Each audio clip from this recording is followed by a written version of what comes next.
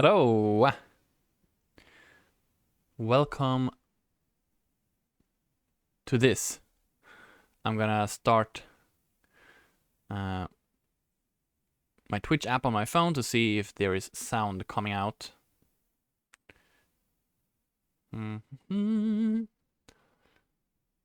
Let's see here.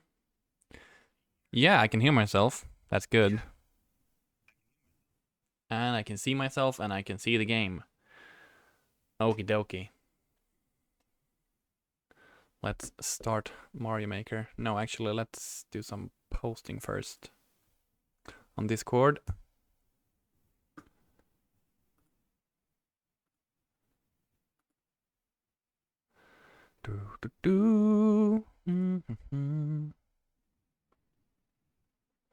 Hello, Turtle.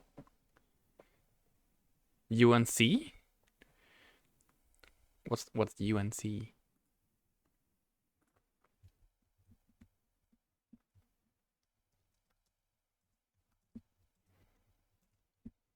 How are you doing, Turtle?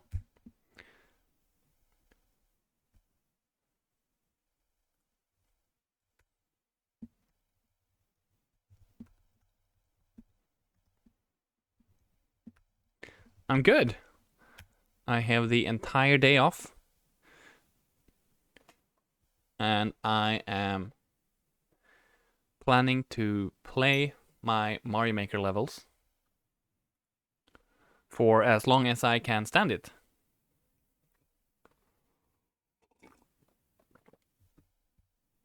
That's gonna be fun.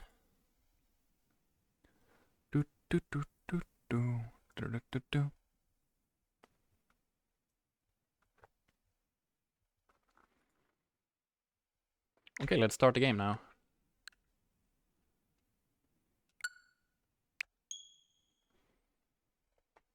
Hey, Jack.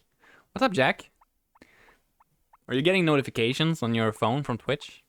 Because you're fast.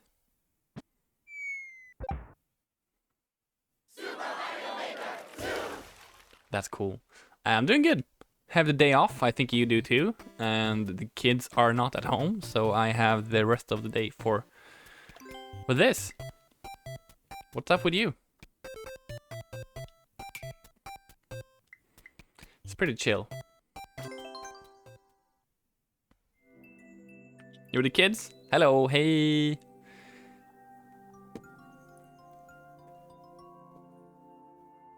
Well, they speak English too, I just realized, so they're all set if they're hearing me. I'm going to start with some warm-up actually. That's how things go usually. It's been a while since I played, but let's go into the popular courses. Search for super expert. Hopefully finding someone I know here. I remember this name.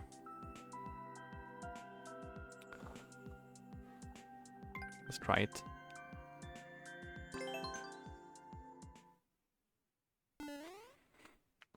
Aura's iron deficiency. Is that official orator lore? I don't know. Oops. Not enough speed.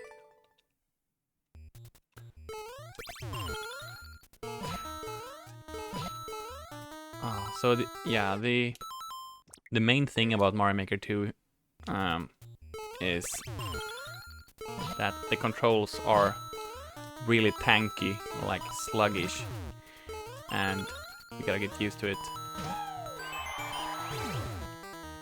Wait. And you do get used to it when you play it, but I have to... Are things...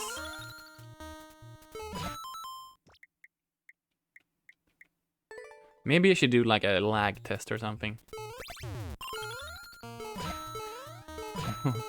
Always difficult to know if I'm just bad or if things are actually... Oh.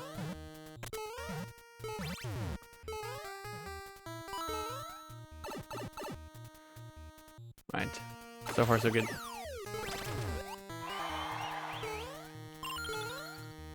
a fun level, by the way. That was a good warm-up level.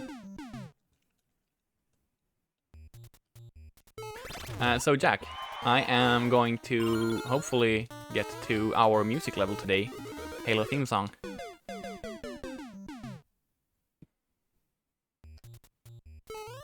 The plan is to check out my old levels.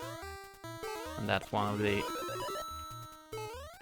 coolest ones. Wait, I go up. Okay. Yeah, I can't believe how well that turned out.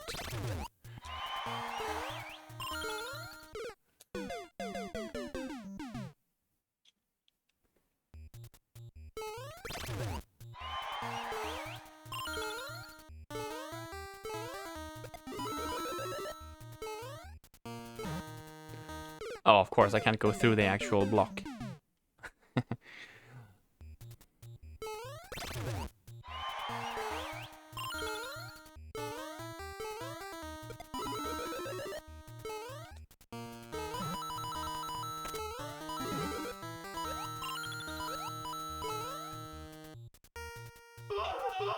Oh, do I wait? Okay.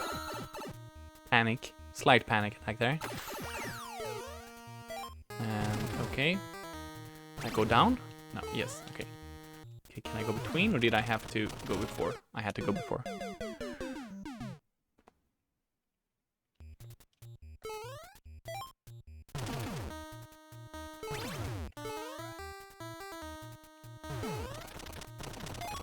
Oh. Too slow.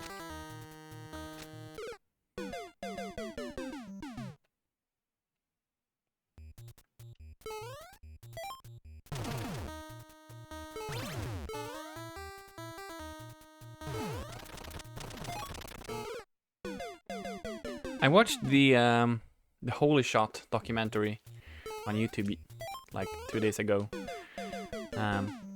which really was the documentary about the history of disc golf. That was fun.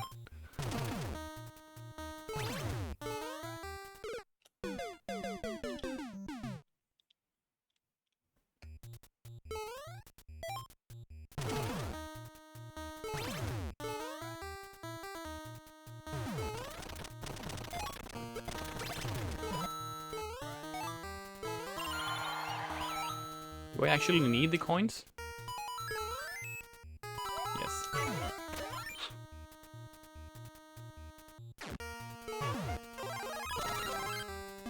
Oh. Oh, I forgot about how that works. Okay. No!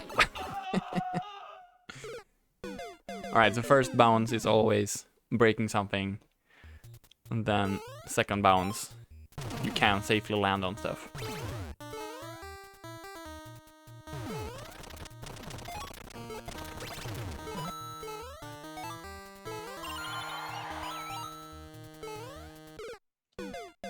Hey, Alice! How are you doing? Nice to see you. Happy New Year.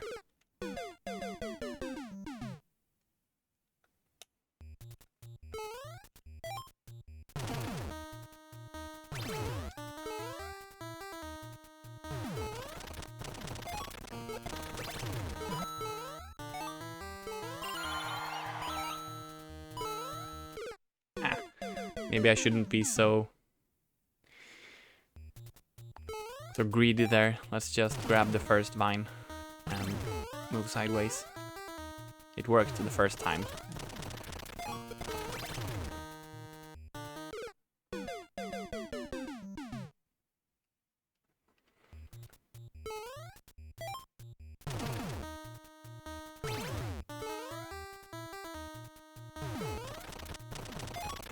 I think this was a good choice for a warm-up level. It's usually better to play like SMB1 platforming than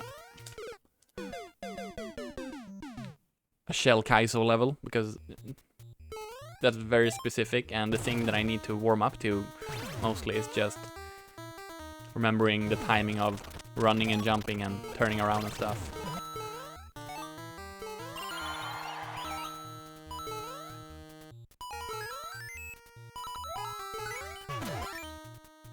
Strong!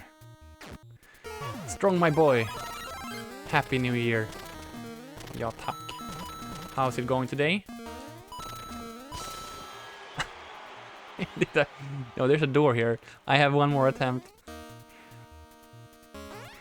Yes, that's true. I'm doing my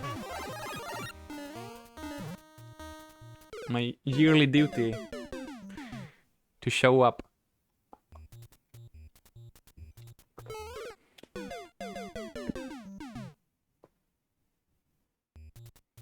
Hey, Morpha! Good to see you too.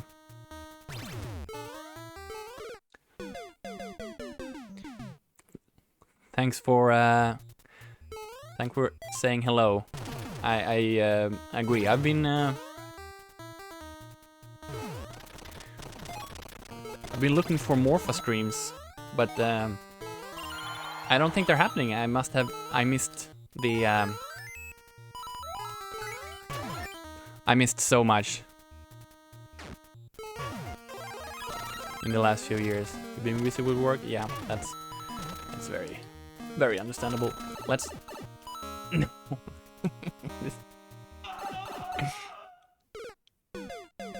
That's such a mean ending. I love it.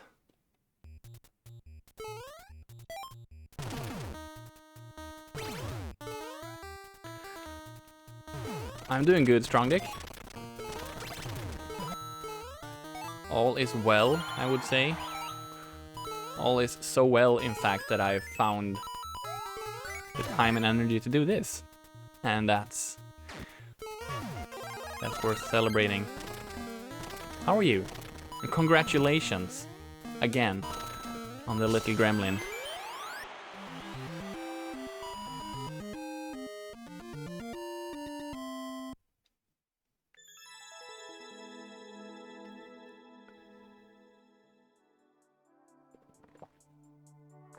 Meow meow cats.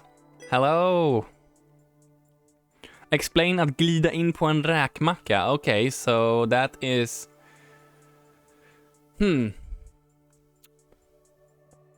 Glida in på en räkmacka is like falling upwards. You are like... Or like, no, it's more like taking credit without doing any work.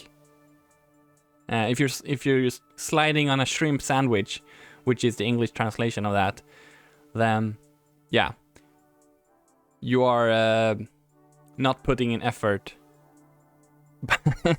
but you are taking credit. That's basically på en räkmacka.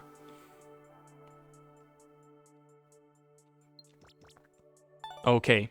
So that was a warm-up.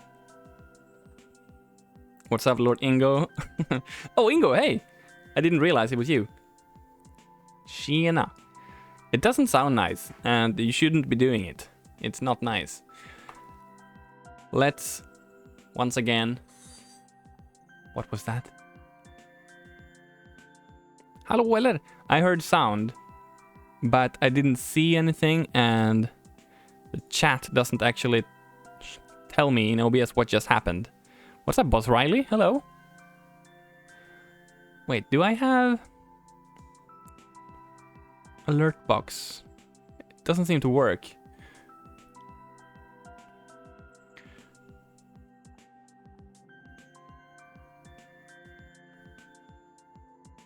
Alright, whatever.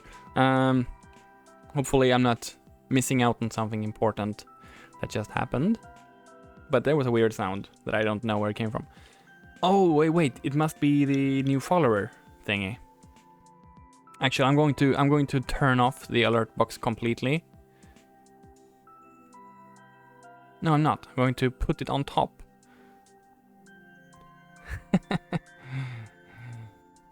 Oh yeah. So okay. So what happened was I restarted my camera before the stream, and it ended up on top of the stack of things. So the new follower animation, which is supposed to be right here, I didn't see it, and I was confused. It's been 6 months since I streamed last time. Thank you for the follow, Riley. I'm not going to play viewer levels. Today, I have a very specific goal in mind. I'm going to try to play as many as possible of my own levels, starting from the beginning in 2019. I have been wanting to do this for a long time, and it's a pretty big undertaking, because I don't just want to play it, but I want to document it. So I already made one YouTube video about the first level, Adverton. I guess that's a good name for it. And I'm very happy with how the first video turned out for Super Meat Maker. It's kind of an important one to like establish what the heck is happening and how Twitch and playing each other's levels and stuff works. But then I just didn't have the energy to keep going, so instead I'm going to stream it, and there we go. That's documentation of all the levels, because the servers might go down one day, right? Mario Maker 1 servers went down, and those levels are probably backed up somewhere, but they're not easily available, so I just want video of my levels. So for completionist reasons, I'm going to play Super Meat Maker again. This was my first level. Thank you for the follow. Hey, Therese.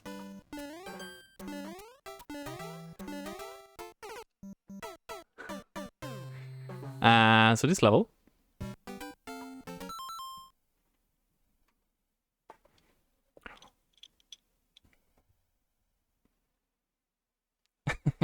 You can back up levels to OCW. I don't know what that is, but that's good to know. I'll probably do that also. But having levels that just documented in video form on YouTube is something that I really want. Right, so I made this level after playing story mode. I was very close to not deciding to go online at all with Mario Maker because I hated story mode. It was really boring. But I made this one, and then I found out that you can send your level to people on Twitch. And then Mario Maker basically became my #1 hobby, interest, artistic outlet, and social place to exist for the following two years. And yeah, it changed my life so much. That's the first level, Super Meat Maker. So let's not stay on it, because there's a whole video on it.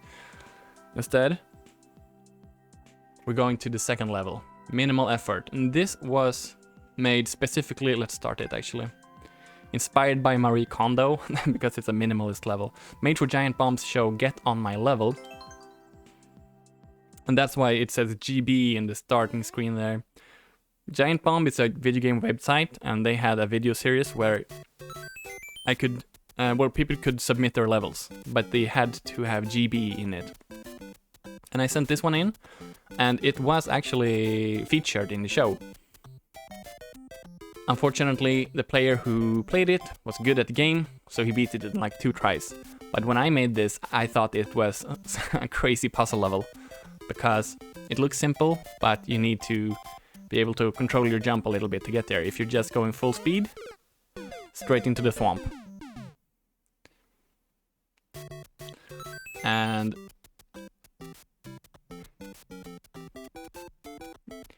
the solution is to slow down and then go full speed again. Yeah, we're making a snow cave on the outside here, where the kids are. So they're working hard with shovels. Now, I started sending this level to streamers, and they all found strange ways to beat it. Because the way I just beat it, I thought that was the only way to do it. But someone proved that you can land here on the edge, which I didn't know. And this was mind-blowing to me. Yeah. They gotta do something. So people found such interesting ways to beat this level that I hadn't intended, that I made maximal effort. Y'all cheesed my last level. Here's a new pizza with 4 kinds of cheese. So in this level, you have to beat versions of the previous level in all the different ways that I think are possible. So here's the first one. Strong Dick, thank you for paying your taxes. First one, you do the first strat, the old one. And on the second one, you can't do it because there's a spike up there. So, and there are also coin indicators here. You can see that there's one down there. So in this one, you're supposed to land on the edge here.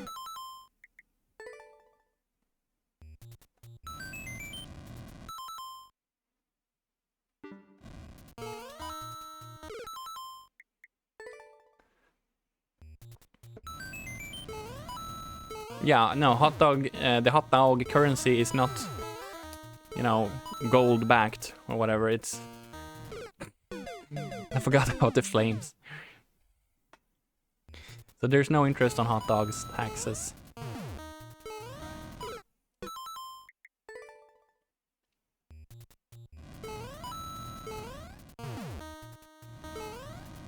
I think this turned out to be a fairly interesting precision level, actually.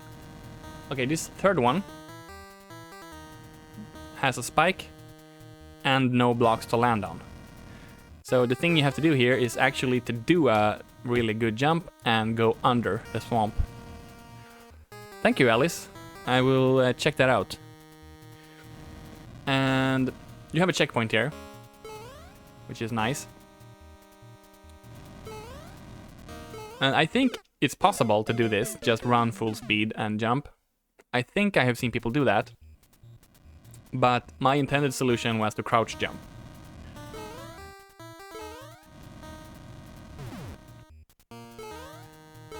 Which makes it a lot easier.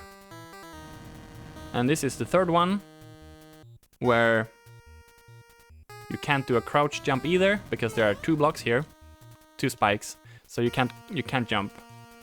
And there are bricks down there, meaning that you can't just wait out the thwomp, because the thwomp will break the blocks and you will fall down.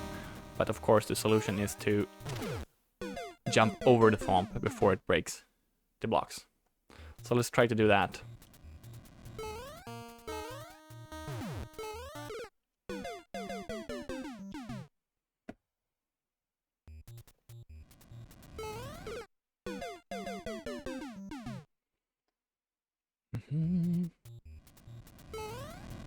Oh, I just remembered also, on this third one, the coin indicator is not really there, but it's over here.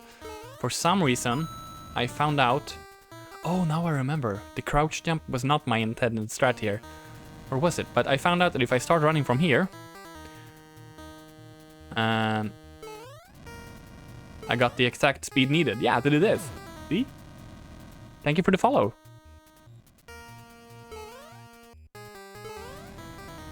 Okay, let's try to do this one. Yeah! Here we go.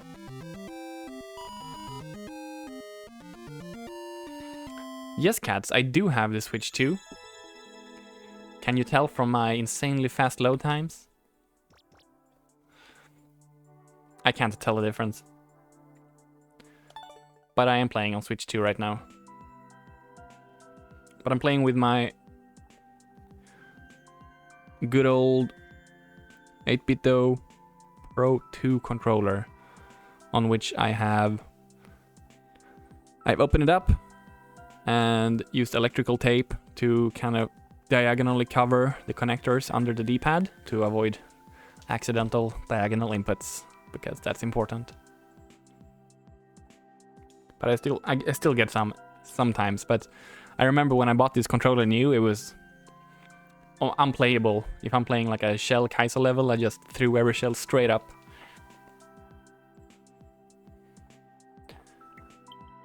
And that was minimal effort and maximal effort.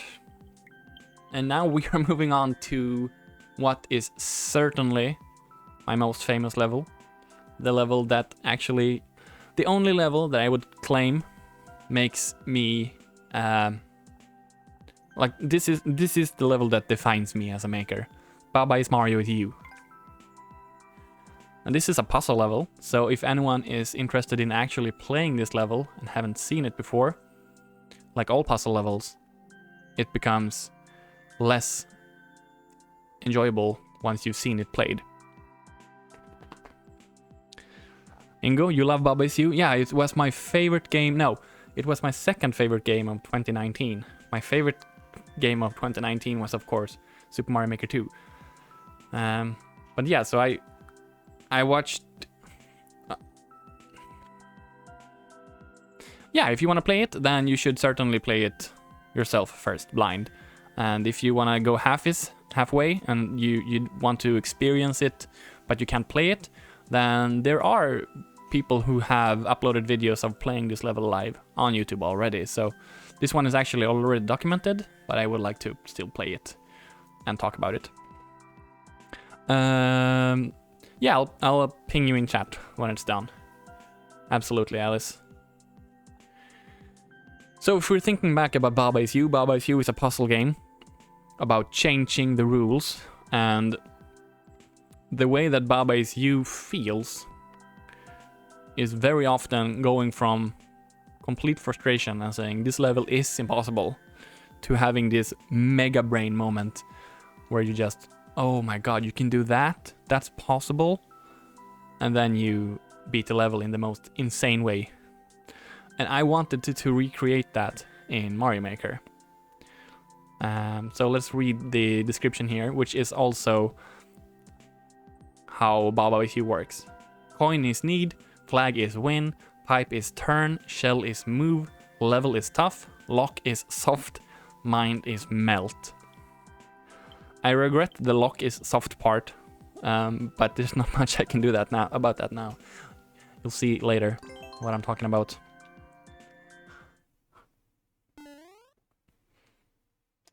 Reach the goal after grabbing all 10 coins.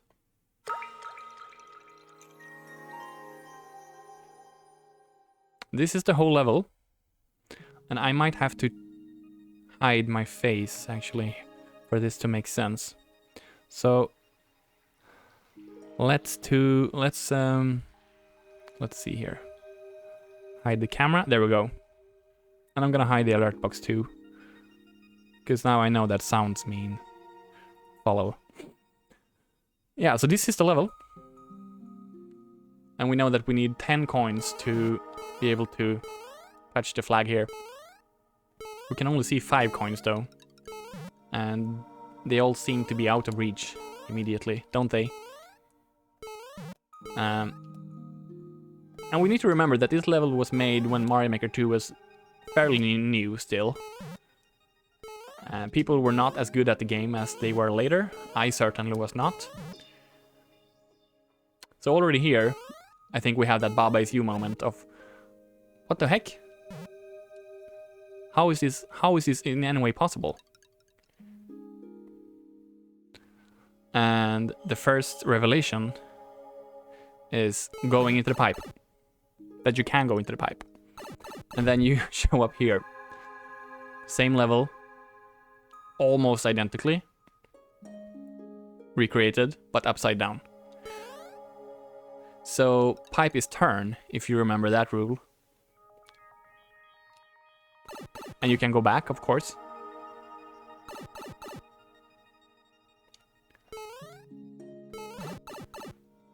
Barbarous King played this level on stream really early on. So when I sent this level to other streamers to play, a lot of the time people in chat said, oh, I remember watching Barb play this. Barb beat it and gave it a heart, so I'm very thankful for that. Now that we're on this side, we're upside down, we can actually do some stuff. First of all, we noticed that the on-off switch has changed, so we can go through here. But we're upside down, right? So we can get this coin, but we're falling off the level. And there are no checkpoints here. Which of course frustrated a lot of people.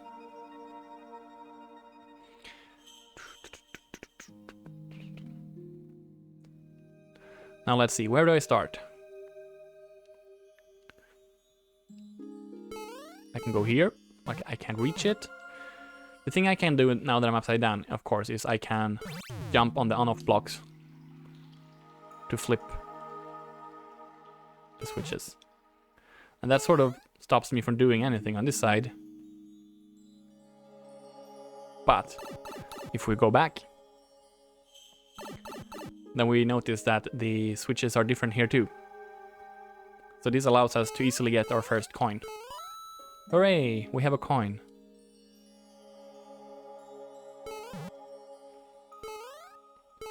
Now we can also see this coin down here.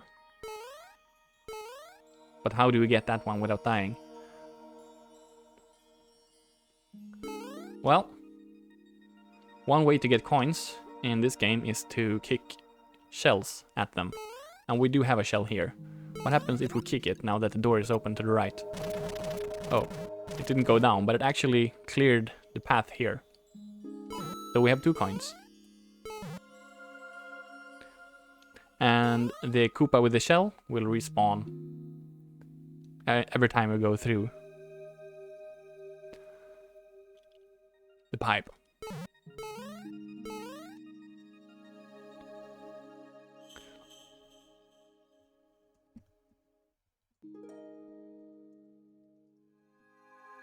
Is there an ad break right now?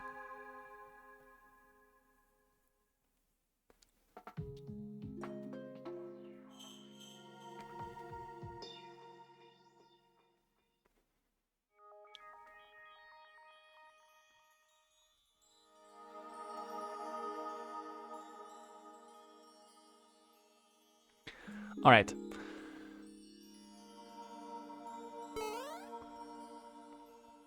So one of the major Mega Brain moment for a lot of people who weren't super into the game yet, or like casual players, was the coin up to the left here.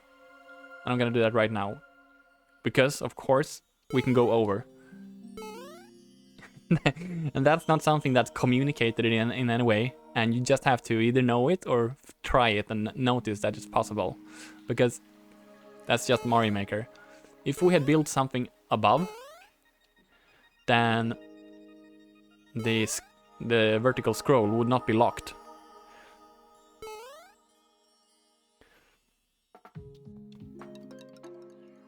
So let's take that coin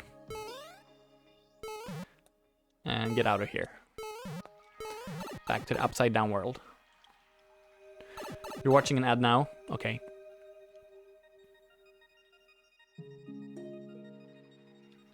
Alright. Let's see if I can remember. Actually, there's one pretty simple here. You can just get that one.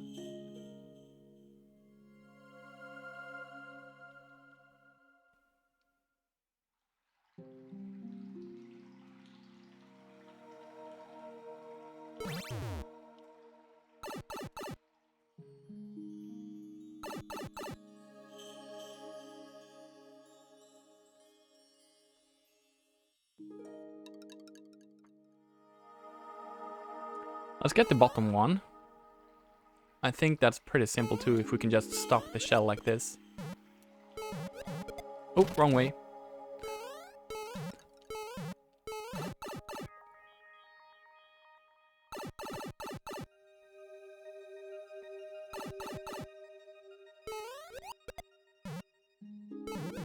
There we go.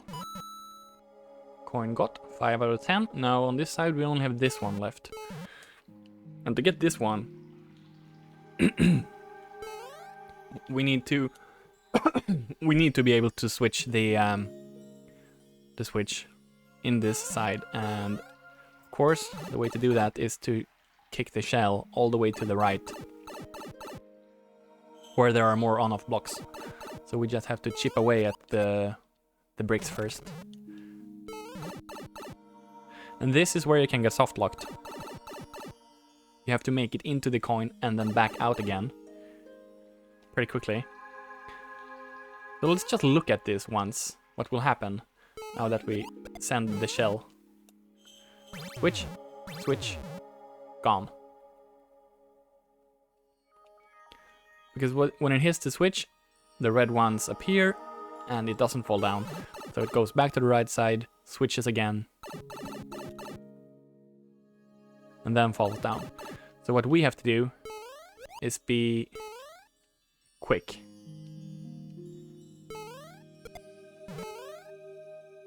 In and out, and then survive. No!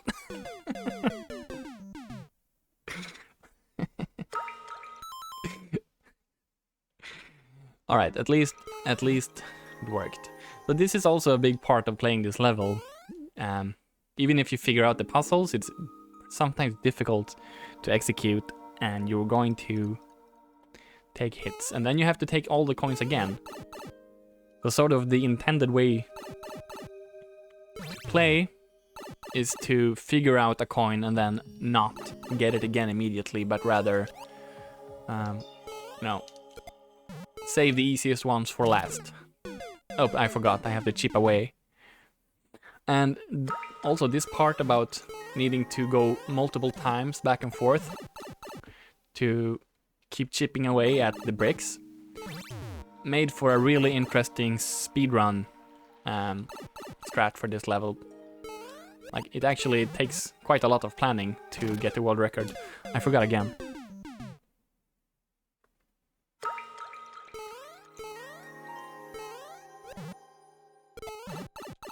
And I tried my best to get a really good clear time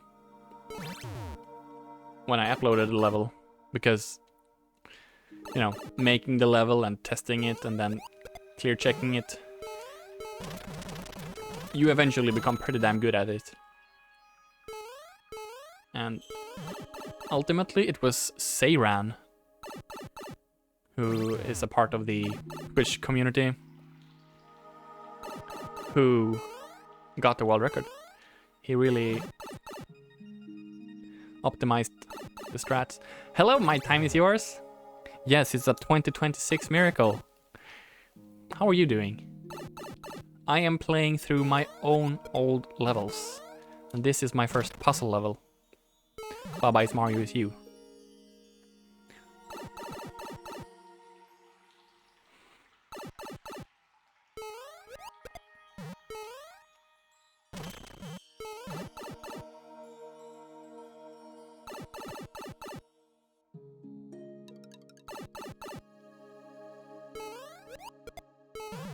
So obviously the coin in the house here, that's when you get it in a speedrun. You don't get it individually, because that's a waste of time. It's all good. Things are really nice at the moment. Christmas break has been lovely.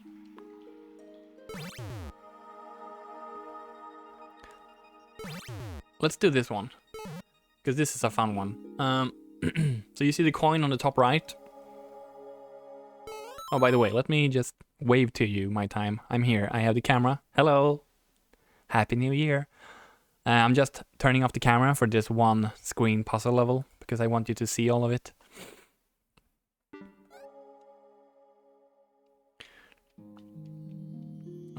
This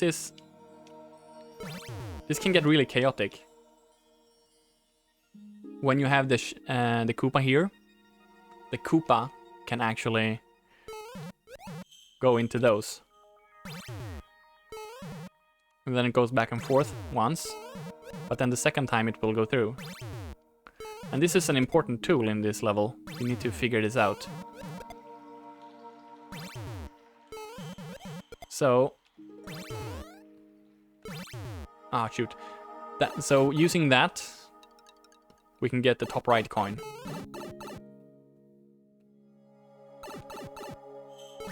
First you need to drop it down like this, then you need to set it... there we go. Because those red blocks on the right side, if they are not gone, then the shell will not get the coin. You need to deactivate the red blocks when the shell is on it to actually get that coin. And this is also the strat for getting the top left coin in the upside down. I don't actually remember exactly the strat, but we need to fall down here when red is active, and then jump so we can land here on the blues again. I think we're gonna reset. I think what we want is to have the shell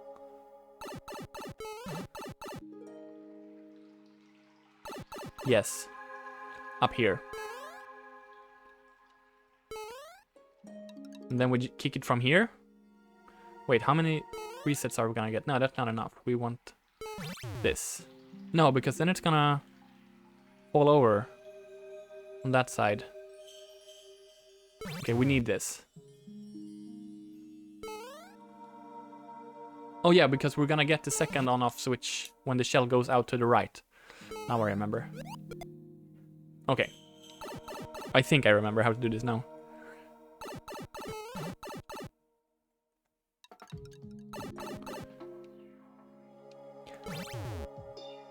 Actually, we only need one.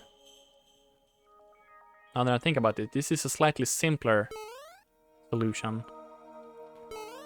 Because you really just need that. Very nice. Let's clean this up.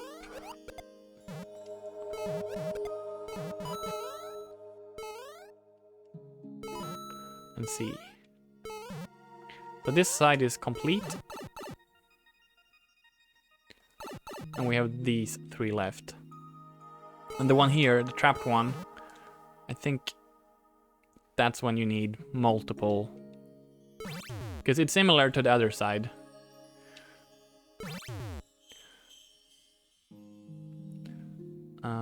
Okay, so I'm going to start like this. And then I'm going to kick it from here, jump up here, wait for the switch. Yeah, we're gonna get 2 switches. Okay. I remember this one.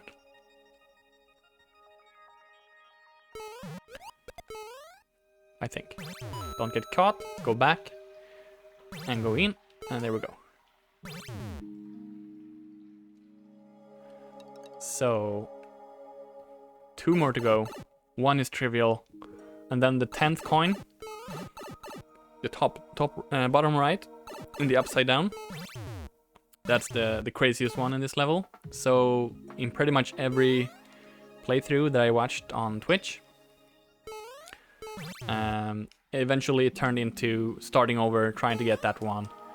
And then once you have that one, try to get all the other coins without dying. And I really need to think what the strat was here again.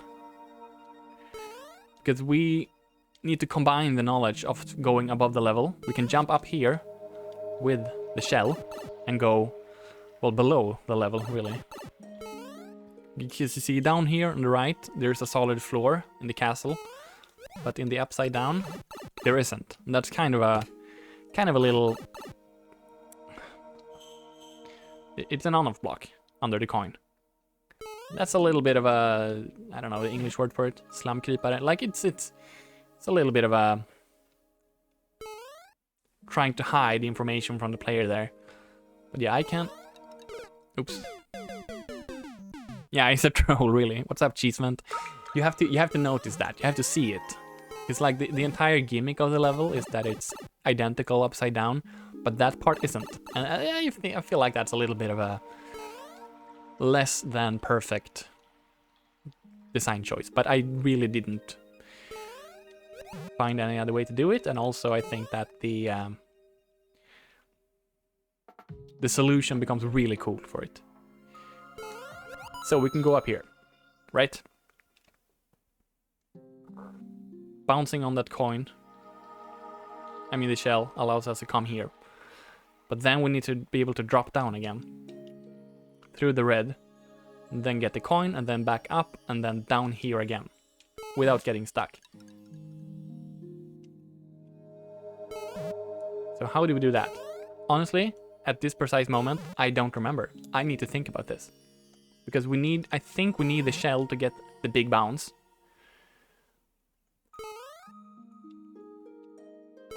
But we also need the shell to start moving. Oh no, I do remember. I do remember now. So this is a part that I was thinking about when I made the level. One idea I had that the solution for simpler coin is sometimes a bit of a red herring for the more difficult coins. If you remember, there were a coin here. Right there is a coin. So you learn that you can jump up there. But now that I'm remembering the solution for the hardest coin, it's a simple jump, but we need to jump up and land on the blues.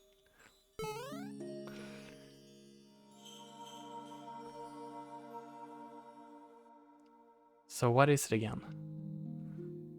I think we need to Drop the Koopa. Open the blue.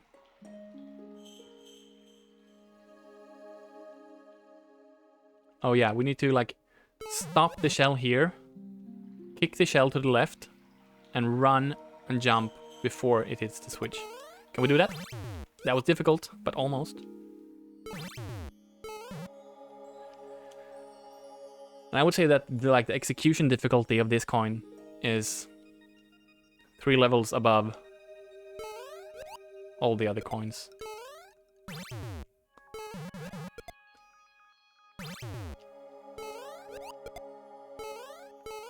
There we go, and run. I'm gonna get stuck. I would have gotten stuck there.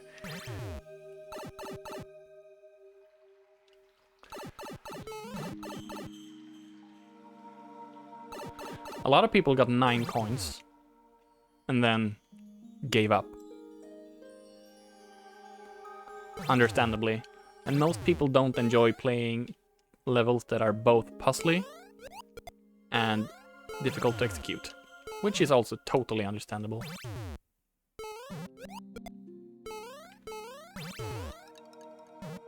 No, drop! Don't get stuck! Don't get stuck! There it is. There it is! Okay, so... now we have gotten all 10 coins individually.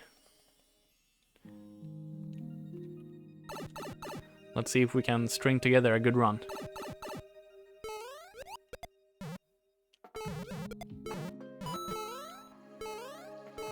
Or at least a decent run. I'm not gonna try to like get a perfect run, we just... it would be nice to clear the level.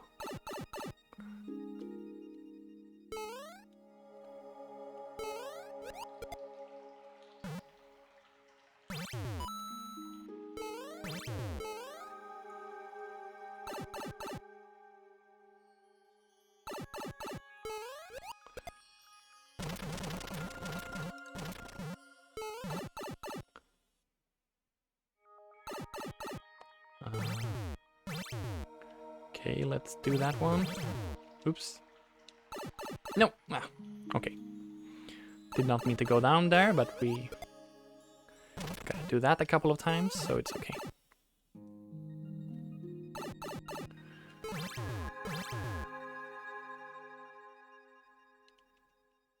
Okay, let's take the top right.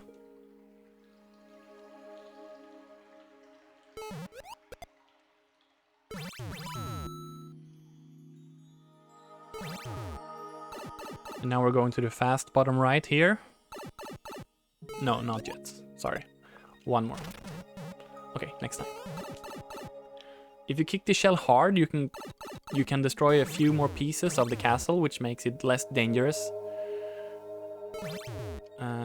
Okay. Patience is key here.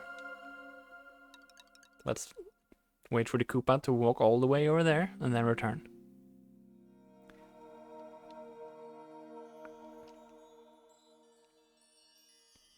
Hello? Get the coin, go back, and go back. Alright, now we have all the coins here. And this is the sweatiest moment in the level. When you're gonna get this one and then hide without dying.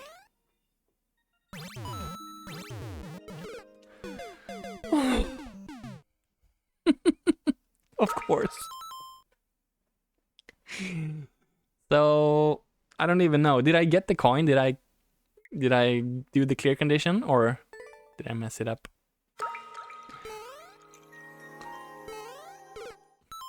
Oh gosh.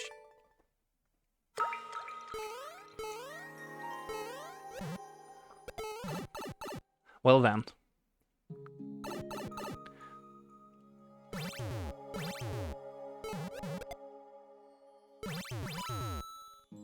Maybe we are doing a speedrun. No, I'm not. That was a bad turn because I forgot to switch.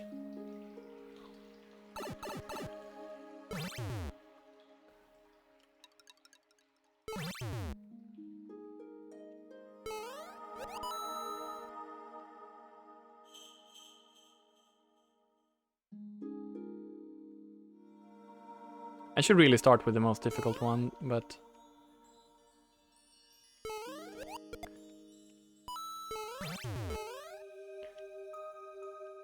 Yep, that's the right side.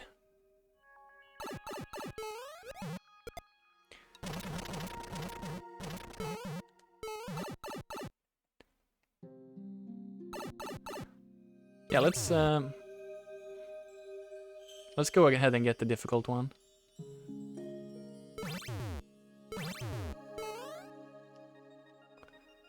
This is the run. I can feel it.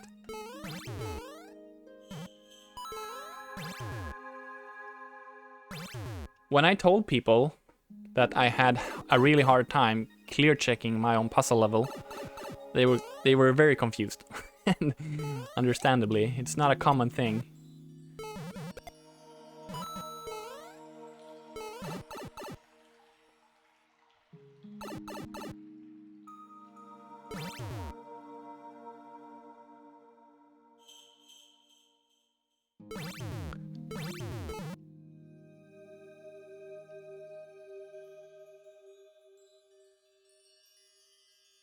So really, the speed strat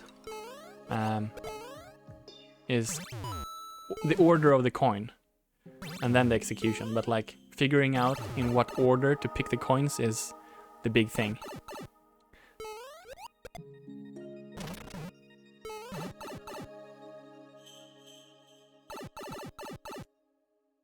And what I'm doing right now is really inefficient.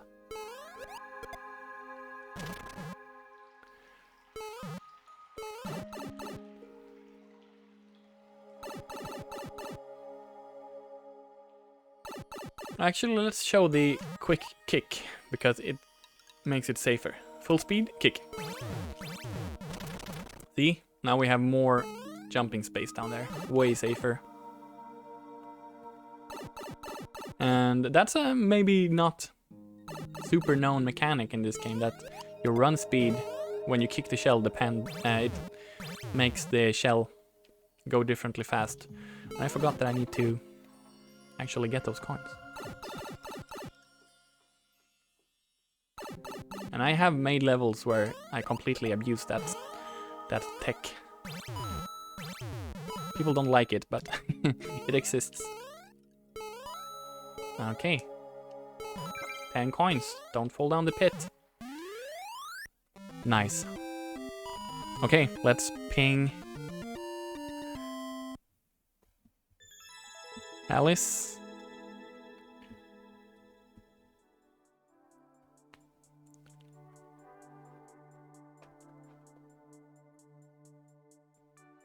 I'm not sure if like pinging them in the chat here is enough to get their attention, but I think that was one of the... Yeah, they asked, can you please ping me in chat or on Discord when it's over? I'll do Discord also.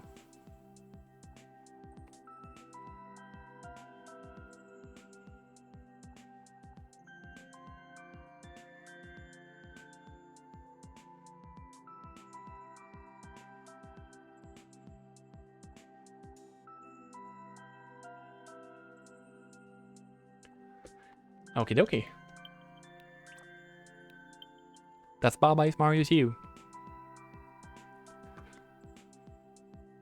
And I'm back. Perhaps my proudest creation in this game. And I did make 2 sequels to it. This first one is in SMB1 style, and the sequel is in SMB3.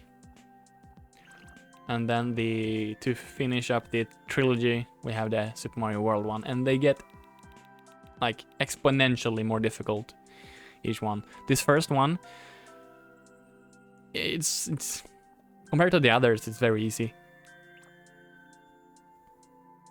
But enough about that for now. Let's move on to the next one, Cloud Kart Racing Rally Driver. So at this point, I just wanted to make something fun, and I was still a fan of small levels, but this one goes all the way up and down, but it doesn't scroll horizontally. Complete 3 laps on the pit stops, go fast, but don't crash. A fun level, I know, right? It's one of the few.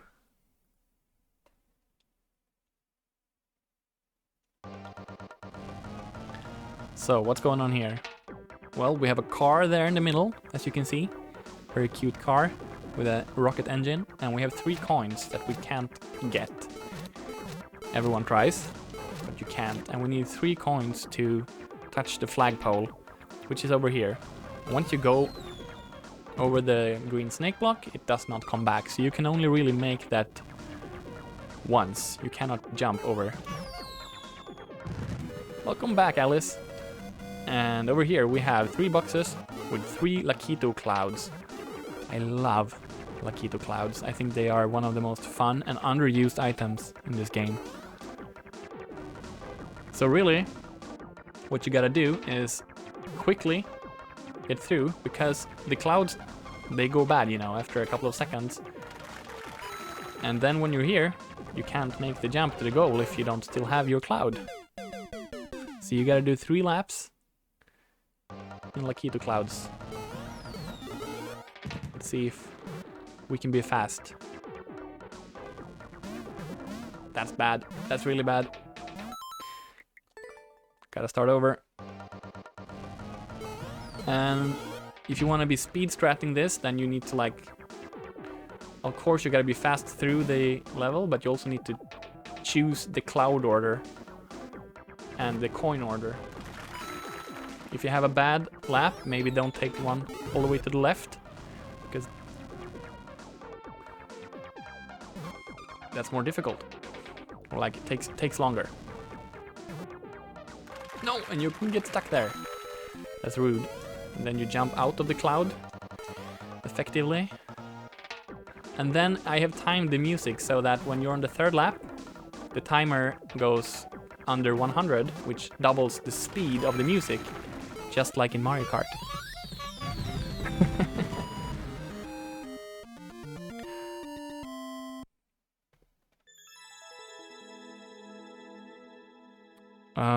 Yeah, that's a good question, Cheesemint. Why does Twitch turn text faces into emojis?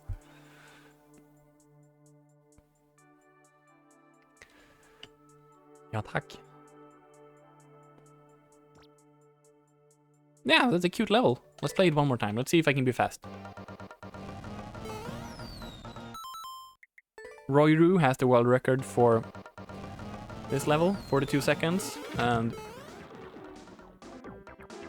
if any of you know Royru, then you know that there is no beating that world record. Royru is one of the fastest Mario Maker players in the world.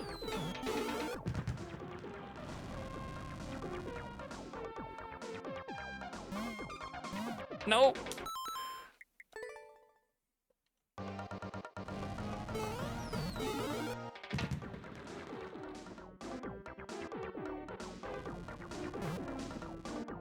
I think this track is fairly well designed. Like, I was trying to go for a go-kart track layout. Starting off with a long, and then having more and more turns more intensely. Pretty good run so far. Final lap. Let me through. Not perfect, but okay. And then a good jump at the end here. All right. So what's that? That's gonna be 4 something, 44 something. 2 seconds of world record pace, pretty much. Oh, I can't see my own time because I'm playing my own level.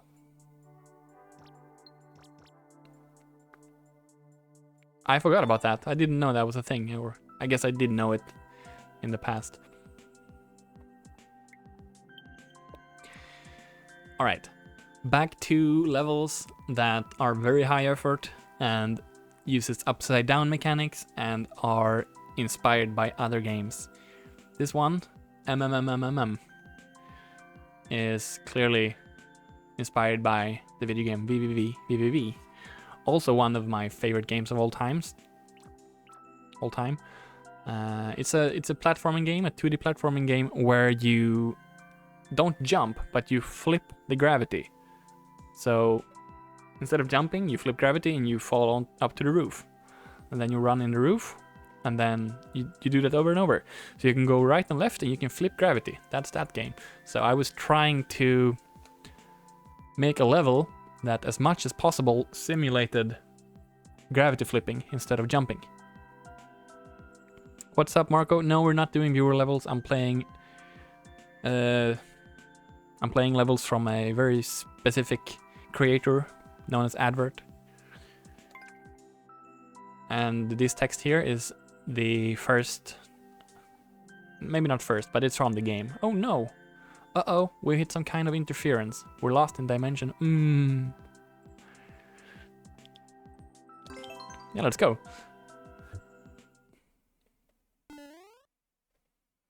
I think that was my first pixel art, by the way. So remember, the thing here, what I was trying to do is to take jumping out and instead have simulated gravity flipping. And the way I did that was by a lot of this. So now I'm up here, and now I'm down here.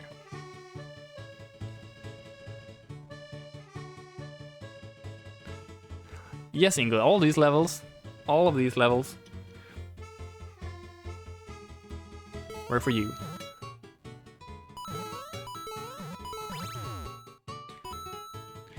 So, here, there's a lot of stuff in this level. Here, you can't really jump, you have to just like be patient and wait for the platform. And here, once again, you jump and then you're stuck here, so that's like flipping gravity. And then here you have to be fast, but you cannot jump. If you jump, you're dead. And a lot of people that I sent this level to at this point were like, no, I'm not going to play an upside down level. People don't like upside down levels. And that's because, well, no one likes upside down levels if it's just upside down for no reason. But of course, my upside down levels, I actually try to utilize the upside down mechanics. So here's a rocket ship, little spaceship. Can you take that 10 coin without? I don't remember. Oh, if you time it with the platform, of course. That's a little bonus. Yeah, so that's also a bit of a Mario Maker culture. Small coins are indications of where to go or like help you time stuff. Big coins are usually little bonus challenges. So like, yeah, you can go here, and if you take that coin, the big coin, that's cool, but you don't have to take it.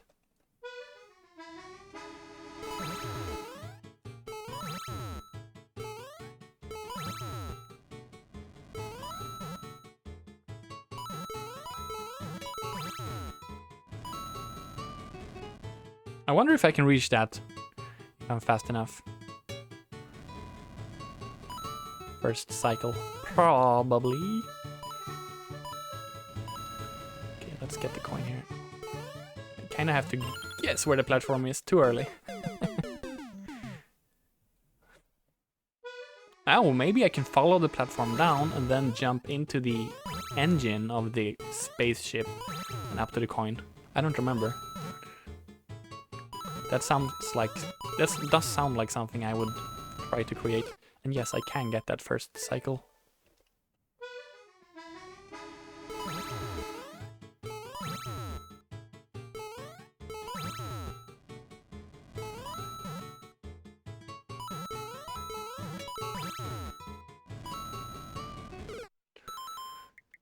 But I have to commit, right?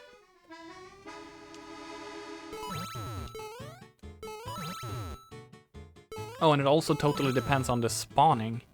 I just remember that Mario Maker's...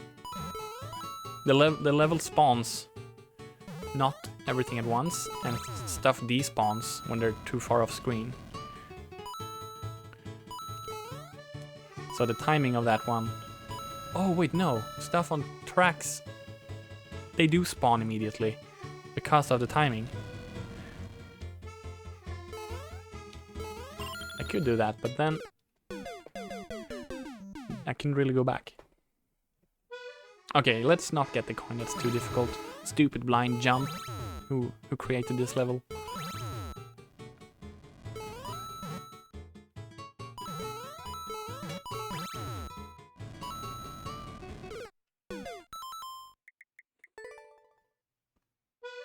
Another thing that I haven't really mentioned yet, because we haven't seen it, but this is a level with red coins.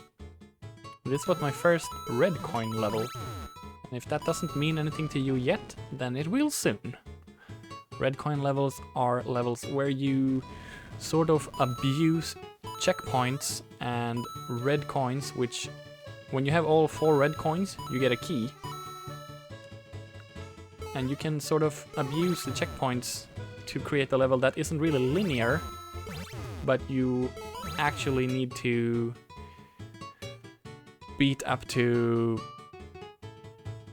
10 different rooms, really, instead of just having 2 checkpoints. So normally you can place 2 checkpoints in a level,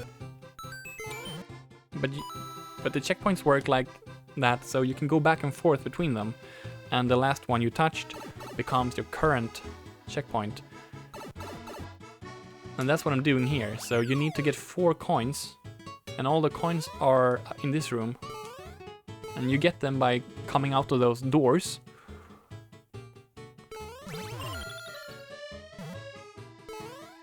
But you can't get them from here.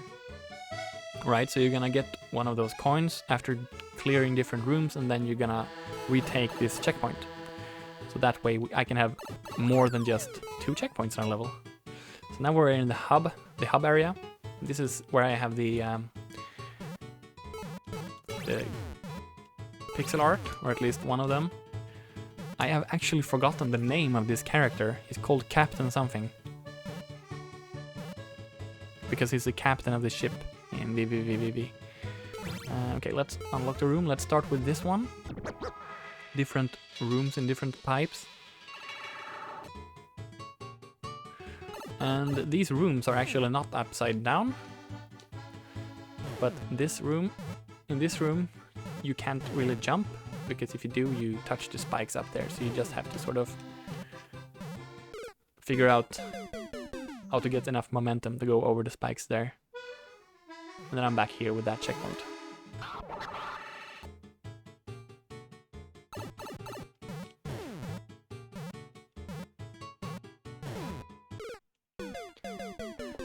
And then once we are on the right side, we go up and try to go back left without getting shot by those cannonballs. And this design with multiple single screen rooms is very, very VVVVV.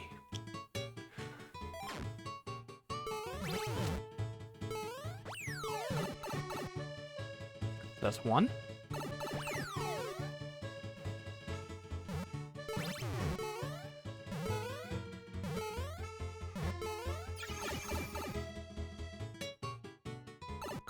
Oh geez, this one. It's easier than it looks once you figure it out. So you can't jump, you have to wait for the platforms to push you down through itself. Remember, this is a level about not jumping.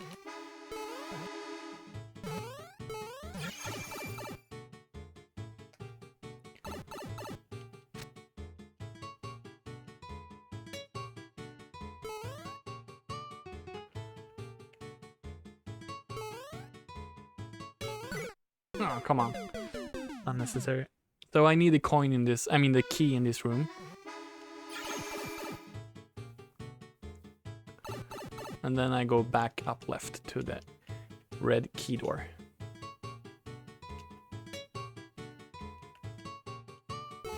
You do some jumps though, it's not completely jump free. Reusing those platforms to go back left. There we go. Second red coin. Oh, were these? Yeah, that pipe is unreachable unless you use the on-off switches. And this is an old level, so these on-off switches want...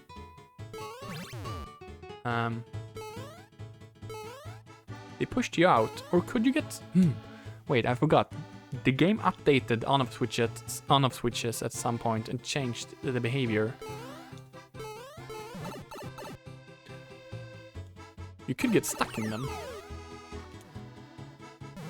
At first. So now we've taken the 2 rooms down here, we gotta go up. And here in the middle is the key door that we will go through when we have all the 4 red coins.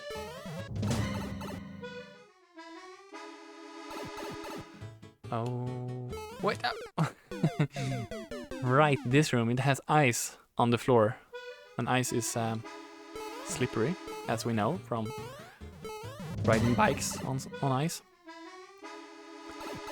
And here we have once again the jump up to get stuck in the ceiling mechanic, which I'm so proud of. Okay, back down. Nah, too early.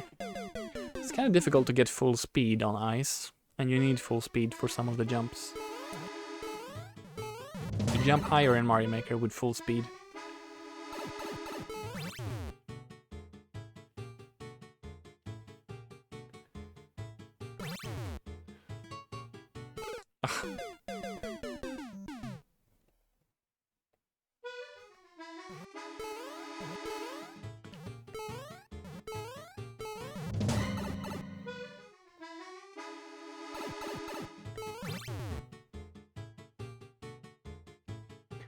Maybe I should have taken my camera off for this level. I'm gonna do it now, actually.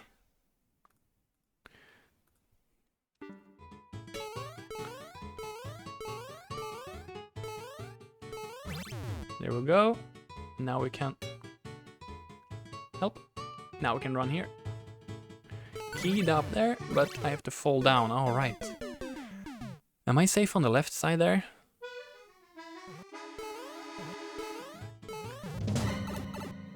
I'm really playing this from memory. Like, I can tell, even though it was years and years ago, I don't have to, like, try to read the room here. I remember pretty well most stuff. So yeah, there is an opportunity to fall down there. Now.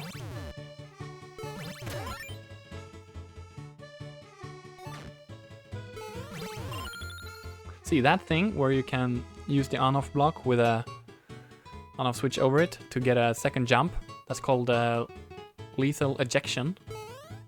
And I think it was patched out of the game. But levels that was created before it was patched, you could still do it in, I believe.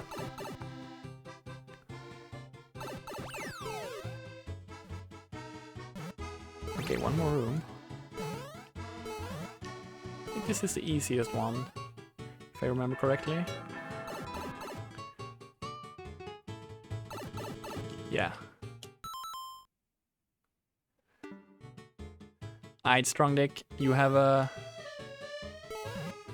nice evening. Thank you for stopping by, and I'll talk to you later. Alright, that's right, you gotta go 2 laps here. You gotta go first there to get the key. And then you need... oh, I forgot about Saw Blade. And then you need to go around again to reach the door.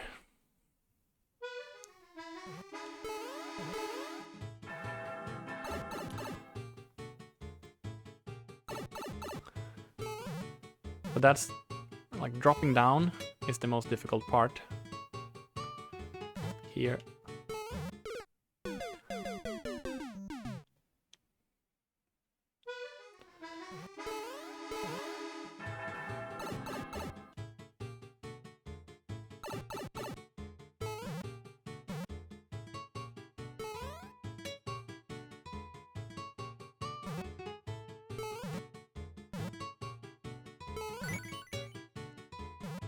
No, that was possible. That was not possible. Probably going left after the plant and then dropping straight down from the vine is the safest way.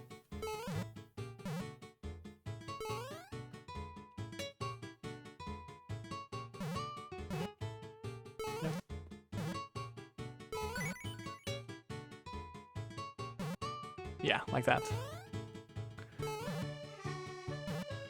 And then we should be fine.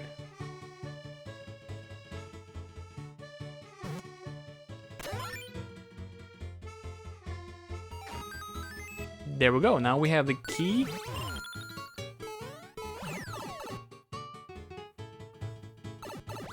And then at this point we can open the key door.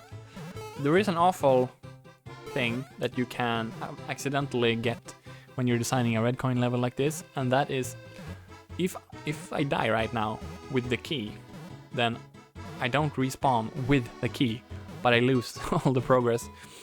And I forgot the term for that, key death maybe, but it's very unfortunate if that happens. You could technically get it in this level by going like back into a room now, but let's not do that. Instead, let's go to the end of the level. Here we have Captain again, and the flagpole is behind this these blocks. So we need to actually hit the switch up here by using the springs, and you can do it upside down. Lethal ejection to reach the top of the flagpole, I think. And then, as you can see up left, the little flag is coming out of the window of the spaceship. MMM. I remember after making this level and being done with it, I said to myself, I'm never making a high effort level again, because this was a lot of work, and it's like 4 levels in one, really. But well, eventually I did make high effort levels again. But the thing I wanted to make next was something simple. There's always almost a full month here between MMM and next level. And the next level is a very really simple level. Simple running and jumping. Even have 30 seconds there in the title, which was, if I remember correctly, the meta way to get people to play your level. put 30 seconds and speedrun, short and sweet in it, and people will want to play it. Like, not people on Twitch, but just generally in the game. And I think this found its way into the popular tab. Didn't go to the top of it, but it was in for a while at least. Alright, Thwompfest gets ruined. 30 seconds. Next week is Thwompfest. Ruin it by setting off the fireworks prematurely. What?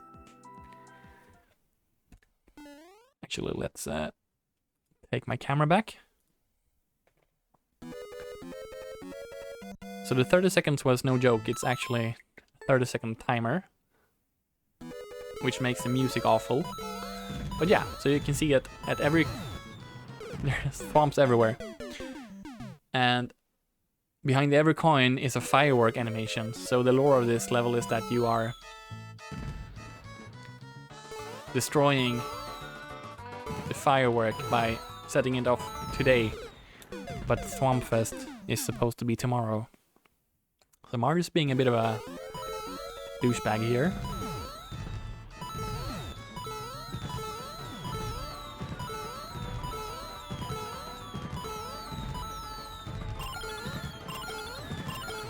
And it's a mostly simple level once you have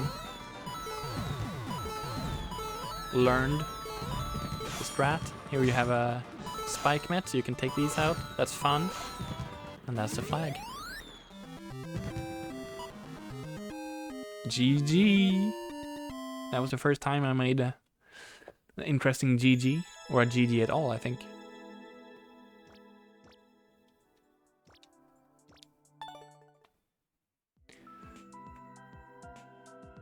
Alright, I'm gonna take a few seconds to go and grab some coffee.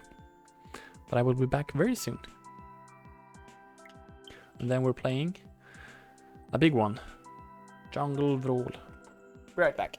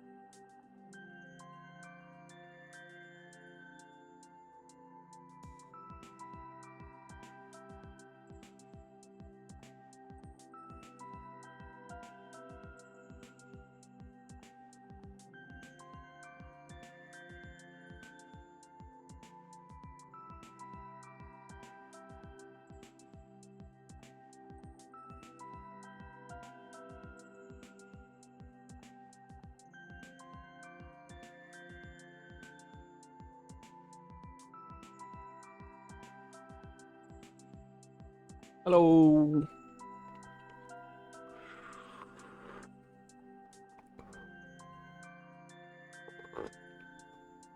Some hot coffee right there. All right. Yeah, so after making a bunch of high effort and strange concept levels,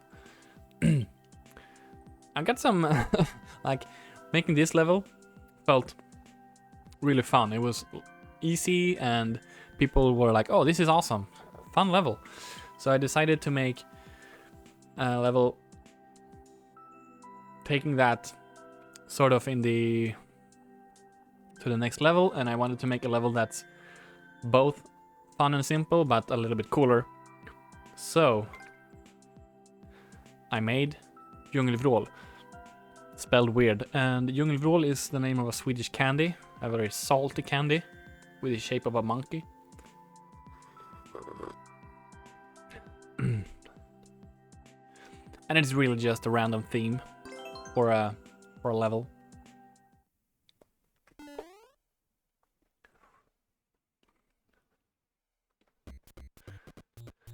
So I would call this a Kaizo Light, and it has this gimmick that you are hitting question mark blocks from beneath, and there is a shell shooting out, and if you go to the right place, you will bounce on it. And it's pretty cool, and people really enjoy this because it's almost automatic and it feels cool as heck. And here we have 3 in a row.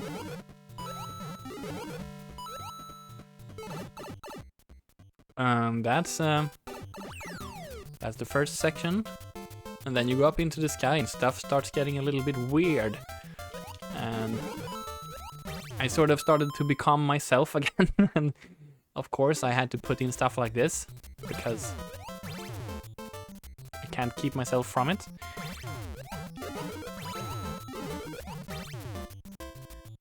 And that's a point that I remember now.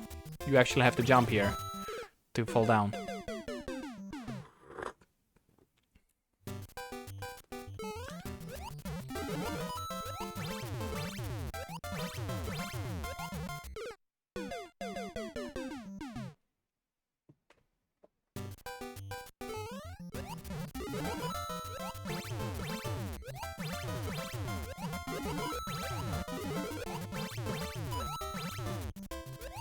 Then you have to run from this, right? Yes.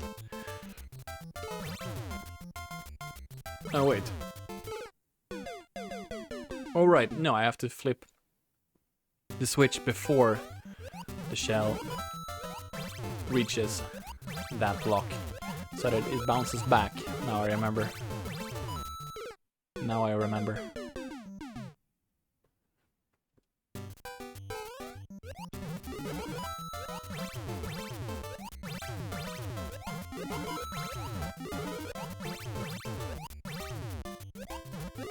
Run, run, run.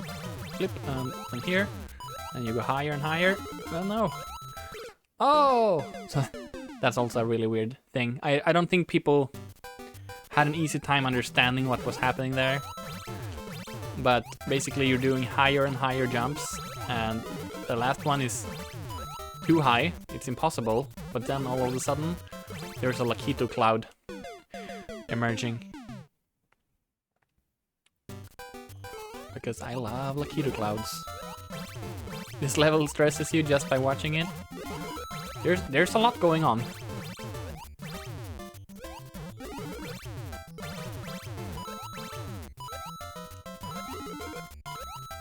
So there we have the cloud, and there's a key in that Galumba, which you don't know unless you find it. And then down we go. And now we just have the big finale. Up here is another shell, and that just goes there. And just water down here. So if you jump a little bit further, you can see that there is a square. You're supposed to bounce down there.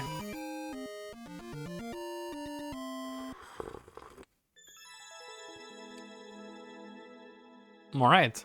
That was easier than I remember it.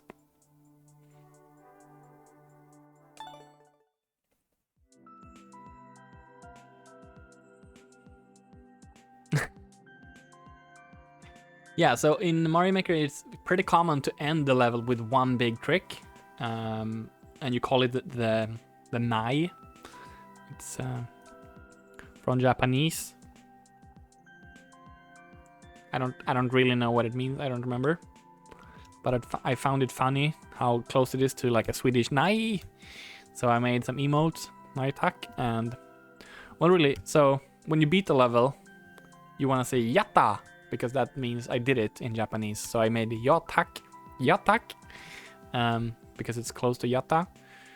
And then also I made Naitak, because it's the opposite. And Nai is actually what they say about like failing at the end, or like, so the last trick in a level is called the Nai trick. That's some Japanese right there that I don't really fully master, but it's a part of the game's culture. And now we're already on Baba is Mario Is You, the sequel. There wasn't really a lot of levels between. 1, 2, 3, 4 levels between the original and the sequel.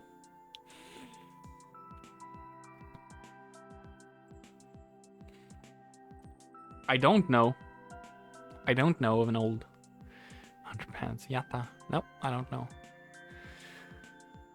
Should I play Baba is Mario Is You 2 right now, or should I keep going? Because the next one is Yule Brawl. I think I'm going to start skipping in terms of, I would rather play more levels now first and then come back to this, because we already spent this good chunk of time on the first Baba is Mario Is You, and this is way harder.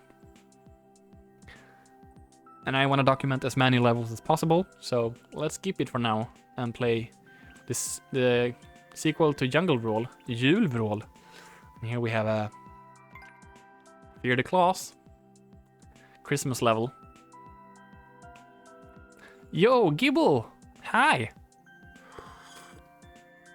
Happy New Year!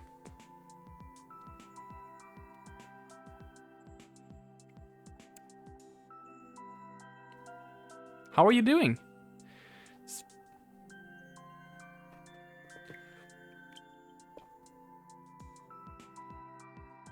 I am playing through my old Mario Maker levels. I started with the first one and we have made it through about 10 now. Yeah, let's play Julvrål. So this is a very similar level to Jungle Brawl, but with a winter theme. So instead of shells, we have snowballs. See, it works very similarly. They move differently, but you can do a lot of the same tricks with them. You can bounce off them, you can kick them. But I don't think I'm supposed to kick that one.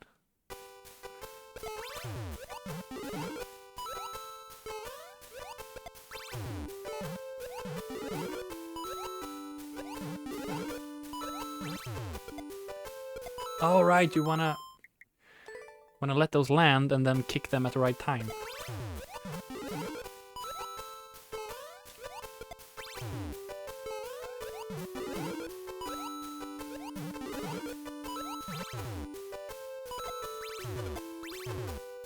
And then that one is super late. I forgot about that one. That's an interesting contraption. I haven't really opened any levels in the editor yet. But we could do that. I think we will actually after the next level. Is that worth looking at? It's not like I'm making insanely complicated stuff, but sometimes it's fun to look behind the scenes, like here. Ooh! That was close. And we're through. Section 1. Merry Xmas. That's a difficult or a dangerous coin to get because it's slippery here.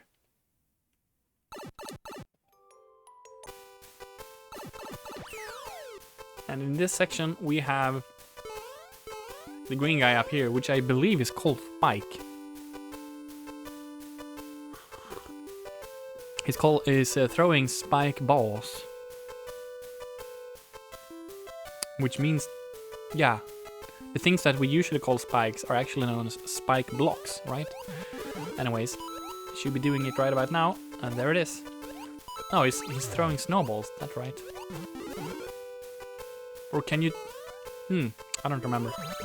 There we have one of these, because it's an advert level from this particular time in history.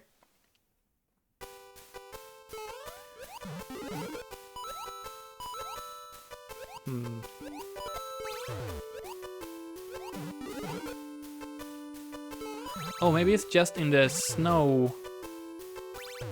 Oh, crap.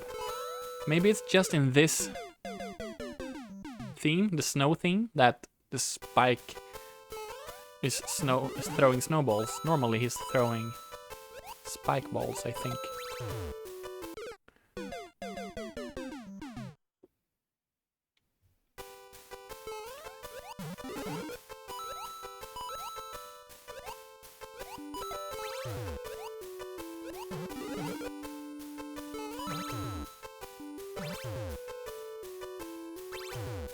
No!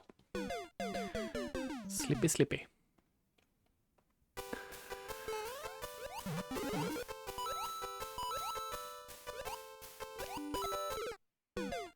I think at this point I had really found, like, I had become confident enough in my own Mario making that I knew what I enjoyed, and I also, like, I'm making some janky weird stuff sometimes, but at this point I was like, yeah, I know, that's who I am, that's what I do, and it's okay.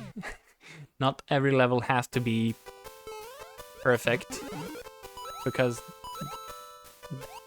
if that's the case, then every level are almost the same and polished in the same way, and all personality is gone. So I often allowed myself to make weird stuff that didn't line up perfectly or whatever. I did my best to make the levels as good as possible, but if I had an idea and that idea was only possible to execute, let's say, with 70% success or something, and it was still like sketchy enough that most people wouldn't ship them, I usually decided to include them anyways if I enjoyed the idea.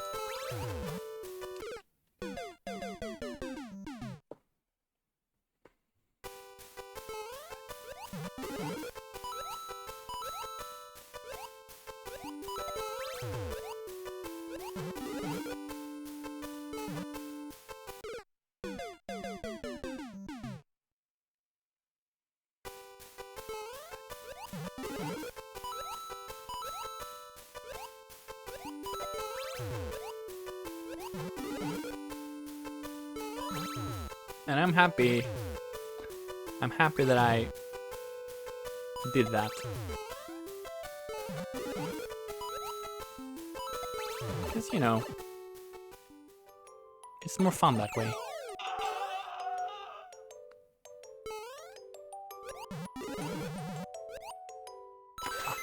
Right. That was actually pretty cool. And here we have the Santa Claus. The scary Santa.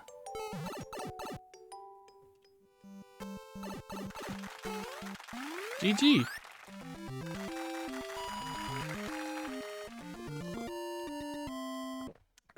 He does appear to be evil. And the description does tell him to tell us to fear the Claus. But we don't really know, do we? And that was the end of 2019.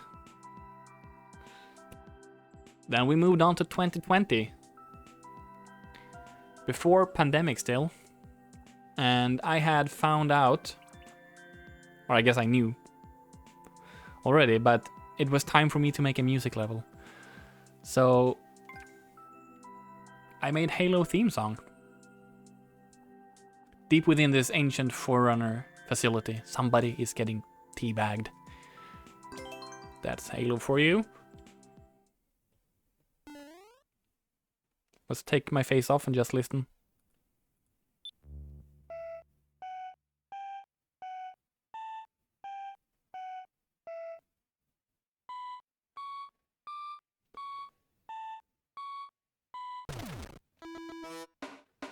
I missed the helmet.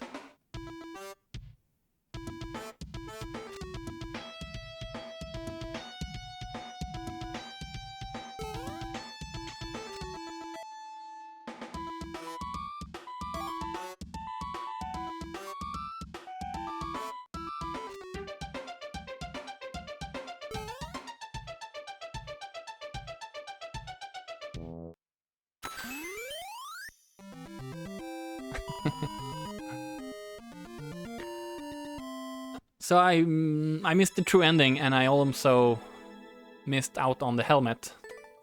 You can't be Master Chief without a helmet. So let's do it properly one time, just completely silent and get the true ending.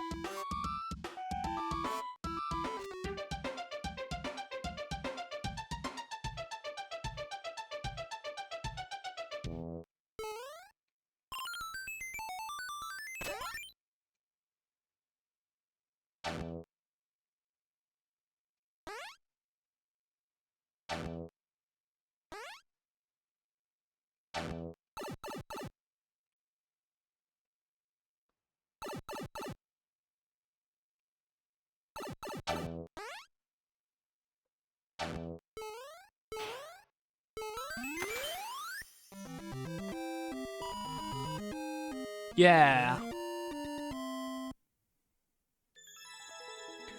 I made that over a weekend with my friend Jack. He was visiting and we just made this, and I am going to download it and take a little bit of a look at the behind the scenes for this one actually. If you've made music levels in Mario Maker, then you know there's a lot to it.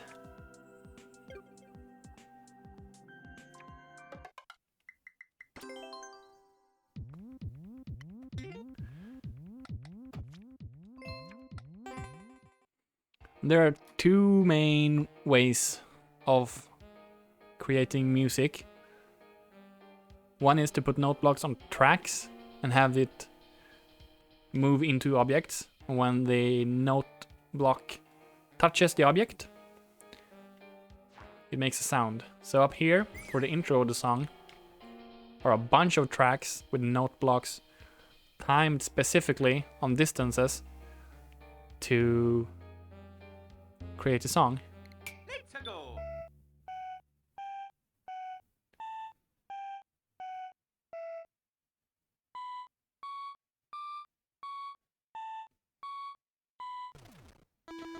And then when the song is done, an explosion happens down here.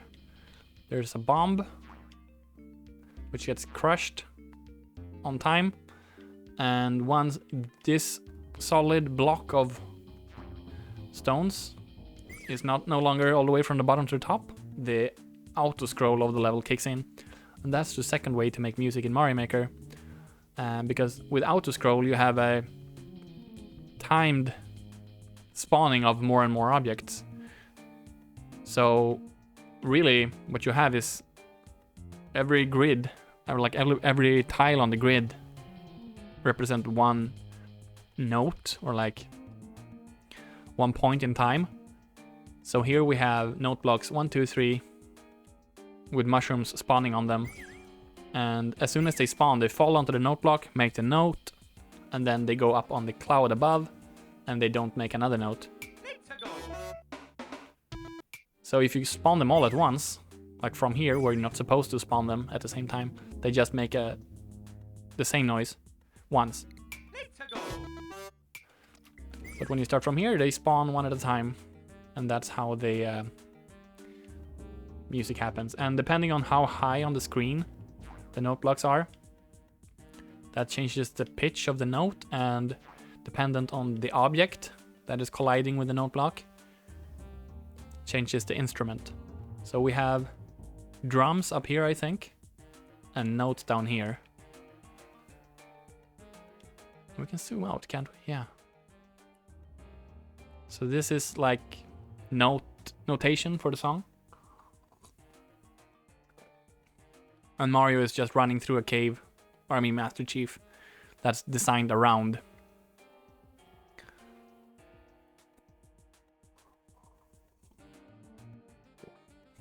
And here towards the end comes the intensive part of the song. It was pretty difficult to get it right.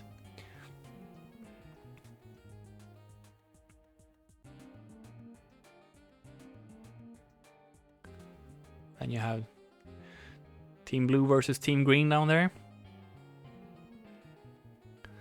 And Halo in text with a little signature O. And then you have a boom boom here representing I forgot what it's called. Not grunt, but brutes in the Halo games.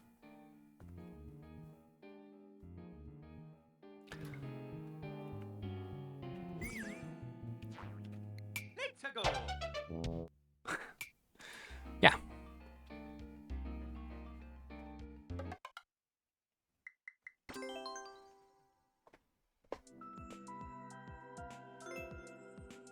Back to the levels.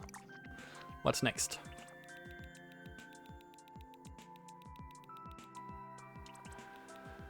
Next up is Super Fish Maker, the sequel to my first level, which was Super Meat Maker. So this is another short little difficult level with saw blades and snake block. Inspired by cod, salmon, and trout, great source of omega-3 and salt. I think the joke there is that salt is like you get salty when you play a difficult level.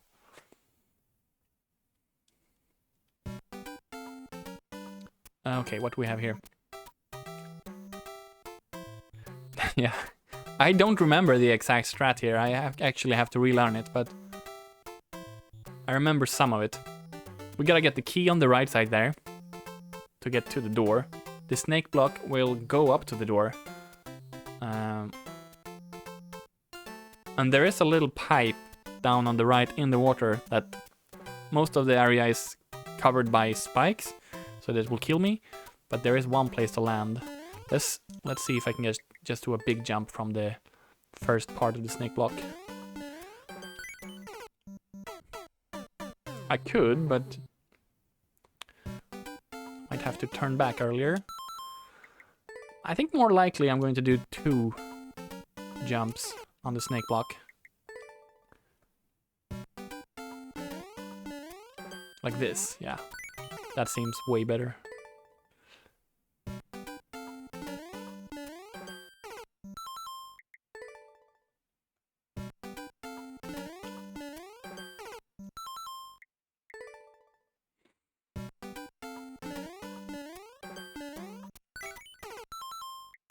I think I have to use... I either have to like go around the saw blade really tight, or I have to use the end of the screen as a momentum killer to turn around. I don't remember which one it is.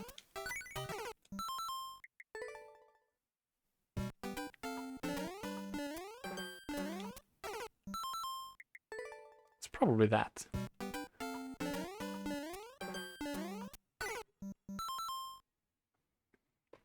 Gibble, thank you for the subscription.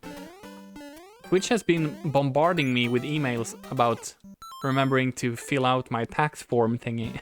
I didn't do it before New Year's Eve, so I think I'm currently not eligible to get any of the dollar. But thank you, and please enjoy those hot dog emotes responsibly. Okay, we're here. We can go bounce. Bounce. Door. Oh, almost.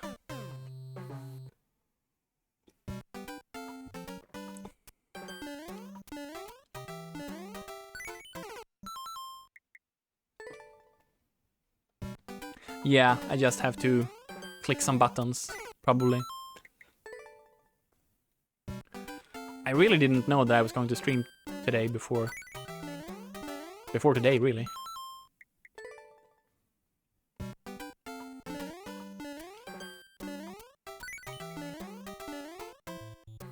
Okay, so wait as long as possible, and then we go fish, fish. No. Imagine missing a fish jump in 2026.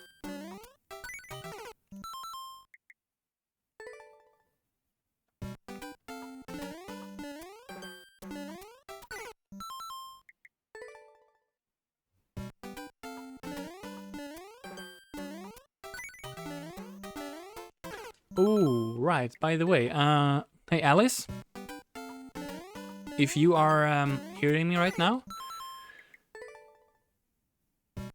I've been thinking about the situation on Discord where you like to use the Baba is Sleep emote, but it's only available from my Discord server.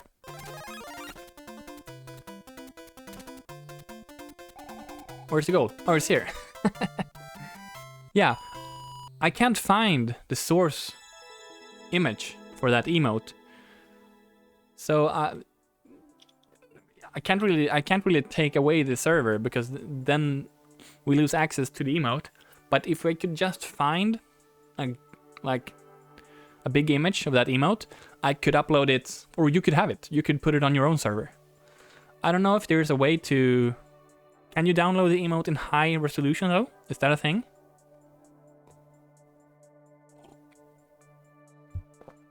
Yeah, and I can put it on my No, okay. So, maybe that's a thing. It's better than nothing. So if you want to, you can totally just put it on your own, and I will probably use it. I'll probably put it on my Advert Bikes Discord also, because I want it. But I couldn't find the image itself. Yeah, I kind of don't want to have two Discord servers, and I have my Advert Bikes Discord server.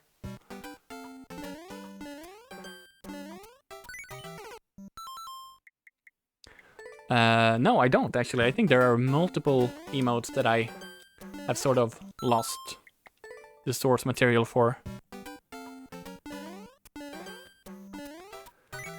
Yeah, I created a Discord server that's associated to my bicycle YouTube channel. It's called Advert Bikes, and you're all welcome to join it. It's not video game related very much, but it might still be a place that you enjoy. We have some emotes. You can get the image but not the source. Yeah. Hold on, let me get some. Let me get the invites to the bike Discord server.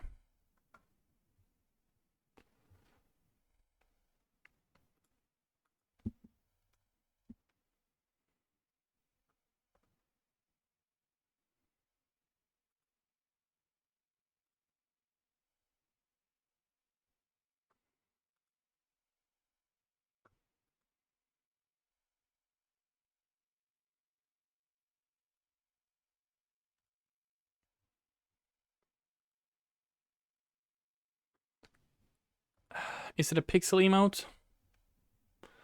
I mean, aren't all images pixels? It's not like 8-bit.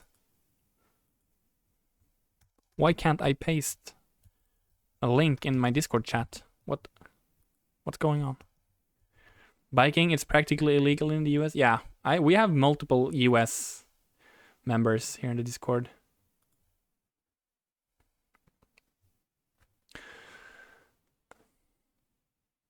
I don't remember.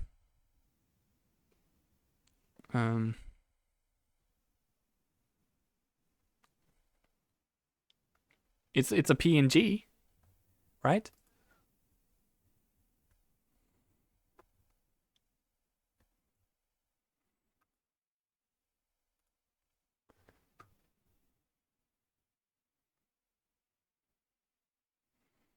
Actually, I'll give you personal invites. Alice, now you have one.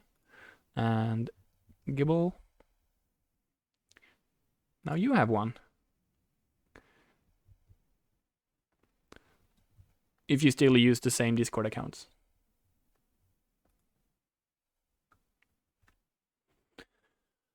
I cleared the level. I cleared the level, didn't I? So that's a cute little one. What's next? Claw and Order. Oh, right. I remember this level. I fought the Claw and the Claw won. Hashtag dads against jank. That's a lot of puns and jokes in a very small amount of video game. So I remember thinking that people were hating on Claws a lot because they're janky.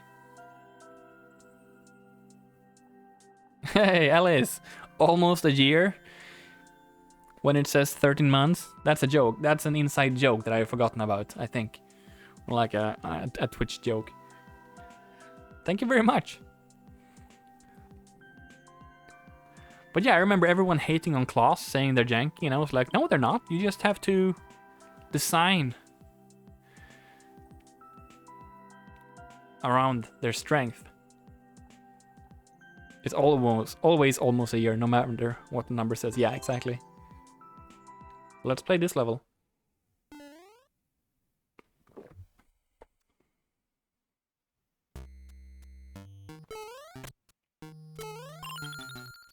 Because Claws are super fun. 12 months is actually being subscribed for 11 months, and in your... That's true, right? When you do your first Subscription is says they've subscribed for 1 month, right? Yeah, true. Oh, right.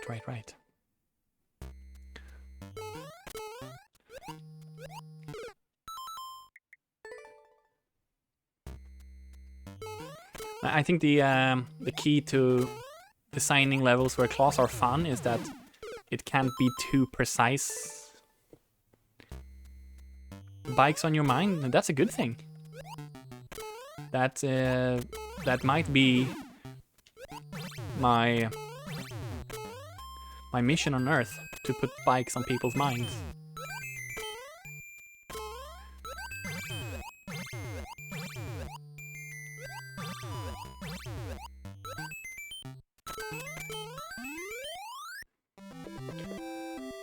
I'm crushing my old levels.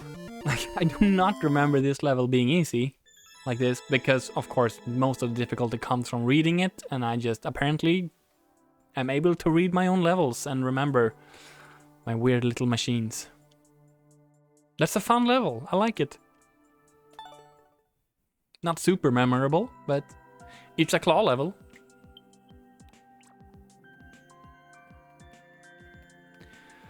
And next up is my very first Shell Kaizo level.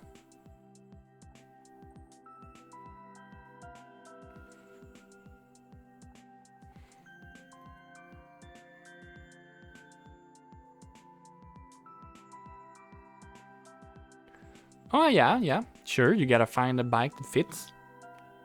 That's always a thing. I mean, if you really want to, you can think outside the box, and there are like, you know, cargo bikes with like 2 front wheels and a box in between them, stuff like that. I don't know. There's all sorts of bikes. Yeah, so this is a Team Shell Super Mario World Shell Kaizo level. 1 door, 2 shell jams, some controlled surfs. Friends of the forest, hello! Oh, the level is called Skogens Vänner, which means the friends of the forest. No, the friends of the forest. Friends of the forest. And that's not really a reference to anything, it was just I made a level with a forest theme. Sounded nice.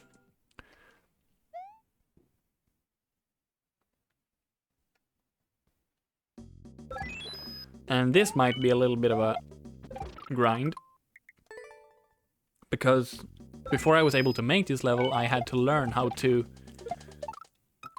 play Shell Kaizo levels, which includes throwing and bouncing on shells, sometimes with very specific timings, and learning to read levels where you have to do very specific things, like I'm doing right now. It's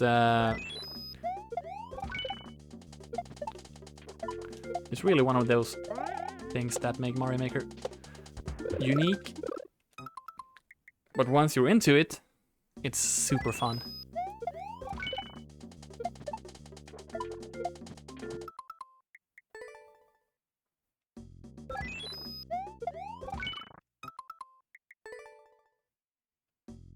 So I had practiced a lot. Oops, there it is, the accidental up throw. I had practiced a lot before I made this level.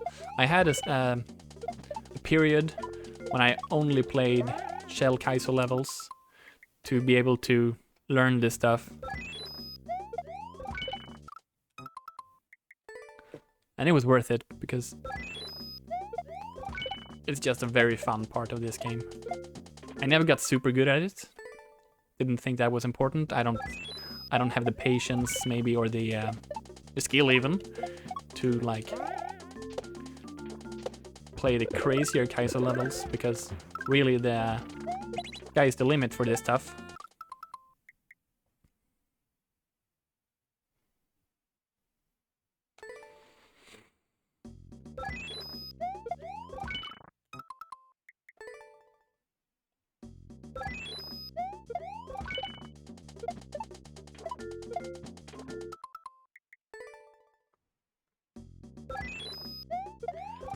key that I'm getting at the start of the level leads to the door just above here. This is known as a practice door. So I can go in here. And that takes me to the middle of the level. Where I can... So if I want to practice the second half of the level without having to play the first half of the level, I can do that. But I'm not able to beat the level if I go through the practice door, because to beat the level, I need to have a key at the end. And if I waste it on the practice door, then I can't beat the level. So that's also a known little thing in the Kaizo world. Practice doors, very good idea.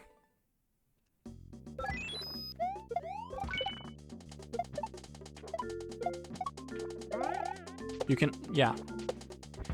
You can also put checkpoints in your level, of course, but that's not common in Kaizo. And checkpoints doesn't really let you practice the second part before beating the first part.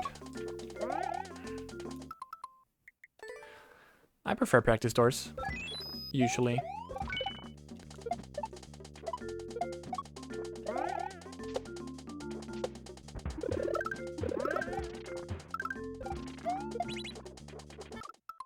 That's a little bit janky. Of course. I remember The Beast playing this level once on stream. The Beast is one of the best players in the world. And I think he beat it on the second attempt. Or maybe the third. I think he failed this first shell jump once. Or like had a really, really silly mistake in the middle. Like here maybe. Then he just one-shotted the rest of the level. First try, he had never seen it before. All of this just instantly worked for him. It was pretty amazing.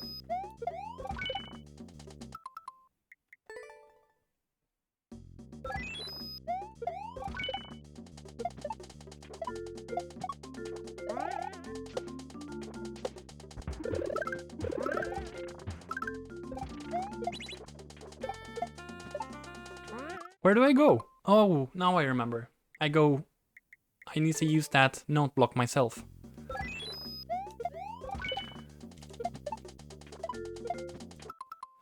And I believe the words that came out of The Beast after beating the level was, "That's a nice level," with his signature accent. If you're not familiar with The Beast, except for being like one of the absolute best players in the world in this game, he's also currently on the journey to beating every Nintendo 64 game. I think there are like just under 400 games, and I think he is more than halfway there, and he's doing it on stream and turning every game into a YouTube video, and I really enjoy watching his videos of beating N64 games. And he's taking footage from his streams, and then he's writing a script and narrowing it down to like really entertaining 40-minute videos per game. Like, it depends on how big the game is. And he's really good at structuring and like piecing out what to say when and how to present the game. Yeah. Probably my favorite gaming series on YouTube at the moment.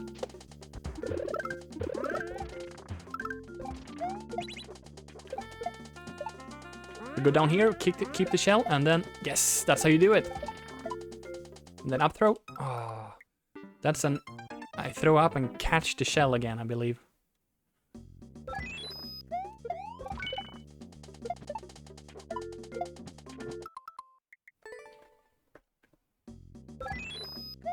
I was pretty close to the end there. Maybe this would be a good time to start using the practice door.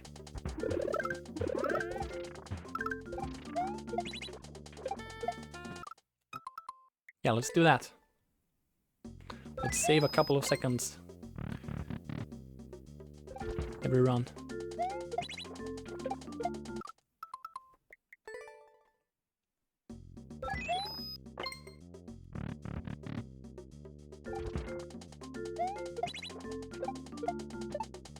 Oops.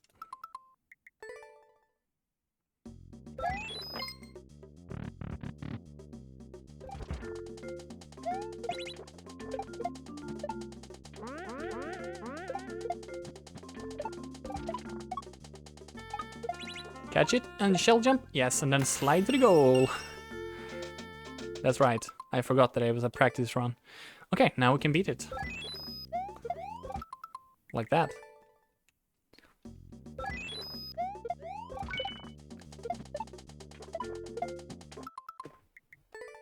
This is a fun level to play. I really like it. I'm proud of it, actually.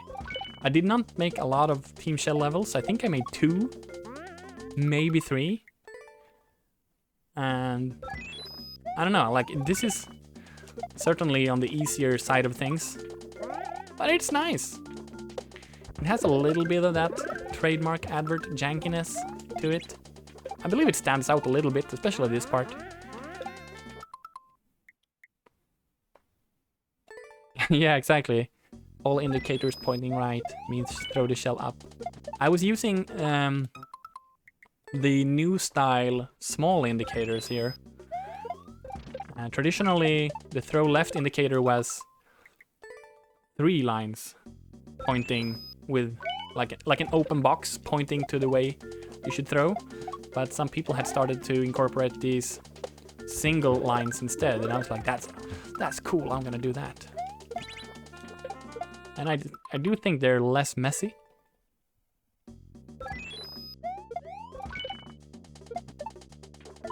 The really cool Team Shell players don't put indicators in their levels at all. And yeah, I understand that. Once you become good enough, you don't need the indicators to read the levels. You read the levels themselves. You look at the environment and the what you have available. And that's probably also really fun once you're good enough to do that. But then you're catering to a much, much, much smaller audience. Jaleet! Hey, Jaleet! Happy New Year! Good to see you. I have been good. Yeah. Yeah, the family's doing well. I'm currently home alone and off work today, so I found the time to set up all the streaming stuff, and I'm playing through all my old levels.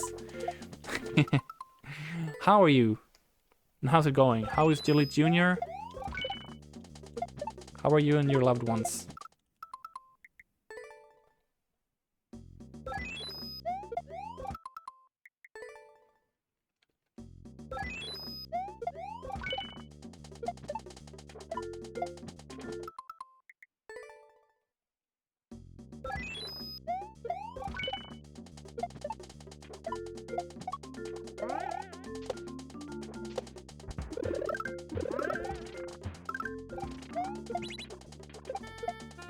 I'm getting a small jump there. Yeah, absolutely.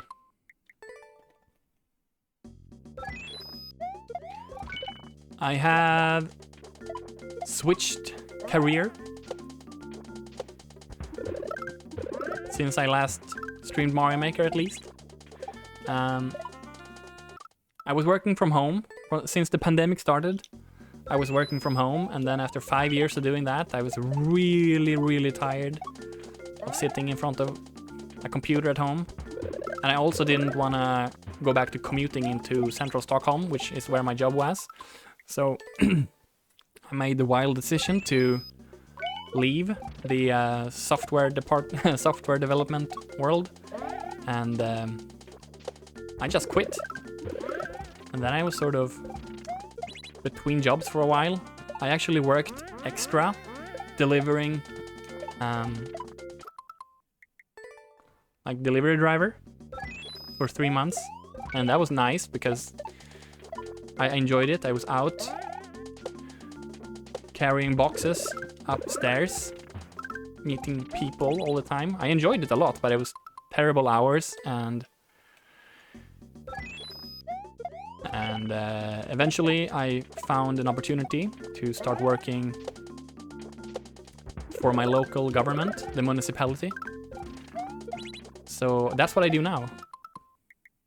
I work with internal service at the municipality office.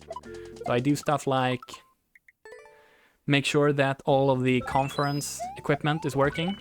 I make sure that people who work in the municipality have working key cards and stuff like that. I make sure that mail gets sent to the right people. I also work in the reception, where anyone really can come in with any question. So yeah, it's pretty cool. Am I still working on the world game that I was making? No! That had a very abrupt end. And Gibble was actually really involved in that. Many of you were involved in playtesting here on the stream, I think. And Gibble was also really helping me out with some stuff. But no, basically what happened was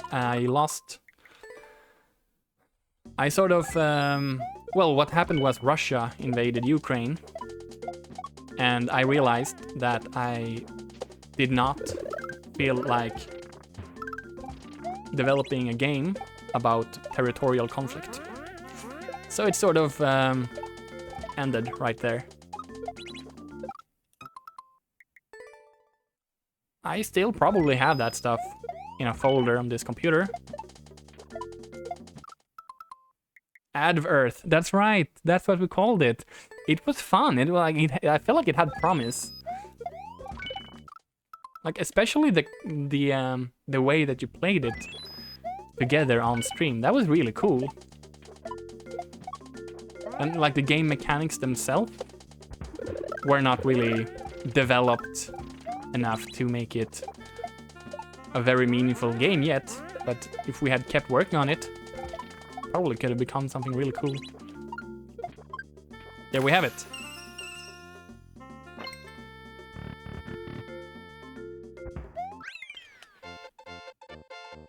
I have different ideas for games, or I have one game that I would like to make.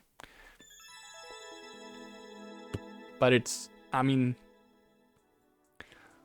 so many ideas, so little time. So I don't think adding game development to my list of things at the moment would be a good idea. But let me just quickly tell you about the idea. It's a stupid idea, but it's still stupid ideas can turn into fun ideas, right? Basically, if you remember the video game VVV, which I based this level on, it's a game where it's a 2D platformer where you go from one screen to the next. So it's an open world with single screens. You go to the edge and then you're in the next screen. I would like to make a game like that, but it's not 2D platformer, but it's more like a top-down spaceship flyer. So you're always sliding with some velocity, and you have up, down, left, right arrows to turn the ship and add velocity in one direction. So if you want to stop, you either have to turn around and use enough force in the other direction to stop, or I guess crash into stuff. And so an open world like that, pretty small open world, and then in, let's say, each room or each screen there is let's say there's a star to collect in every room. So pretty simple in the beginning. Go everywhere, find every star, and then once you have every star, the game turns into sort of a speedrunning game where there is actually a time trial to go from every star to every other star. So let's say that you have a game world that's just 5 rooms high and 5 wide, and collecting each star is fairly simple. Like you just have to master the basics of controls and get through some simple but hopefully interesting rooms. Then you have 25 rooms. Very small game. But once you've caught all the rooms, then you have 24 plus 23 plus 22 plus 21 and so on, different time trials to sort of try to work on. And so I guess the way to make that work is that you have a total time that you want to make lower and lower.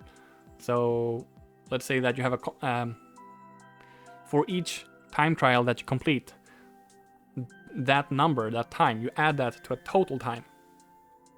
And of course, before you even see this time, you have to have completed every time trial or something. So you can work on whichever time trial you want to lower your total number, and in the end, that's what you want to do.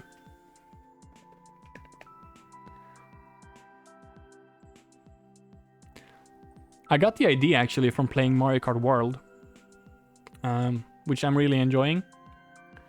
The open world is super chill, and over the world there are these little simple challenges. The blue the blue P-switches. Like there are over 100, maybe 200 P-switch challenges in Mario Kart World. But I feel like once you've done them, it becomes the world is sort of empty. But imagine if there were time trials from any of those to any other.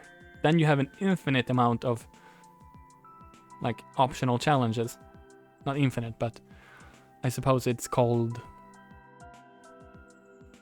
You know, when you have a number and you put an exclamation mark after it. Faculty? I don't remember. But yeah, if you have 100, then it's 99 plus 98 plus 97 and so on.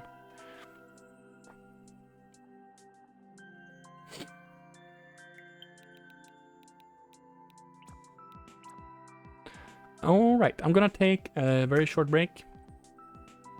Be back in a few minutes.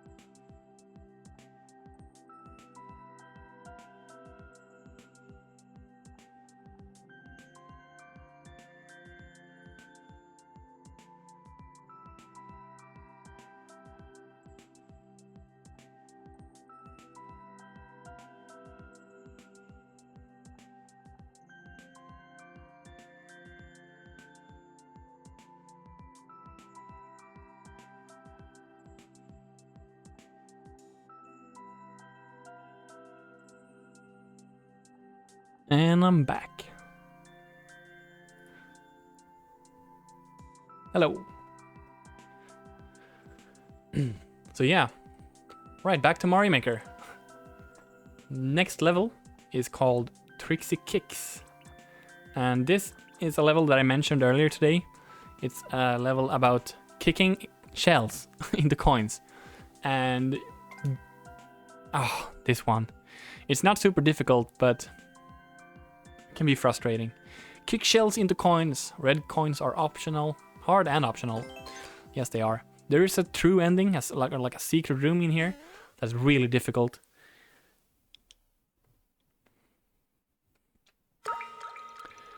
To get it, you need a key to go here. Thank you, Alice. That's awesome. And to get the key, you need 4 red coins. And red coins count toward your key count, I believe. So when you have those 4 red coins, you're only allowed to have 5 more normal coins, or else you can't go past the flagpole to get to the key door here. Let's check out the actual level. It looks like this. There's a coin behind my face. Let's just go ahead and move myself a little bit up here. And yeah, this is everything.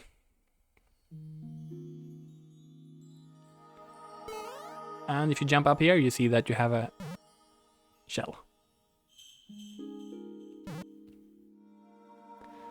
And there are 1, 2, 3, 4, 5, 6, 7, 8, 9, 10 normal coins, plus the red coins. But yeah, I believe that the red coins add. Or maybe it doesn't, I don't know. Either way, getting the red coins without getting the normal coins is difficult. Because all of the red coins are placed in the hardest positions. I'm just gonna start spamming random shots and see what I get automatically.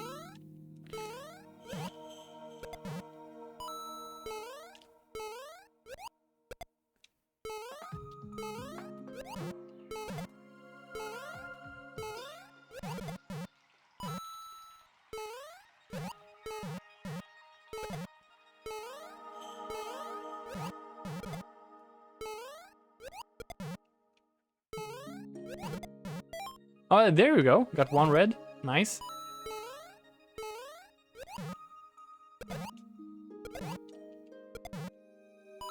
Nice.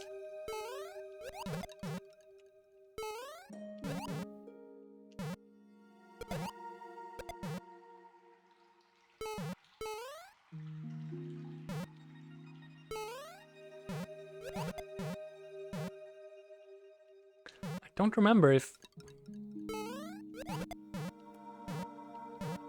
Oh yeah, I can totally do that. I can stop it. No! I can stop it right there and then probably do a quick run into it.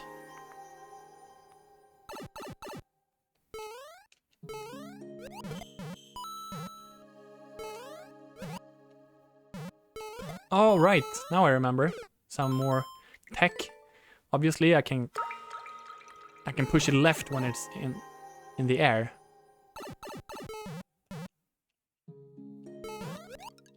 So if I do that, I can also kick it up from here. Nice.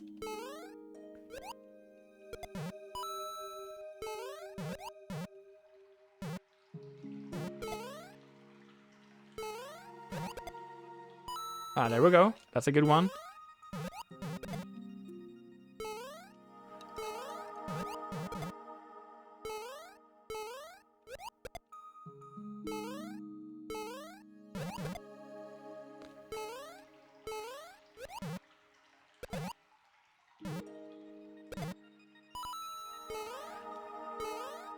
Double.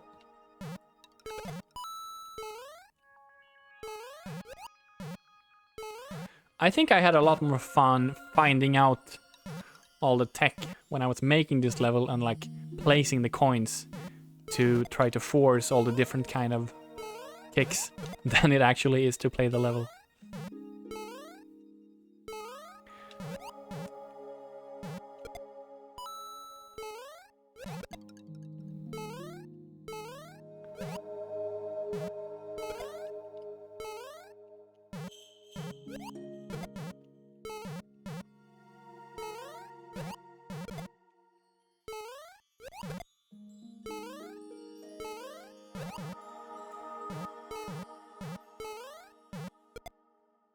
Ah, almost. That's probably... Yes. Okay, just one more. I feel like that should be up here. Probably.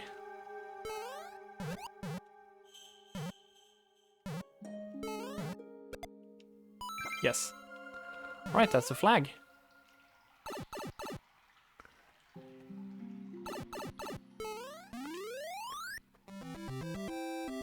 Am I gonna go for the true ending?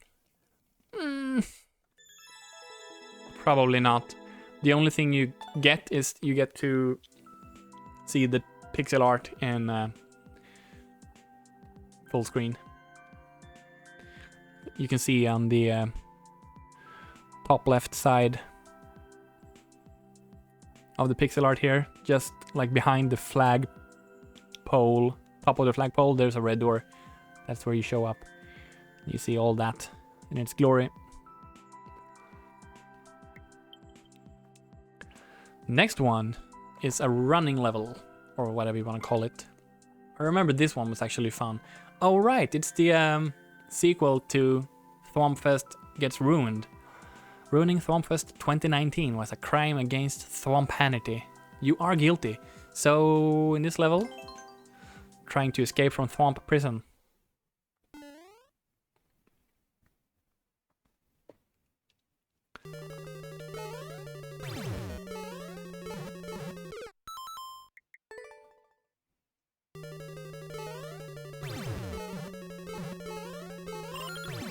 And I also remember a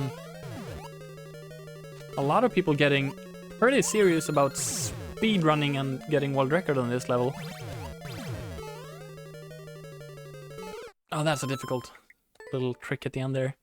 Like that section, you need some patience.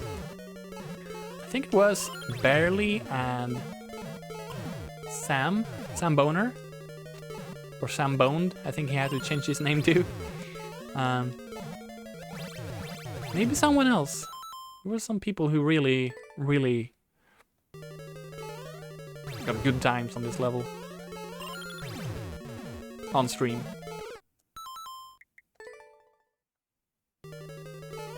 Oh, I'm just remembering now that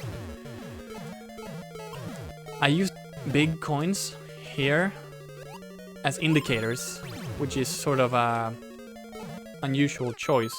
Like usually the big coins indicate optional bonus challenges or whatever, but here they are actually, like, you're supposed to go where they are. So that's kind of a design mistake on my part.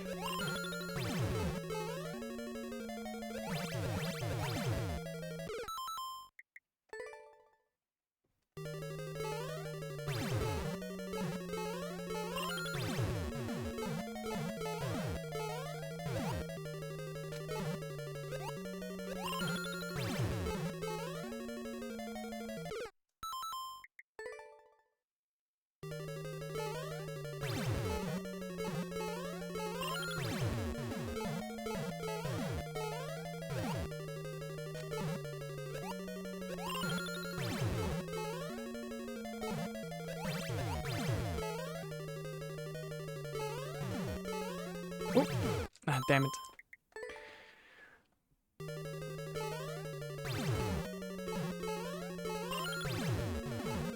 In general, this is my favorite type of level to play. Just good old SMB1, jumping and bouncing.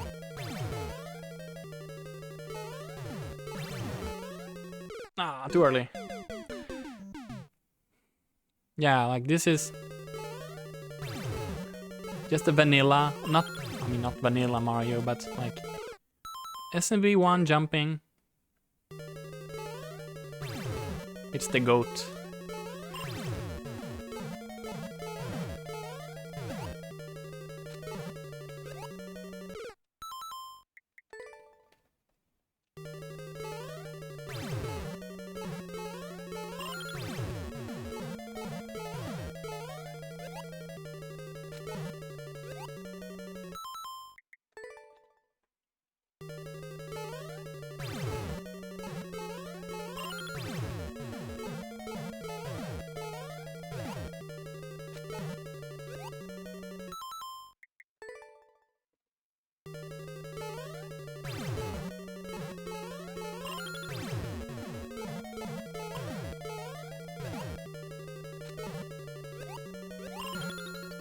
Oh, I thought I was fast with a controlled jump there, but it's not a good choice.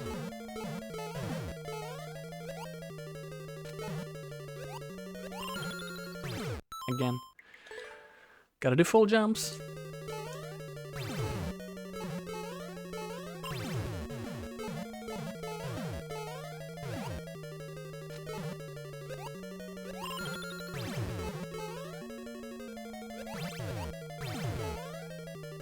Okay, patience. Here we go. Checkpoint. Now we're going up. Too early. Alright, the lava is rising here. That's cool. This is probably the only time I've used the rising lava feature. Where do I go? Here. Above? Yes. Checkpoint. Oh, right, this one. This is a... I remember this. I wonder if I can do it first try. So basically the big coin down there, that's my indicator for... Let me move my face, by the way.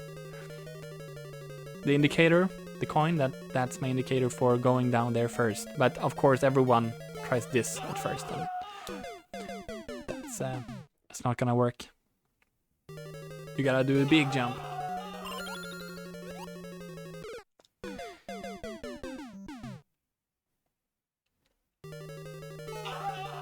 But yeah, this is very advert in terms of level design. And then you need to not... I forgot if my intended strat is to go behind the thwomps or in front of them. Let's try in front. Or actually, I think between the last two was what I wanted people to do. Yes, like that. It's pretty difficult.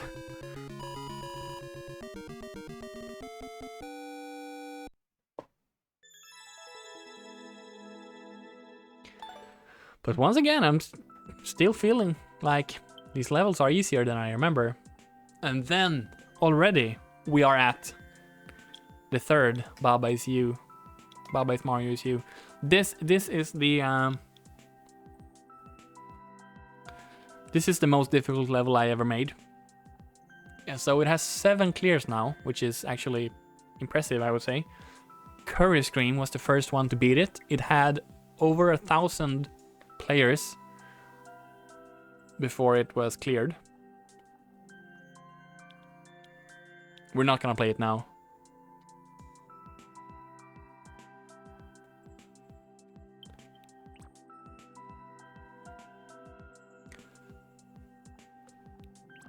Instead, we are moving on to medium effort. So I'm picking up the minimal and maximal effort theme again here. This level I created for a speedrunning contest. Swenji, the Swedish ninja, number 14. This was probably the only one I made for that. Curse Scream barely. Yeah, it's been a while since I talked to either of them.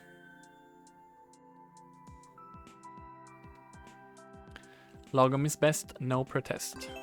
This level is pretty simple in general. I tried to make a level, well, it was supposed to be like interesting to optimize for the speedrunning contest purpose.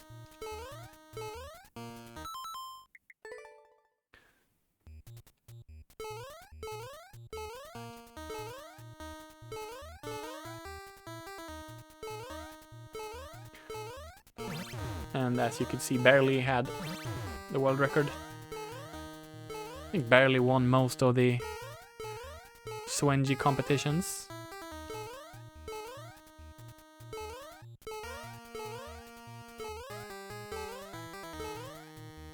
Yeah, that's it. That's the whole level.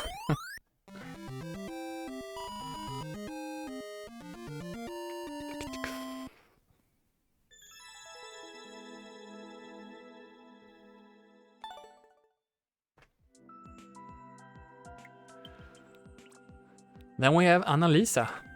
Very tight platforming action. One checkpoint dedicated to my grandmother. Yeah, Annalisa is the name of my grandmother who passed away. Probably pretty close to this upload.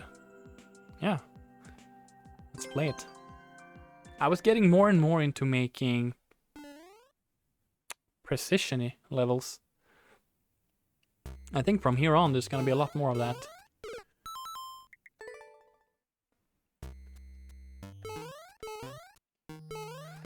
And of course snake blocks, because I love snake blocks so much.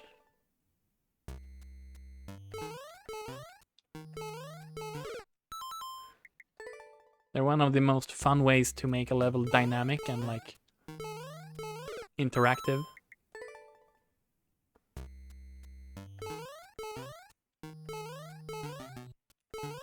These jumps are challenging. Takes a certain finesse to get over 4 blocks, where the top one is a spike block.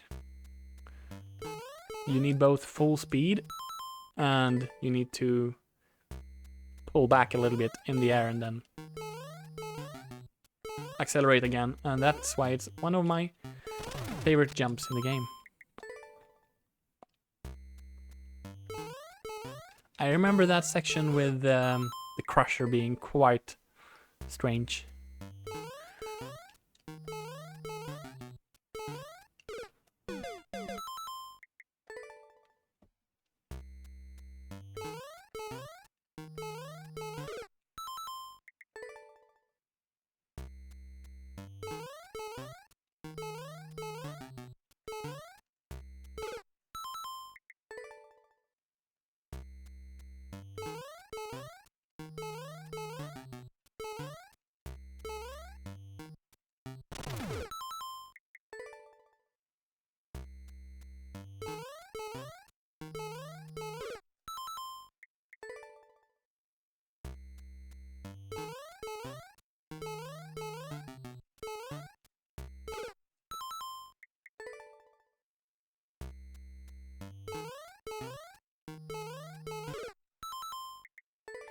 If I remember correctly, Curry Scream towards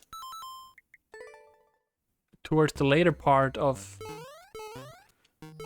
those most active years, he decided to get into game development, or he wanted to, and he started to learn programming, and like I don't remember seeing any of it, but I'm pretty sure he like really decided to get into game development. Before that, he was working with television production, I think.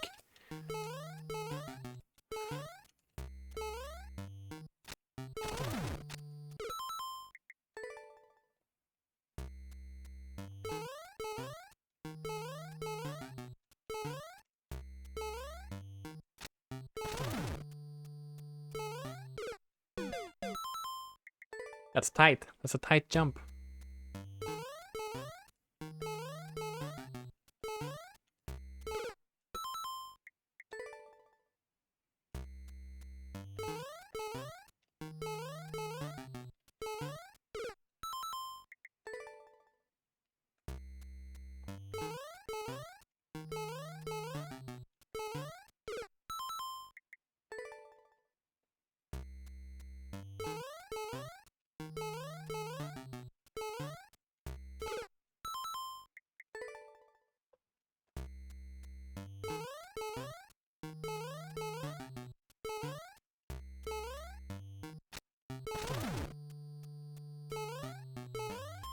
I needed to be earlier than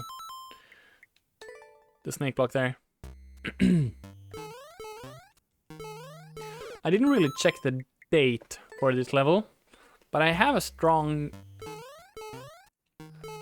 feeling, like a memory, that my third Baba is Mario is You level was the last level that I made where I felt like I was like,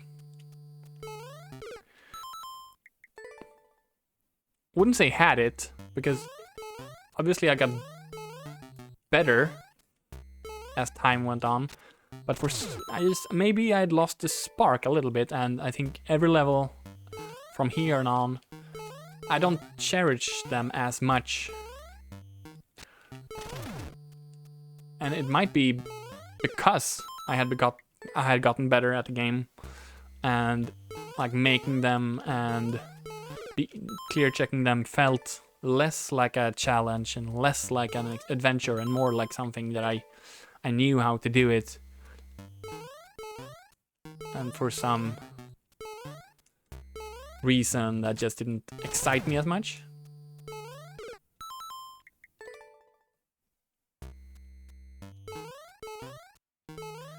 Because I was never really good at staying in one category of levels either. I always told everyone that if you wanted to become good at making levels, then you need to make the same type of level over and over again, because that's how you become better at doing something. But then myself, I never did. I made so many different types of levels because, I don't know. I suppose I didn't care about getting good at making levels. I just wanted to test out different stuff. And that's okay.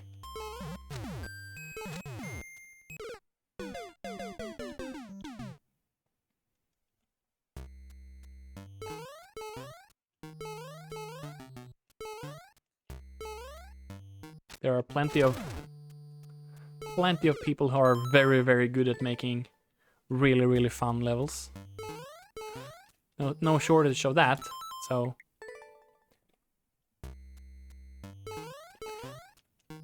you should go your own way.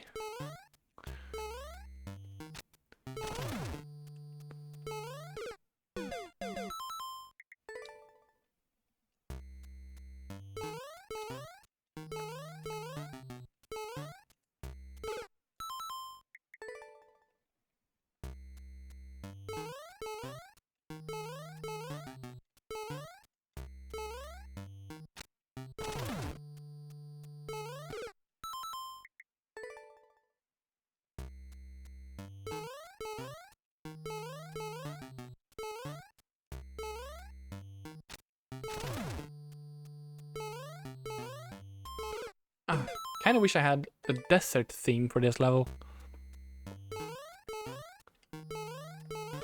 I always had a thing for underground theme, but well, I used it in all the Baba levels. It works really well with that and with the peaceful music. So maybe for this level, should have had something more uplifting.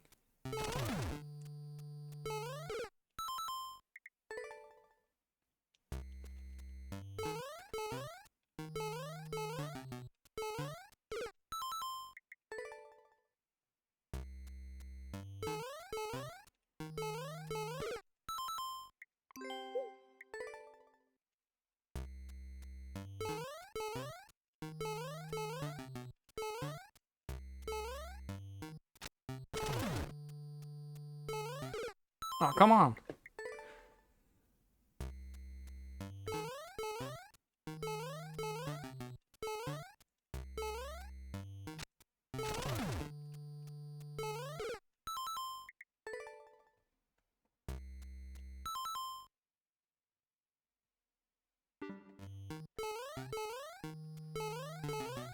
Well, let's start with every Maker 2 level that I made. And then we'll see about every Maker 2 level. What's up, Ted? Yeah, this is... how are you doing, man? Good to see you. Yeah, this is some crazy Nintendo game. Apparently, there is this person called Advert who made levels a long time ago, and I'm checking them out.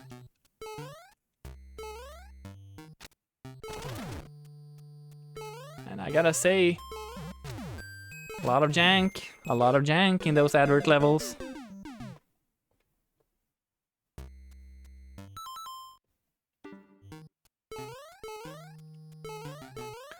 A lot of fishy jumps.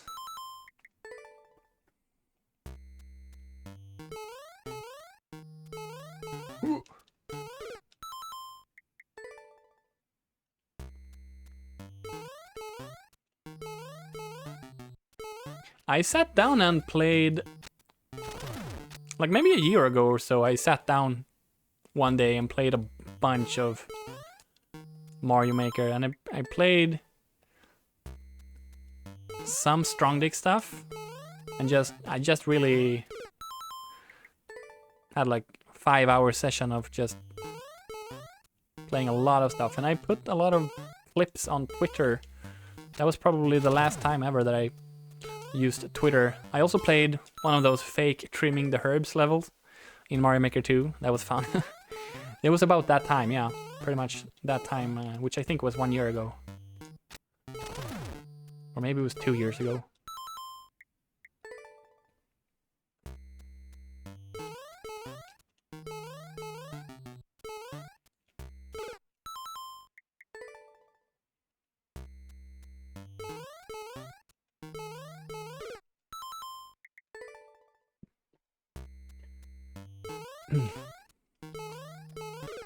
One thing that on the topic of recording every level, one thing that I now don't understand about my past self is why the heck did I not archive every stream that I ever made on YouTube? Like, I could have just done it and had them unlisted or whatever. I am really upset with myself for... I don't think I have a single stream saved. I mean, there are some clips or highlights or stuff like that, but why didn't I just download every single one and just put them in an archive on YouTube? Restream it? Reboot. When Mario Maker 3 comes out, we are rebooting the stream.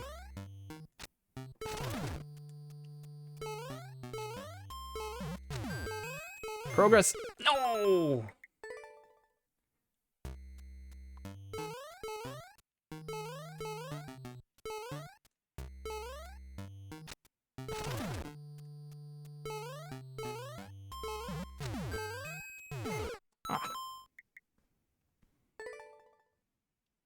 You did save all the streams? You went through and removed everything a few months back? Really? Why?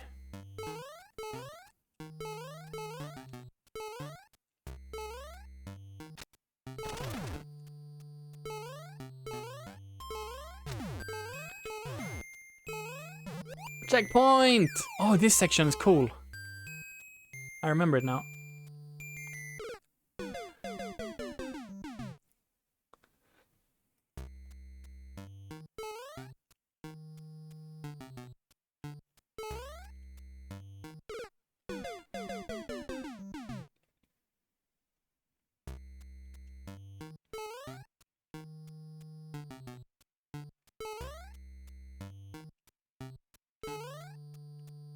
No!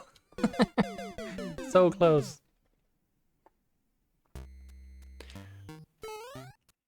I mean, you either had your recordings locally, didn't feel they had any value to save, might regret it. Yeah, I mean... Yeah. So... if they were on, like, hard drives and stuff, I can totally understand that you want to clear up space. And I mean, hard drives aren't eternal. They are going to break at some point. So like even just keeping stuff on a hard drive, it doesn't mean that like you like can certainly watch it in 40 years.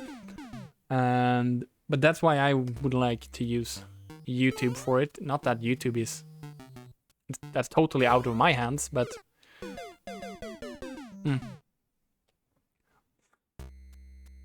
on that aspect, I would be more thinking about what are they doing with my data, right? It's more on that. You print it out as binary on metal sheets. That is certainly the way to go.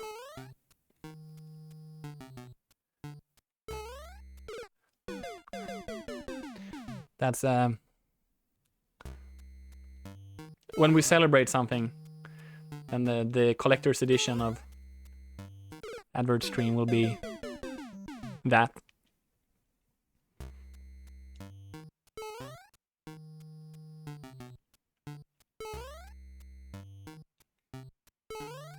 I didn't even use the wall.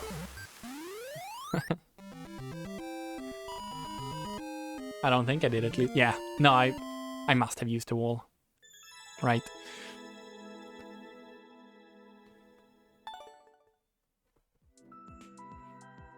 I just wished I had saved at least one full stream from what I would like to have called the good old days. Whenever that was. Like, just one full stream. That would have been cool, you know?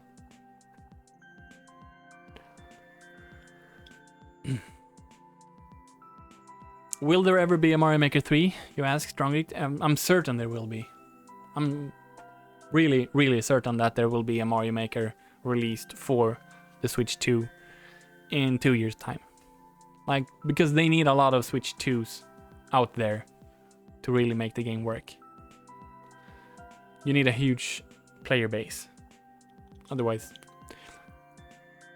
what's the point? Next level is another precision level. Dancing on our back paws. I think that's a level title dedicated to foxes. Because of the paws. Steady beat, funky rhythm. The munchers won't know what hit them. It has to come after a brand new Zelda or something? Yeah, I mean, if you're Nintendo, you have a big perspective, right? You're deciding this generation's timeline. Starting with Mario Kart World is the best choice possible, because that is a game that both drives sales from single player and multiplayer. Right, people want to play multiplayer Mario Kart, and people want to play single player Mario Kart. That's just, everyone wants Mario Kart. It's the right game to start with. But then you need to ship huge single player games early on. You can't just start with games that really only work with multiplayer in the beginning.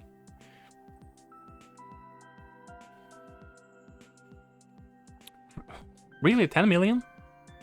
Yeah, I guess they were really sold out back in the summer, weren't they?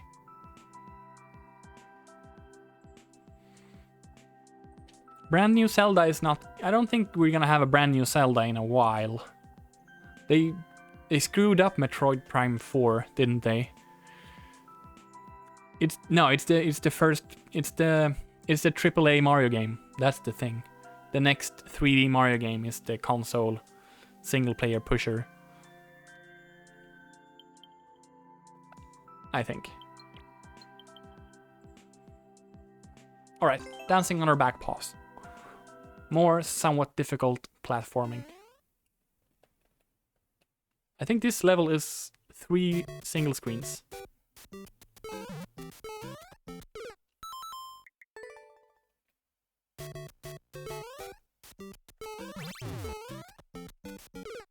Oh, twice.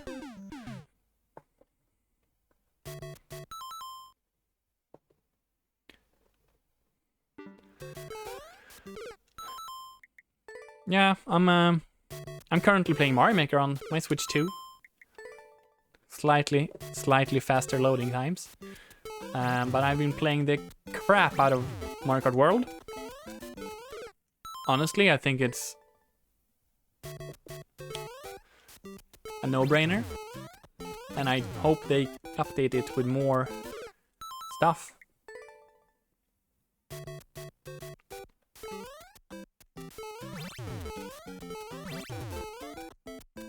With that said, I have been in a weird place in regards to video games in the year of 2025. I started off the year with a complete game burnout. Back in 2024,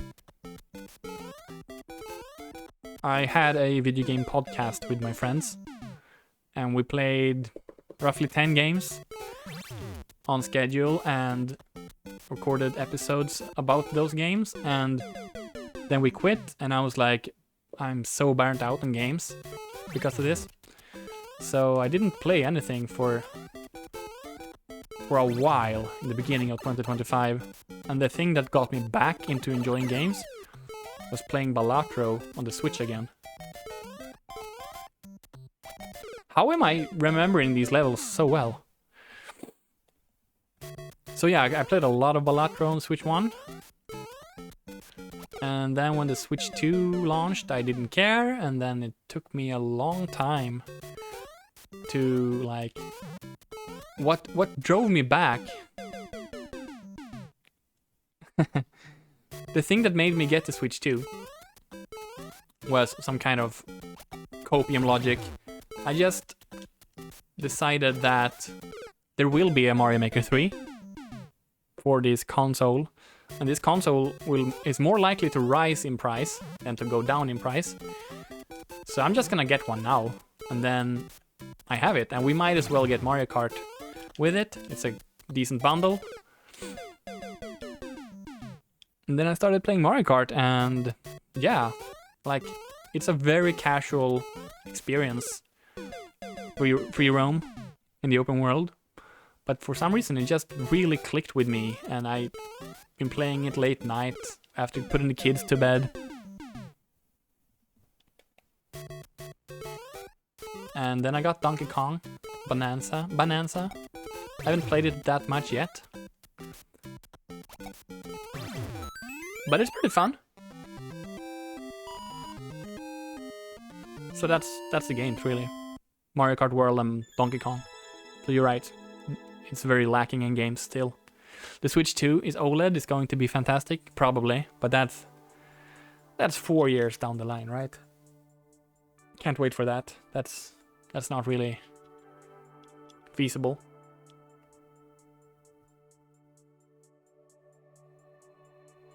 You like when stuff is hard and it's slow to climb in? Yeah, I do too, often or sometimes.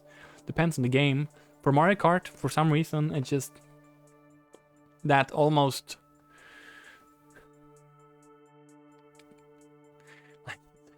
It's so easy most of the time. But it's just such a blast to just drive that kart through the world. The world looks fantastic. I don't know. It was for me. This time and place, Mario Kart World, is maybe what got me back into playing games.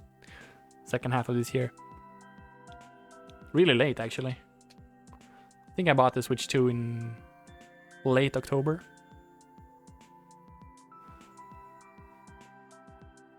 Yeah, it's an easy game. Super Mole Maker is next. The third entry in the Maker series. Or what did Gibble call it? The meat department series. I'm not sure if we're eating moles though, but they are an object in the game. So I'm using them for this one.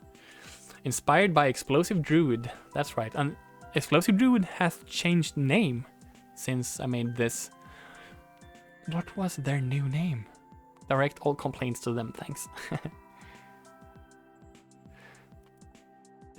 It does a little bit. What did Explosive Druid change their name to? Oh, I forgot. Maybe we will remember soon.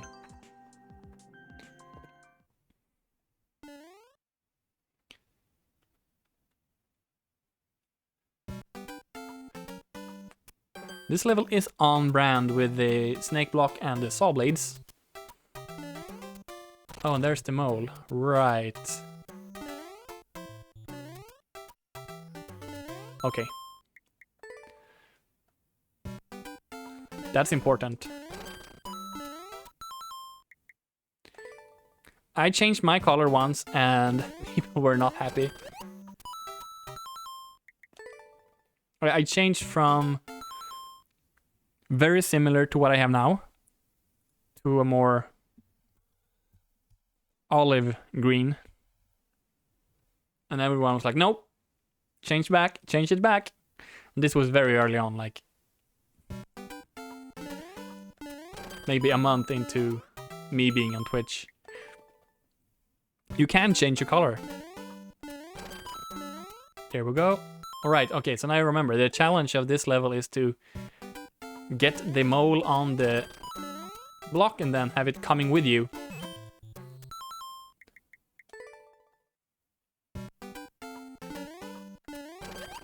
And I think some controlled jumps are what we need.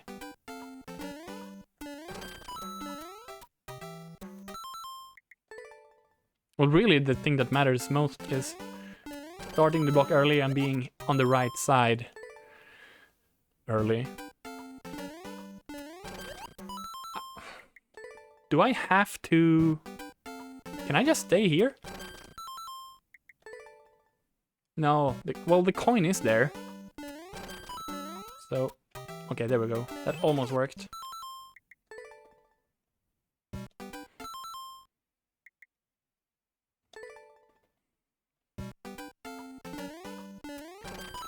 Yes, moles do grow in the ground. Or in this case, from a spike block.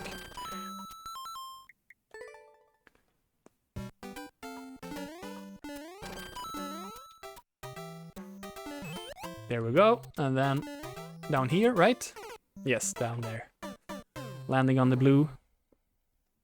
I think my face is covering the good stuff here. Let's move me out of the way. Let's put me here. No. Let's put me there.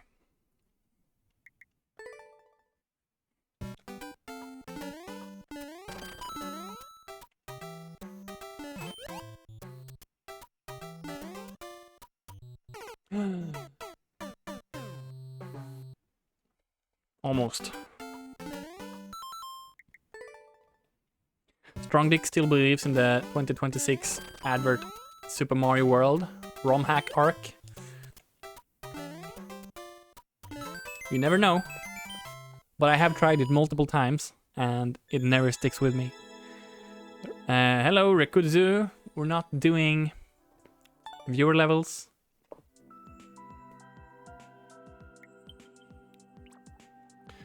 That was Super Mole Maker. What's next? Xeno in April. So this is in... We're in 2021 now. April of 2021. And this was made for... Xeno, I think Xeno had a competition. Where he played all the levels on his birthday.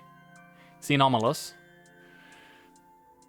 Xeno in April, and Xeno is supposed to mean snow, because I remember it was snowing in April in 2021.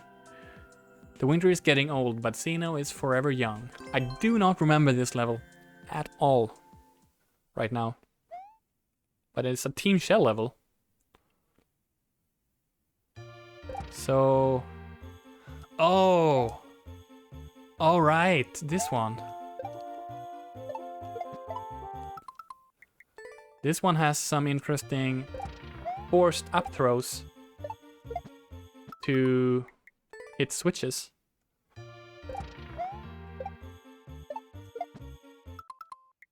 So this is my second Team Shell level, and quite possibly I only have two. One shell. Oh, two shell. Catch it. Yes. Okay, I think I did what I was supposed to do there.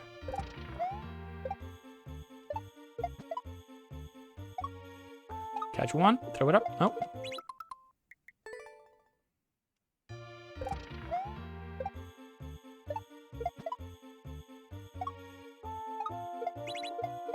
I remember there's a red coin up there. How do I get that? I'm pretty sure that Real Beachin helped me out with playtesting this one. Real Beachin was sort of the king of streaming Mario Maker at this point. But I don't think he's playing anymore. At least not what I've noticed.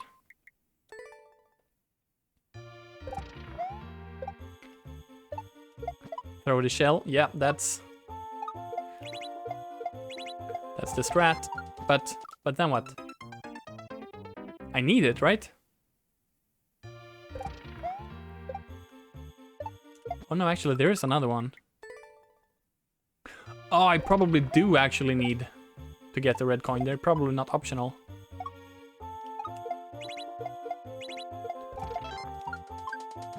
Oh yeah, no, we have this one here.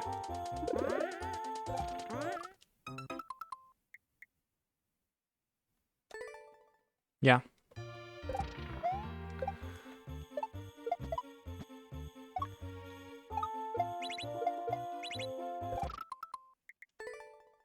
Hey, Strong, how is Fixie riding going? Have you been out on your Fuji?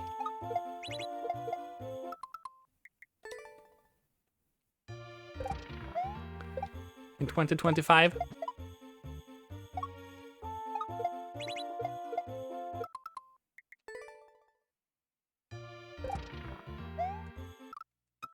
That's not bad. If you go to work a lot.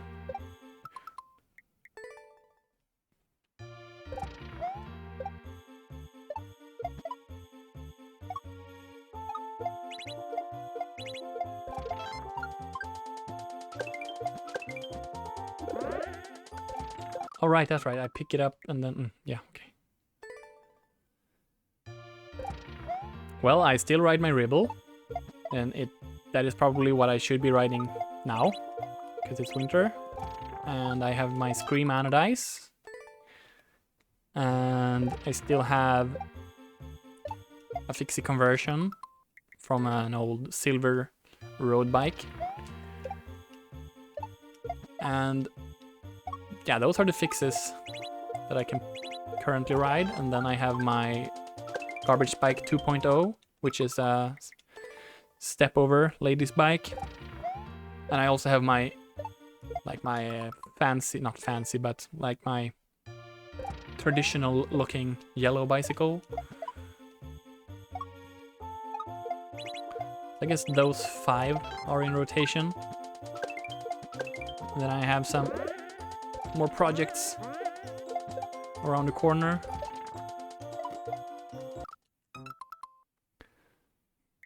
No, it's not a Fixie.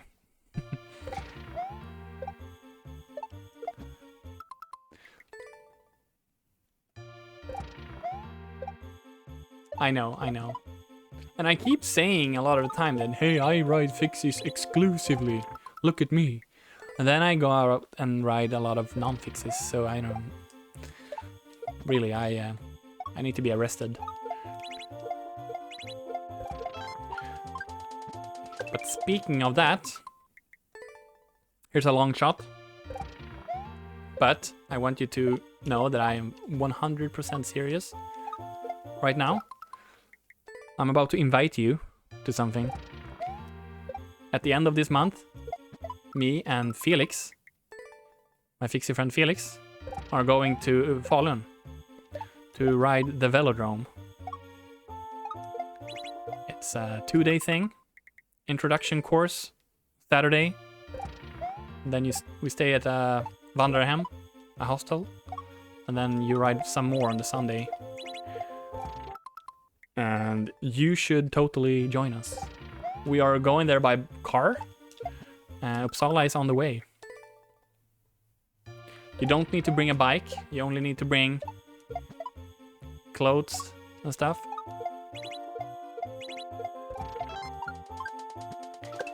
You don't even need shoes. Like, they set you up with everything, and then there's a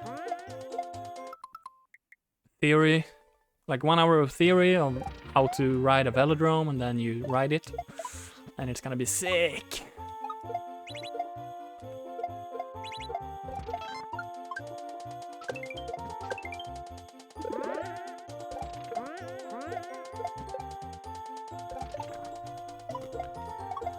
Damn it!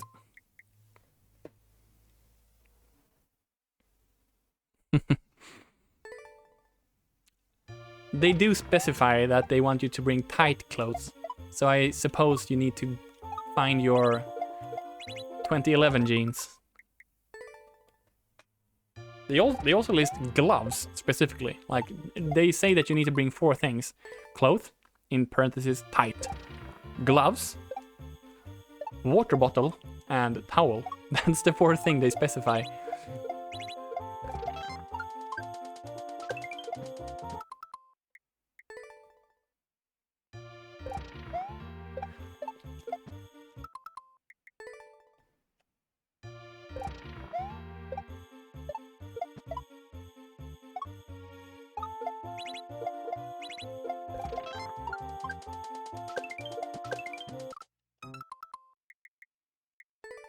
Heck yeah.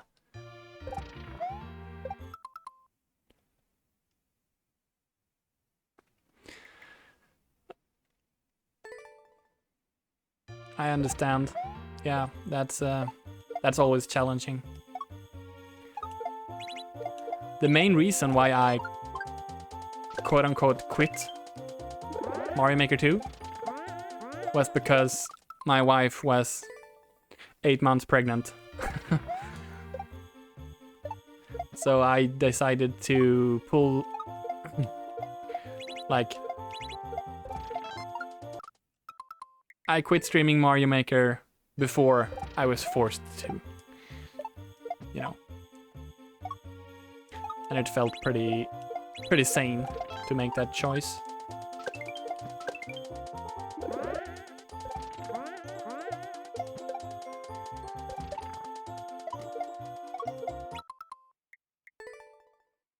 Because when the baby's no sleep, you no play.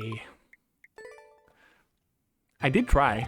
I tried so many times to start actually streaming again, like I did in the good old days. But it's just not possible sometimes to get the consistency back.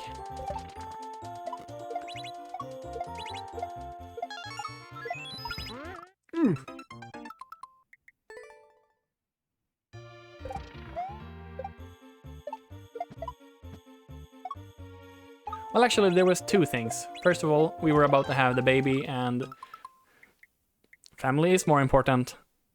You're right, and I was just about to sort of undermine that by saying that the second reason I gave up streaming, except for we were about to have a baby, was that the World Cup of football was also about to begin. And I wanted to see every game. So I was like, gotta be selective with my time here.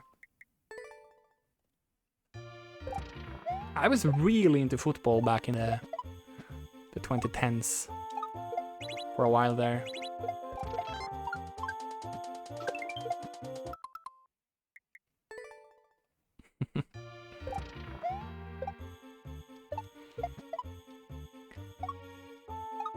When the pandemic hit and football stopped for a while, that's when I was the most deep into Mario Maker, and I really didn't miss football.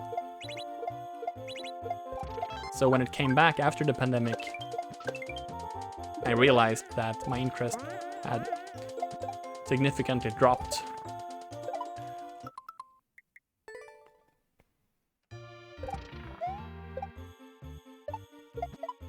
That's how it is. Interests come and go. And I tend to be pretty all or nothing.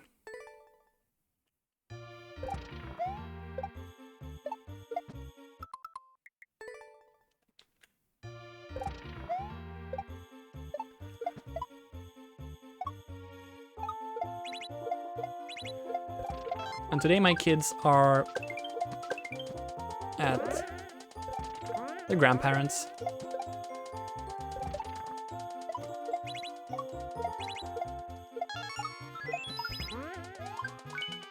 Wait, what? What? What's the strat there? How do I...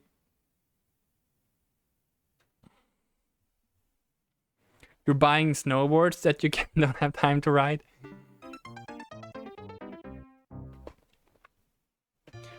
That sounds good. I mean, snowboards are, except for tools, pieces of art. Or like tools is the wrong word, but like you're basically buying a painting.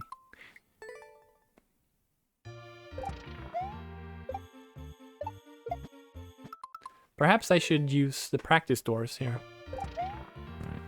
Gotta figure out that last part.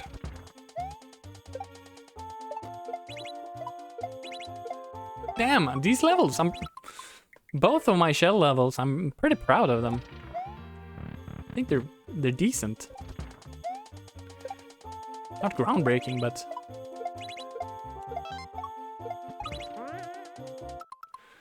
they're okay.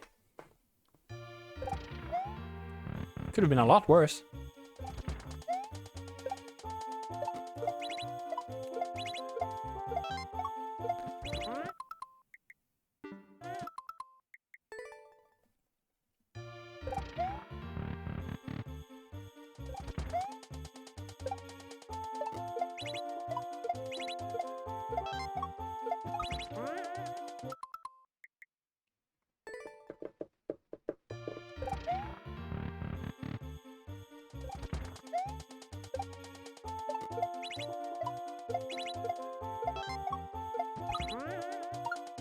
Do I go down here for one bounce? Yes, that's it. Okay. That is a thing. I probably should have indicated it. Like that's pretty strange to figure out. But yeah, maybe a coin. Yo, Chost! Yeah. Can you believe it? How are you doing? Good to see you.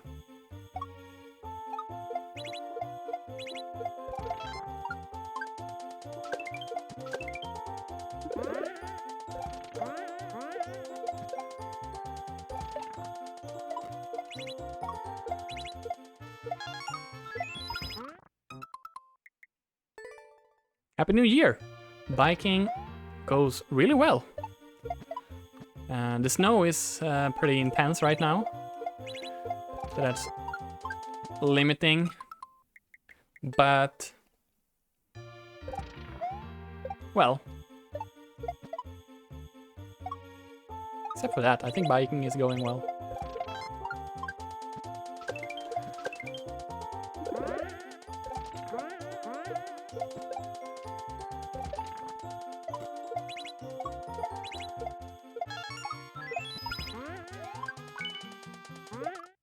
Oh, it's tight.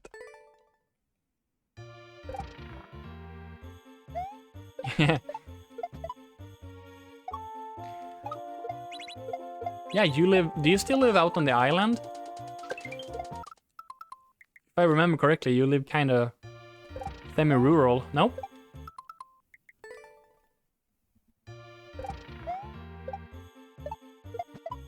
Doesn't matter where you live. When it's snowing, you gotta plow. Or to Sörmland.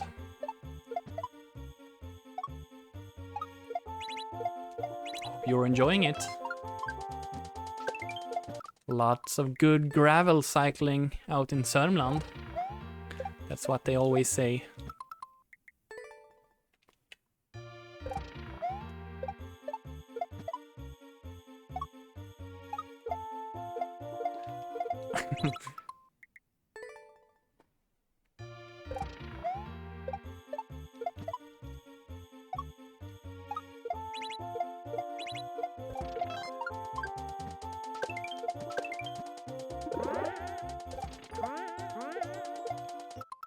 I guess this part is teaching you that you should do a low bounce on the Wiggler.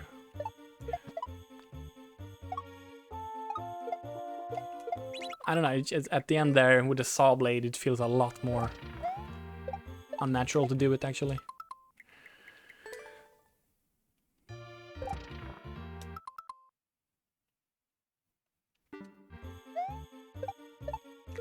Yeah, that's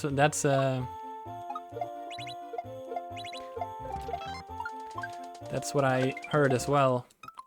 Because, you know, I work for the local government now, so I have all the top secret information. Such as, but not limited to, the real reason why they built all the landskap.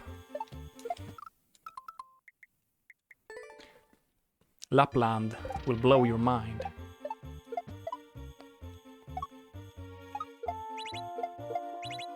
I mean, you won't believe number 22.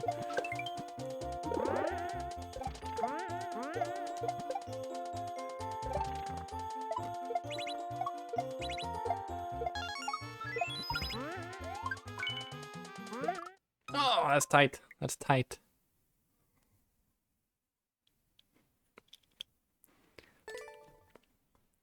Well, I mean, there's a different reason for each landskap.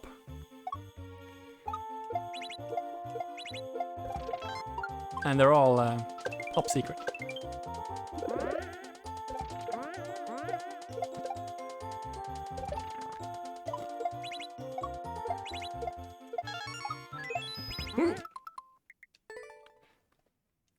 Man in Black. That's right.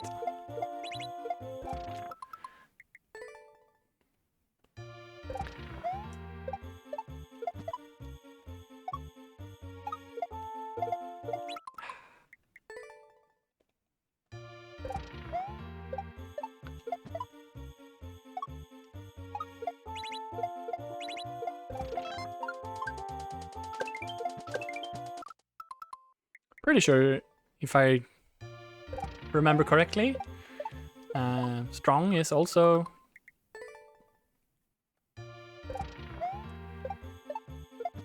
doing some kind of IT for some sort of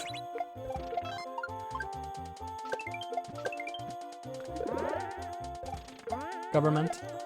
I forgot exactly. Maybe I'm completely wrong. Like the healthcare? Is that it? Yeah!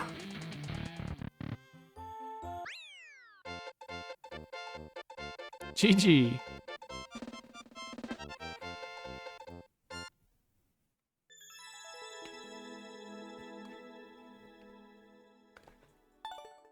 Bit of a grind. Fun level. Definitely has some trademark advert jank in it. Oh! I even forgot this exists. The 4th entry in the Baba is Mario is You series. And this is way easier than the other ones. I made this for another level making contest hosted by Isherwood, Morpha, Cynomalus, and Cats. So that's why the level is called Ishis, Morphis, Cynois, Catsis, Baba is You. Zimk was the name of the contest. That's right. Coin is need, pipe is save, door is reset, level is rage is quit, Baba is sweat. Yes, your level exists in the game unless you deleted it, but it's not in this list because I'm only playing levels that I made today. Yeah, let's play this one. This is actually... we can do this. I have skipped over Baba 2 and 3 because those levels are insane. But I think this one is actually a better choice to play as your second, even maybe your first. So once again, like I said before, this is a puzzle level, and as with every puzzle level, if you have any intention of ever playing it yourself, then watching it being played significantly ruins the experience. So, with that said, let's play my own puzzle level. And that's a cute little Baba.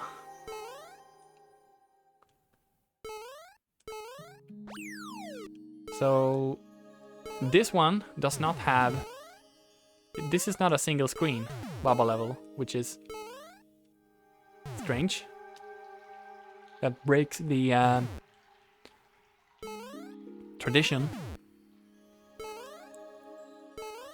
This screen keeps going.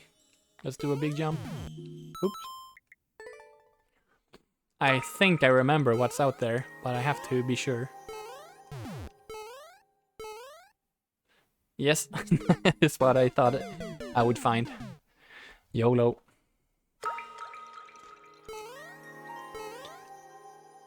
Jumping into the unknown in this game is known as a YOLO jump. And it's an important part of cheesing levels. Okay, so we don't go there. And we have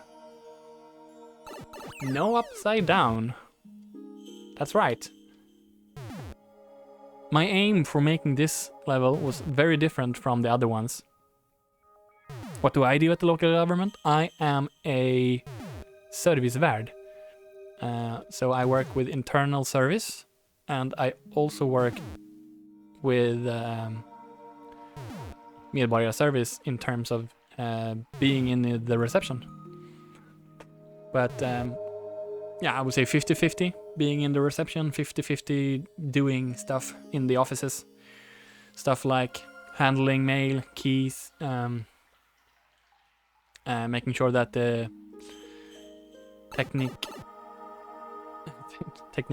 the stuff works in like meetings,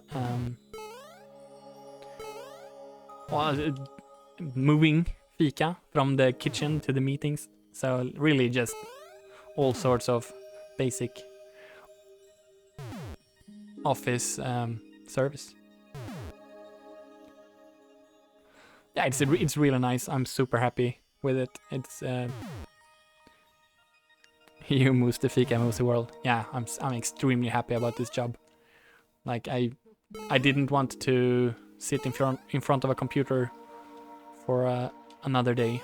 So I just quit my old job without a plan, really. Okay, let's play the level. I'm going to move... no, I don't need to move my face from this level. And there are no coins in this side at all.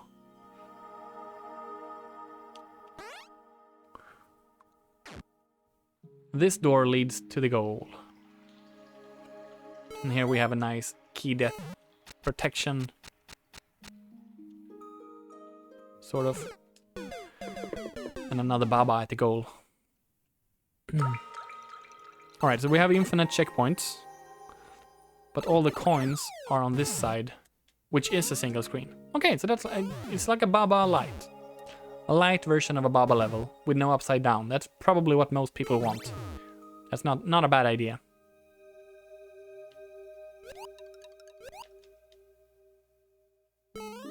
And these doors, they reset the room. That's really quick. Okay, let's move you.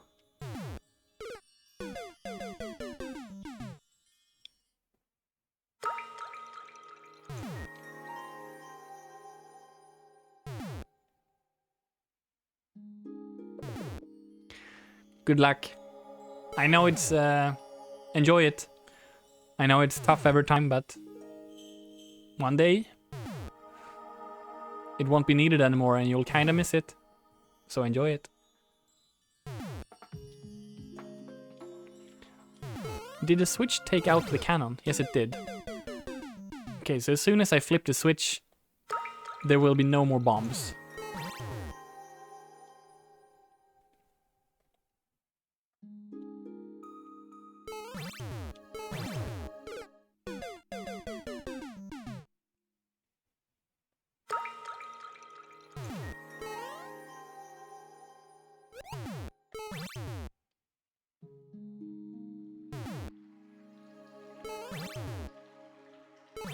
Wait, are you just gonna walk off the edge? So obviously I wanna kick a bomb down here to get the bottom coin.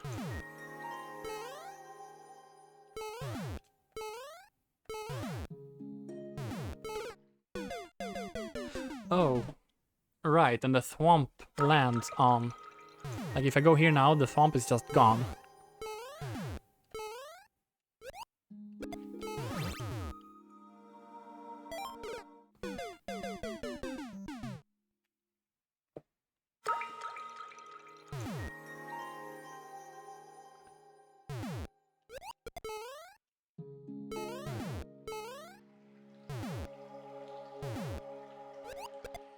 There we go. That's one.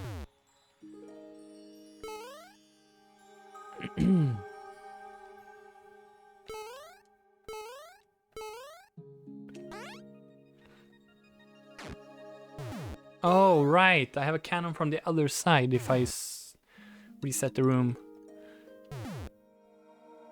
Does that help me?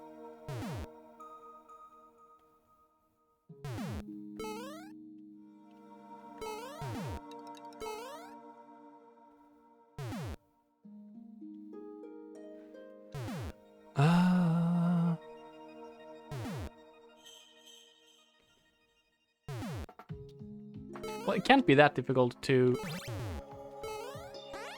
kick a bomb to the left.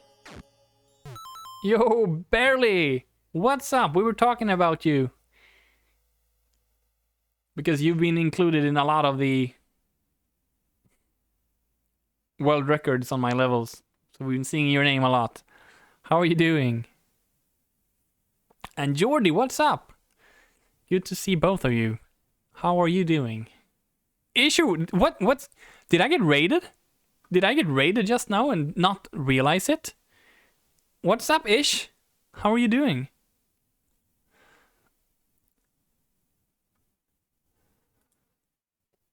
I'm doing good.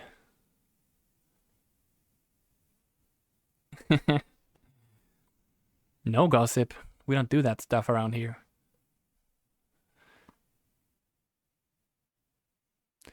We just talked about how we don't really remember the last time we talked to you and how you had a lot of good world records on my levels. Getting ready for the day? Are you playing Mario Maker today? Or something else? Yeah, this level.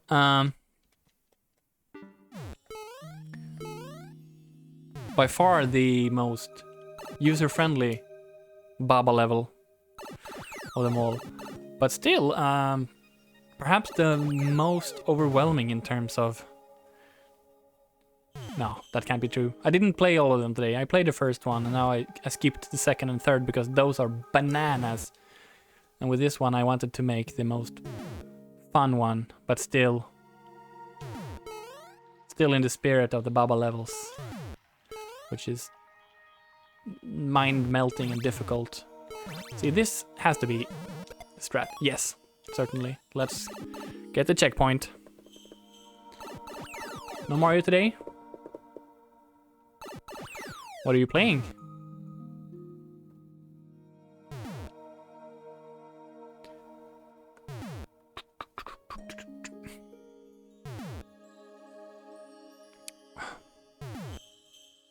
Alright, so I think the bottom right coin is somewhat straightforward. I start the snake block.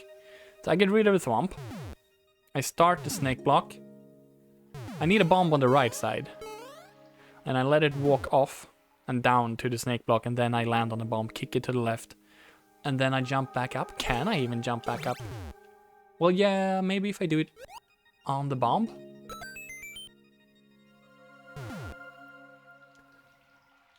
Another crab's treasure? Never heard of it. Yes, that is a jump. That is certainly a jump. Okay. So let's put on the thinking cap here. We want the right side to be open. There we have a bomb. And then we sort of time it, right? Like this. Oh, I forgot about the thwomp.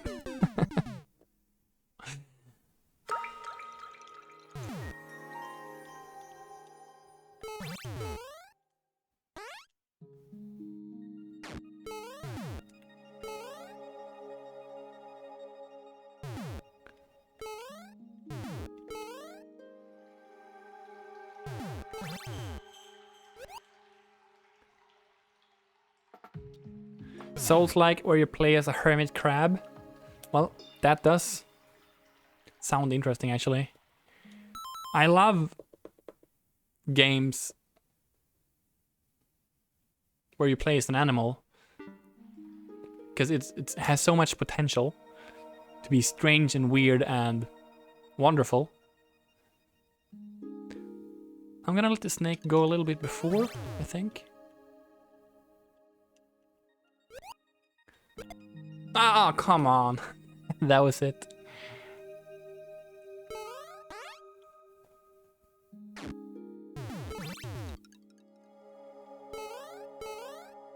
And let's get you out of the way. Alright, so I want the thwomp... No, the bomb. Even more to the right, slightly more. Let's go now.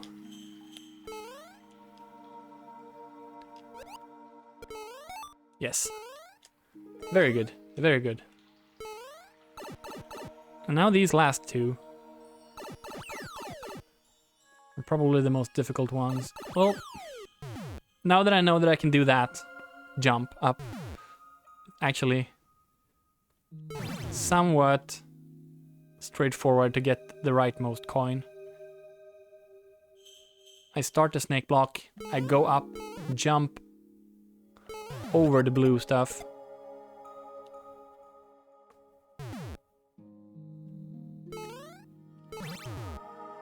And then I jump in here. Yeah, that seems somewhat... That seems doable.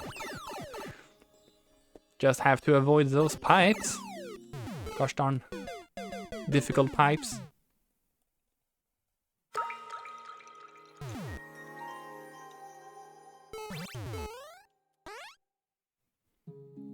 Looks like cheese.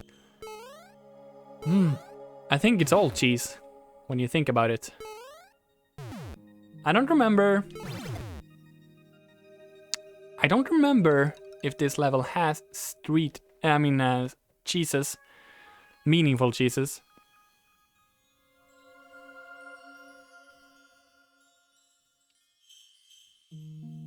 Put a bomb on the thwomp. Yeah, I'm pretty sure I have to do that for the left coin. I'm pretty sure I have to get a bomb on the thwomp like an elevator. Have it walk over to the left and then kick it. But let's do that one last, since we have checkpoints. Away you go. Okay, don't enter the pipe. Actually, let's just go here. Yeah. Not bad, not bad.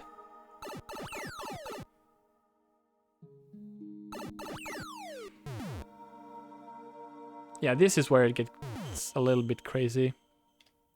So we want one bomb here. Right? You go away now, and let's think about this. I need to trigger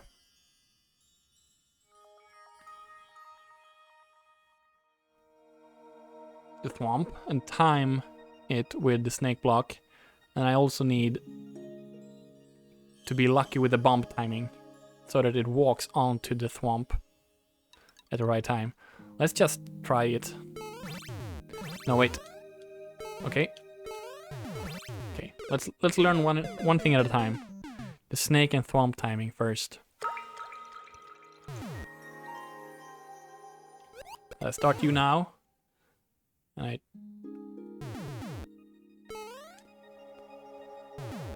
The real timing isn't when it hits the thwomp. That's almost trivial. The real timing is when it goes back up, having the bomb time it.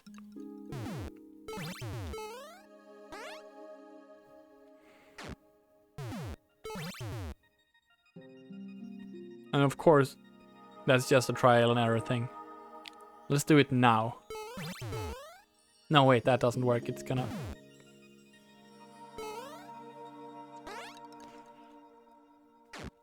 The bomb has to be moving up.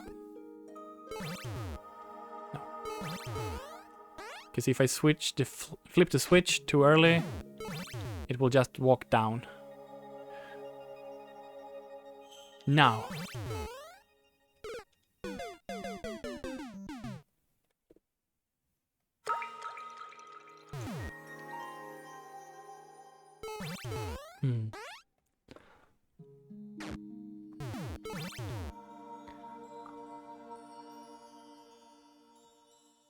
Well, I don't have to flip the switch immediately after starting the snake block. I can wait a little bit, like now. Almost. But, yeah, I'm just realizing now. No, I definitely have to keep the bomb alive. I was thinking maybe I kick the bomb so that it stays on the thwomp. But with the right timing, it's gonna not fall off. It's gonna walk over the thwomp, onto the blue, then back onto the ceiling.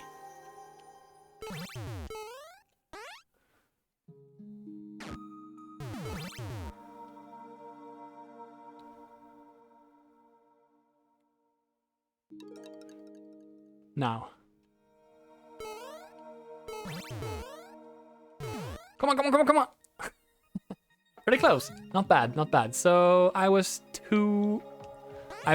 the thwomp to fall a little bit earlier. Is what happened there. But other than that, it was fine.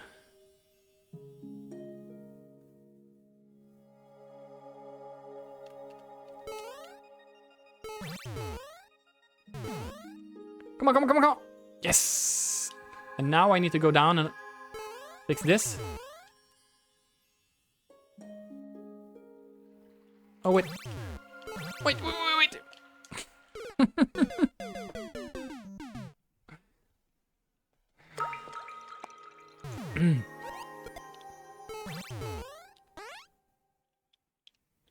So I'm remembering it as I go.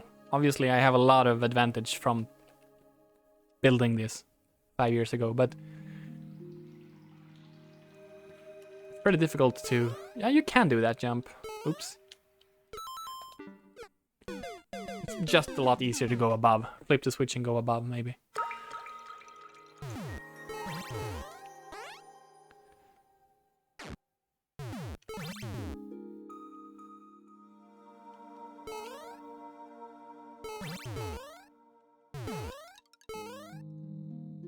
Perfect. Flip you. Oh, it's perfect. I'm here. Look, it all worked out.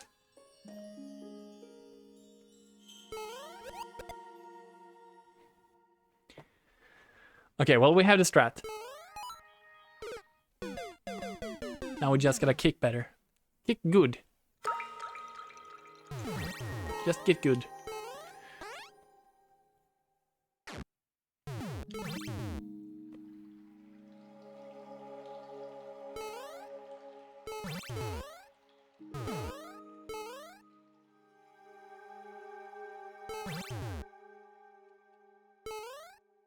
I didn't kick far enough, so I'm gonna wait a bit longer. Ah. 5 coins, and then we have a very scary jump back. Of course.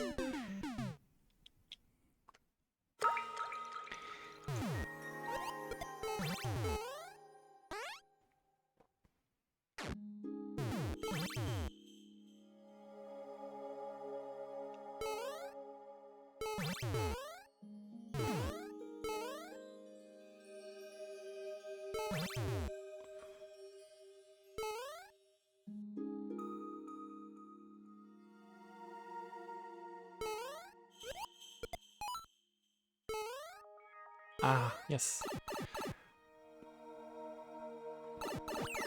And then into this door.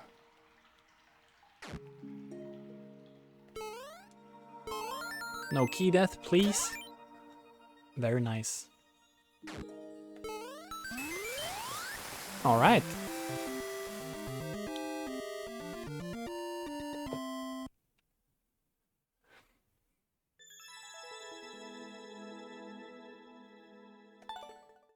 Yeah. Certainly the nicest Baba level in terms of being the right difficulty and having red coins. Because all of the other ones, the first one is easy, sort of, but it doesn't have red coins, so every time you die you need to get all 10 coins.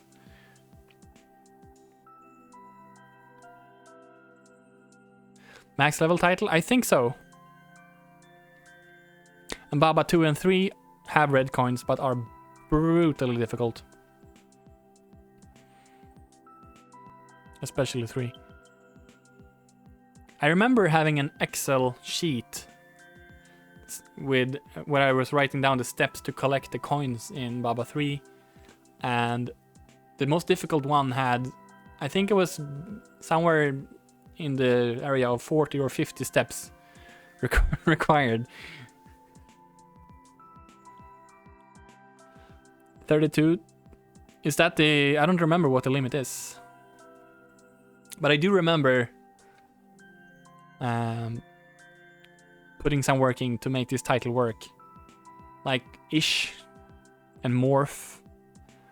Well, Ish is normal, but Morph is a little bit maybe not the common name. Yeah. Onward we go, and eastward flows the Yangtze River. That's a random title, but it's a nice thumbnail. A little river in China. The Yangtze River is one of the biggest rivers in China. I was in China, in Shanghai, in 2011, and eastward flows the Yangtze River was the title of a song that I heard, which is, I just remembered. In the year of the ox, some jumps must be controlled. Be water, my friend. Yes. I don't remember this level yet. I don't remember it. Somewhat remember it now.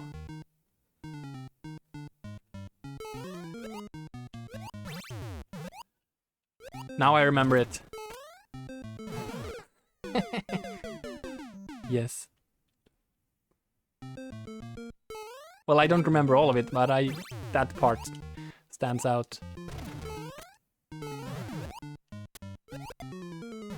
Oh, double. Big Red Boy. How are you doing? Good to see you.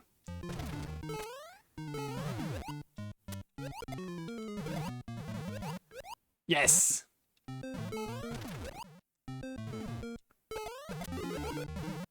No. I think that's the level. It looks like. Kind of looks like.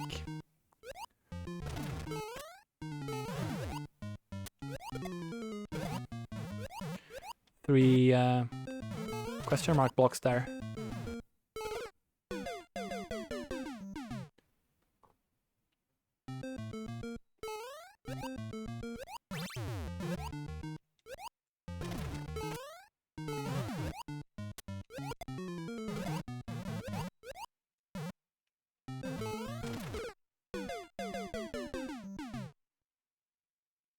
All good, yeah. All is good now. It's been a long time since we talked last time, I think. I quit my job. That's backstory. All is good. All is well. My family is good. Currently, I'm home alone. The kids are with grandparents, and I decided that I want to play through all my old levels. So that's what's happening here. But yeah, in terms of me, I think yeah, the big thing is just I don't work from home anymore. I got fed up with that lifestyle. So I quit my job, and now I don't work in front of a computer all day anymore, and I feel like a different person. Have I heard the band Night Tapes? No. You got a new job, been on a break for 2 years? Sounds good. Sometimes you work and sometimes you don't. And I think that's the way it should be.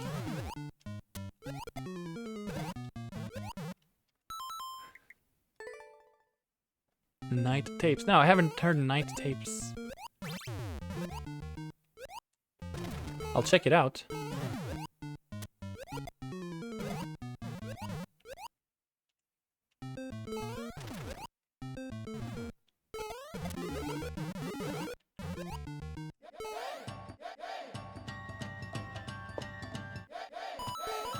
I almost wanted to get soft block here.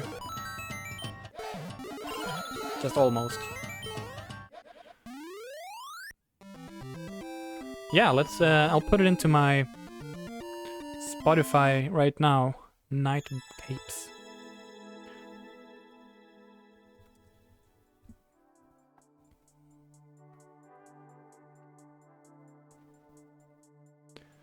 Debut album out now. Cool. Portal's Polarities. From September 2025. I'll create a playlist.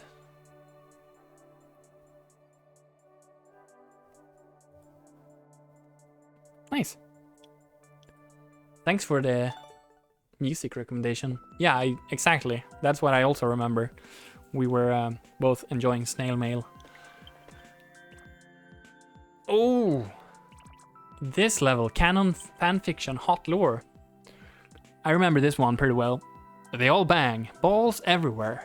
Bob has a redemption arc, but dies anyway. So that's the hot lore for my fanfiction of the item canons.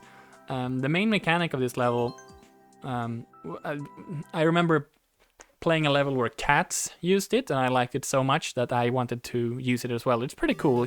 You put cannons on the side of conveyor belts like this, and you can make them go up and down by flipping the switch.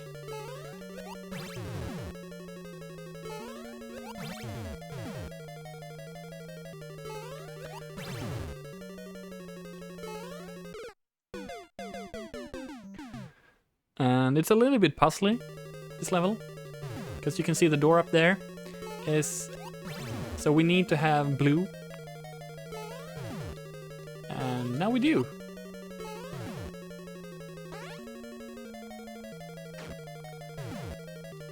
Okay, let's read this room. Alright, I'm gonna get stuck up there, so that's pretty safe. And then I drop myself down with the trademark advert ceiling contraption. It's been a while since I used it. I guess I just drop down, bounce, and then go to the vines. And then that's the correct height again. Nice. And here's Bob. No, Bob! I have to reset that, I think. So, wait,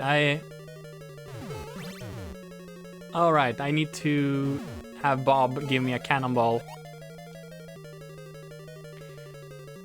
at the right height, and by doing that, I have to kill Bob.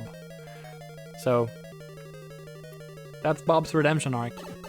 He saved me, but he had to die in the process.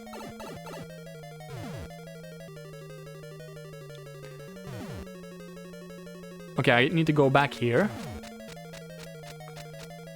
And I need the key. And the key... Okay, I need to flip the switch. Have at least one cannonball low on the right side, and then flip the switch again so I can get out. Ooh!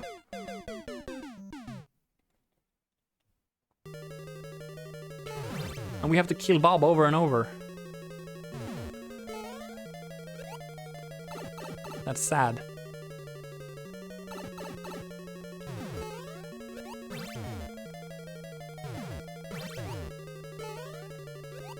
That was it. But not it. This is pretty cool. When is Bob revenge arc?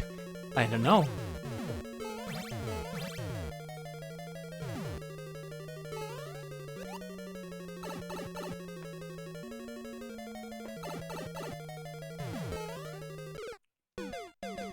But I do know that there is one more entry in this series. Canon fanfiction More Lore, which is pretty much a remake of this level, where I just make every room more difficult. Maybe the revenge arc is in that one, but I don't believe that it's uploaded. I think I took it down. That was a level. I think I took it down and it's only saved on my Switch 1. which is currently not in this part of the country. So I can't really access that level today. So we're just gonna have to wait for more lore. Unless it's uploaded level further up. No, it's not. Alright. This is a joke level. 1-1, but it's a Koopa. So you may remember there was sort of a trend of making levels called 1-1 but something. And so I was making fun of it. No, wait, there was Trevskeet came up with a name. I made this level as a part of, I think Curry Scream had like a challenge that you were supposed to make a level very quickly. And I made this level, yeah, oh, there you go, 30-minute level challenge for Curry Scream. And I made this, and then I took it down, and then I re-uploaded it much later. I actually made this a lot earlier. Reach the goal without leaving the ground.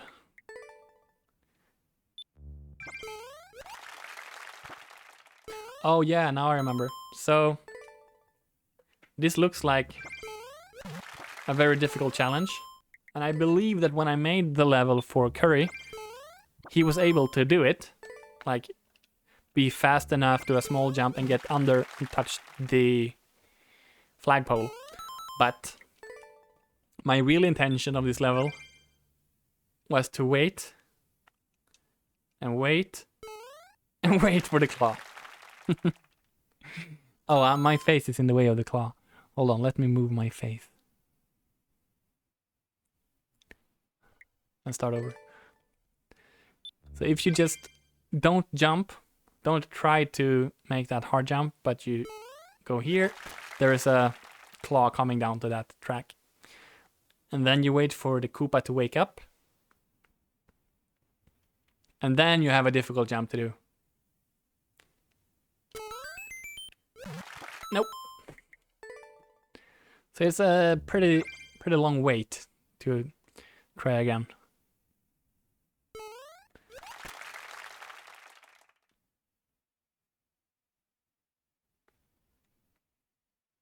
And the level is completely silent. The suspense. No.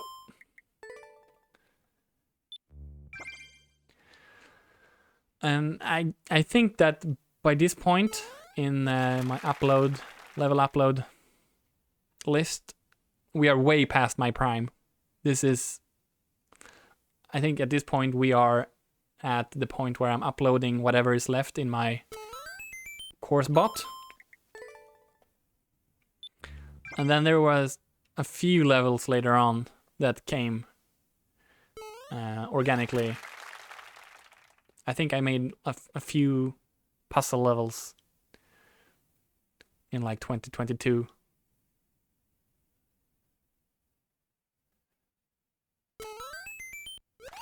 Ah, yes.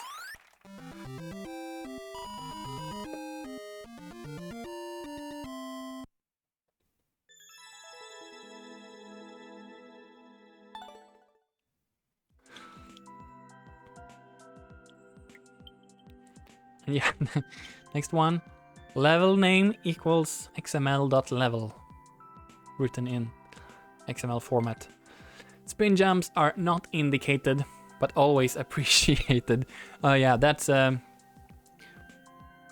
reference to people writing like on, I don't know, like their Twitch profiles or bios, like donations are not required but always appreciated or something silly like that. But I suppose it's a spin jump level. I don't fully remember this, but I'm pretty sure it's something I worked on and then sort of stopped working on. Yeah, it is. I was doing a lot of XML code in our previous job. Just as a way of structuring stuff, it was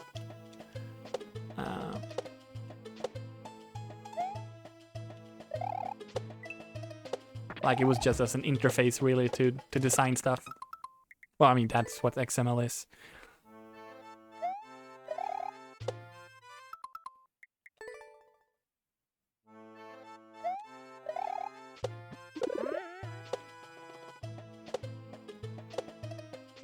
Yeah, I worked with software development, but the software was really, let's say, mature. It didn't really need changing. The only thing that needed changing or like being worked on was specific designs for specific customers, and all of that was done by editing XML files. Ooh! No, I forgot to spin jump.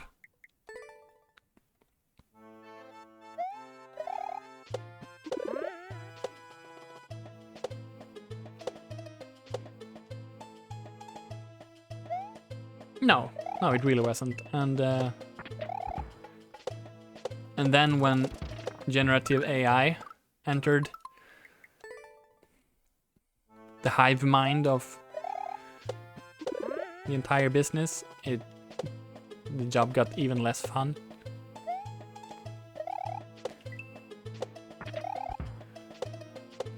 Like my job shifted from when I started my job. I was designing human-computer dialogue for customer service bots over phone systems, and it was like I enjoyed it. It was fun, and I was making what I considered to be the best possible solutions, right? But at the end of my job, in the last year, I was more selling AI boxes than designing things, so I didn't like it. Yeah, that's another level. Too short to like really be meaningful. Certainly something that I just had left. Don't panic. This is another one that I took down and then put up again in, yeah, the summer of, so if you look at the date here, this is June 30th, 2021. And so is this. This is June 28th.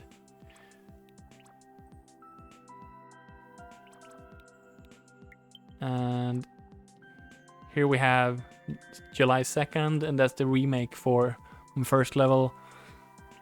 July 3rd, July 3rd, July 3rd, July 3rd, July 9th. This was basically what I was doing here is a little bit similar what I'm doing today.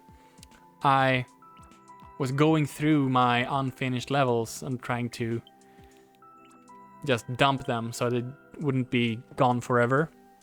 But this one is a level that I had made a lot earlier for Nuclear Agent, which is a guy here on Twitch who had a pea balloon level making competition. So I made this.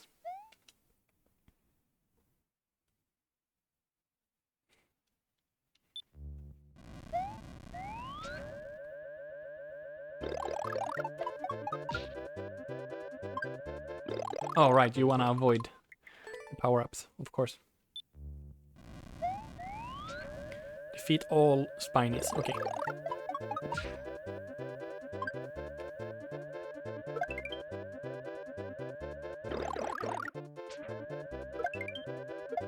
Oh! Okay. This is all about track knowledge, really.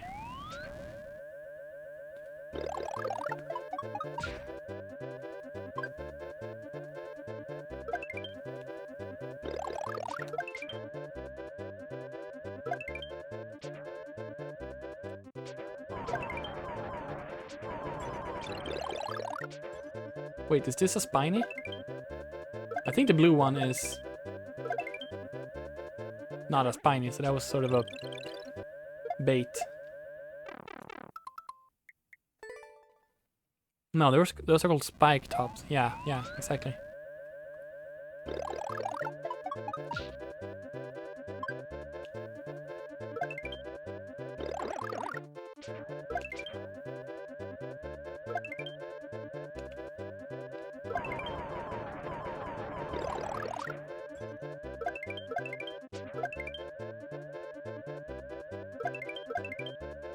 Oh, I remember these stones.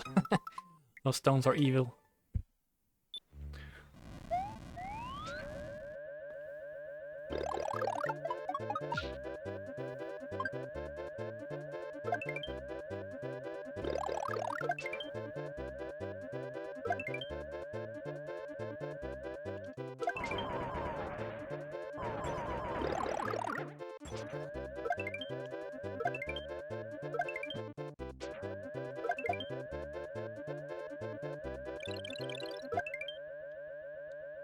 Maybe I can save it.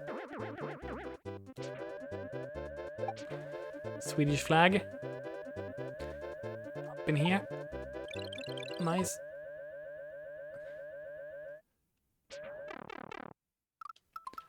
How many were that? That was 17.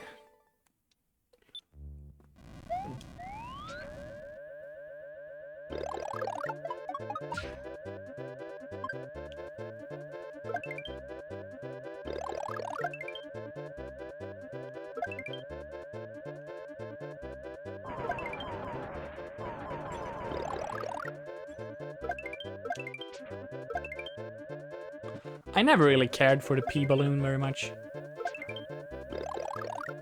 I mean, this is fine, I guess, but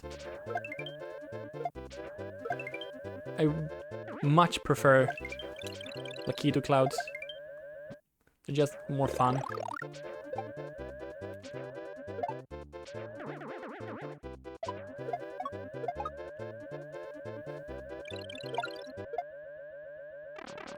Very close.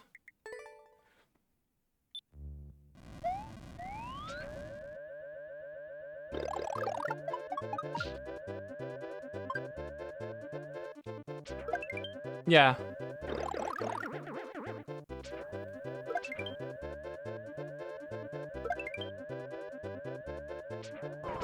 To be fair, I'm not a big fan of any power-ups. That's what I like about Lakitu clouds, I think. Well, except for just how they move, which is great. It's not a power-up, it's a tool, right? There's a difference, and I just prefer it.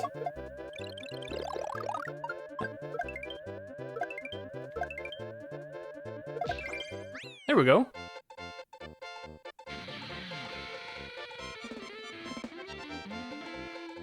Do.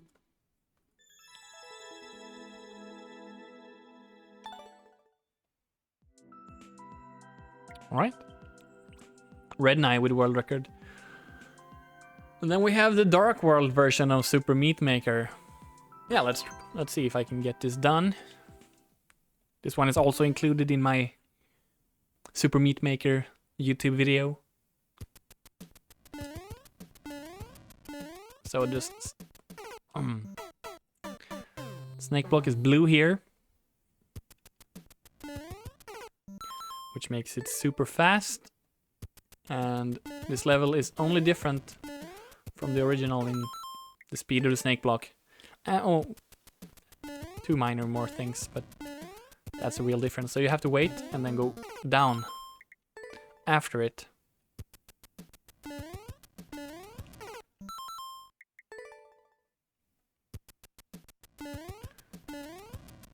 You can cheese this level in the same way that you can cheese the original, by squeezing your way through the brick and the saw blade here to the right. I can't do that, but the leech one certainly can, and did. Probably more people can, but the leech one has the world record on the original level.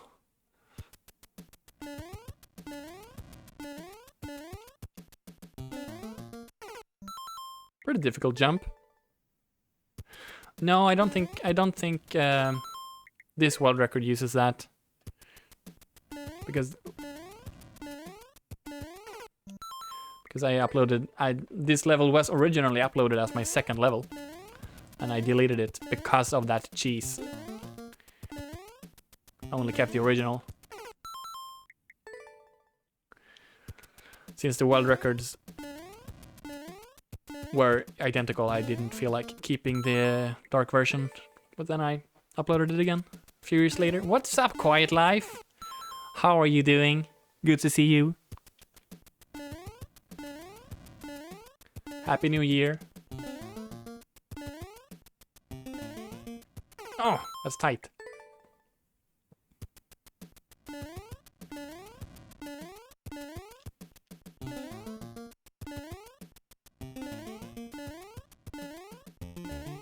Don't get burnt.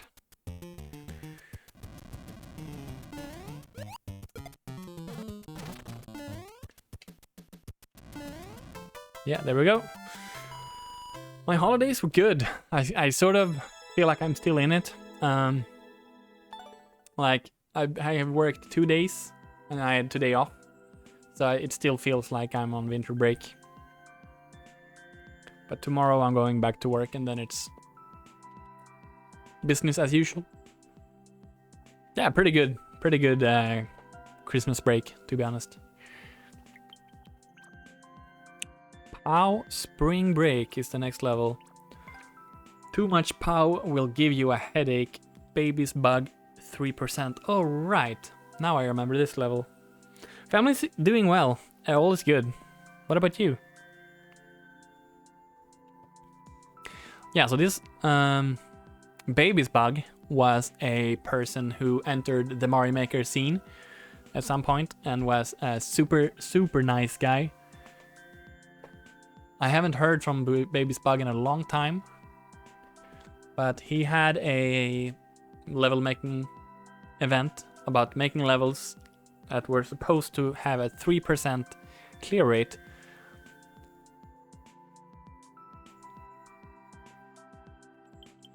And currently this is at 2.3, so not too far off. This is a strange, somewhat janky level.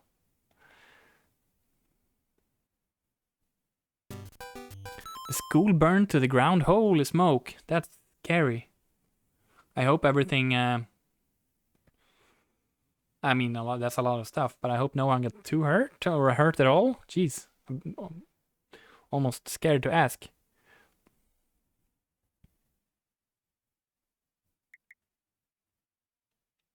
Okay, that's good to hear.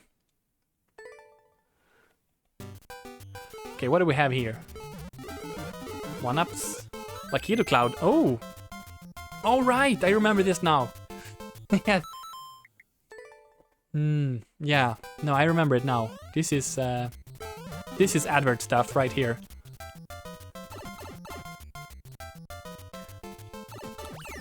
I don't know if you can see it. Let's move my face over here.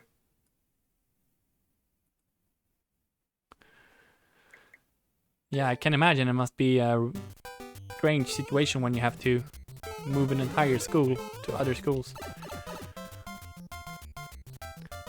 Alright, so this is a level about breaking POW blocks that are flying through the sky. It's actually pretty fun.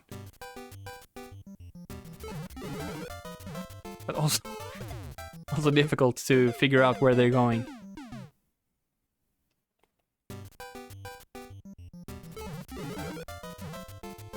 Yes. What the heck? Oh no, almost.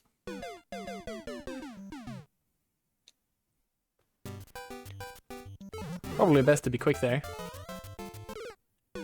Before the onslaught of sideways springs. What if I just wait them out? No, that won't work, right? Because the Lakitu Cloud's gonna run out.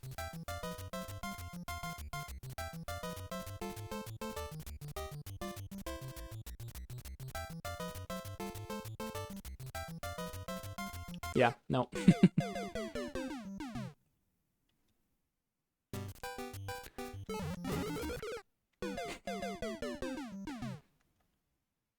Okay, let's go to the right side, switch my momentum up, and then go to the left side.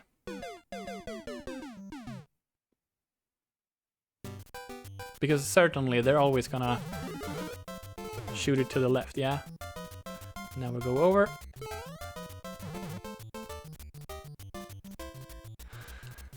I just realized the flag is up there in the middle.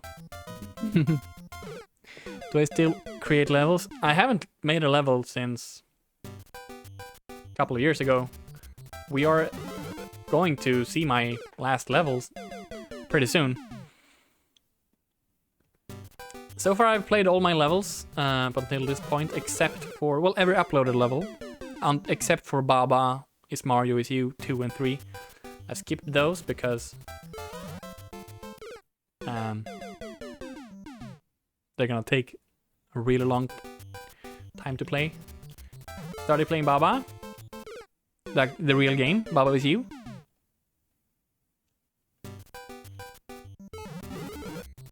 Yeah, it'll do that. It's it's one of those games.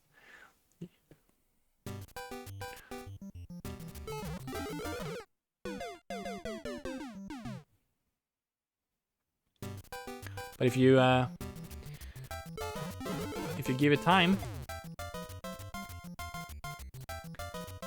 eventually. Oh, that's nice. Do you speak English well enough? Because I think your first language is French, right? You kind of need to know English. They might end up being smarter than you, then you're a good parent. Oh, the game is available in French, but not the actual little words, right?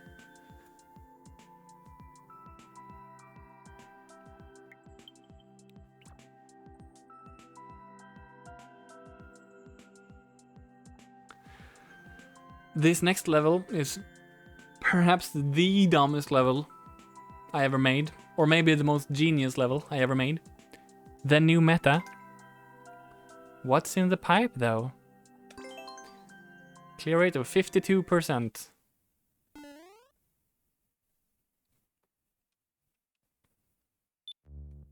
This is the whole level.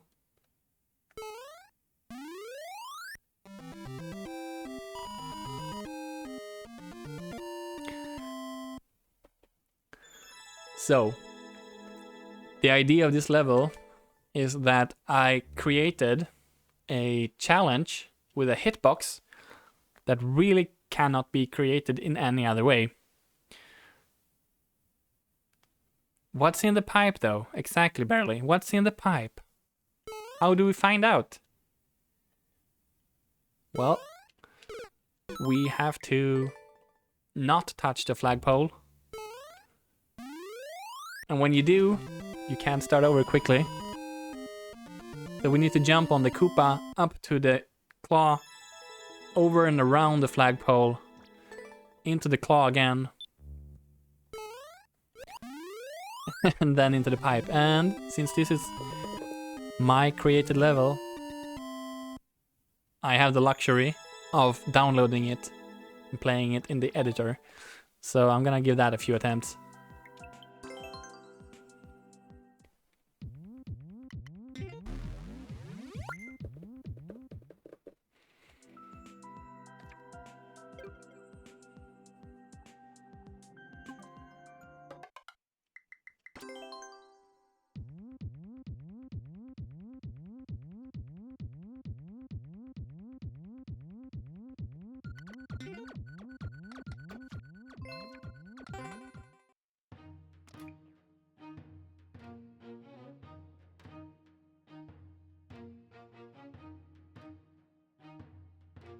Let's go.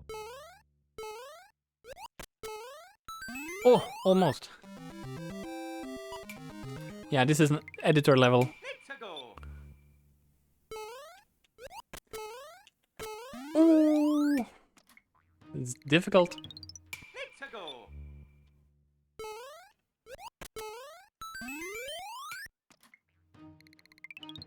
Let's go. Yeah, I mean, I didn't do all the research possible, but I believe that this is the only way to have this exact Let's go. challenge. I don't think any other Let's go. enemy has the same hitbox. Although, now that I'm thinking about it, I could make this level much nicer by giving it a clear condition, and the challenge is then like not as brutal, but every time you get the every time you touch the flagpole, instead of losing the level by winning the level, you just get this on-screen message. So let's do that. Let's put a coin in the level.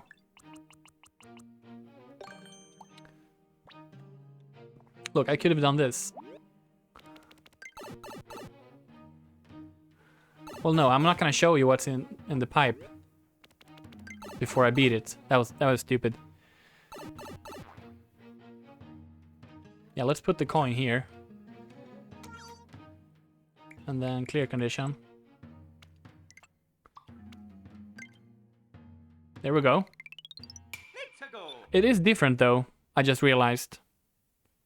No, it's the same, and because it's more of an honor-based system now. Every time you get this, that means you've failed, and then you have to go back.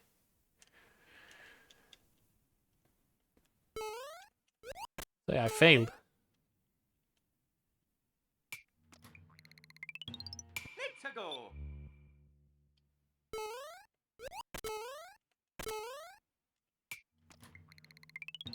Let's go.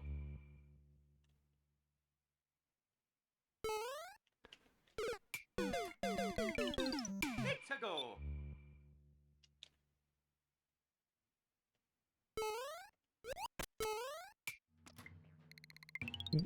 I don't believe I ever had this idea back when I made the level of the clear condition. Let's go. Because surely this is the same hitbox.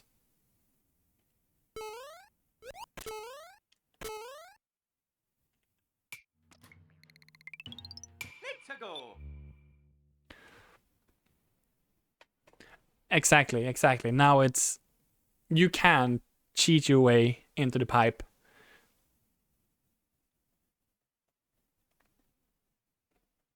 I'm just saying that like this is a way of experiencing this hitbox, but it's more of an honor-based system. Let's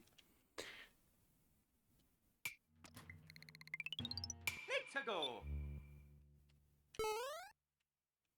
But I suppose the point of the level was to make it so stupid and force people to restart the level to try again.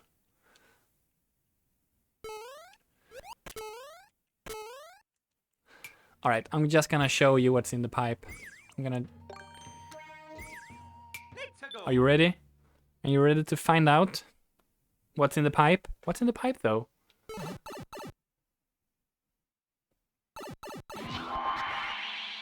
GG! GG's in the pipe.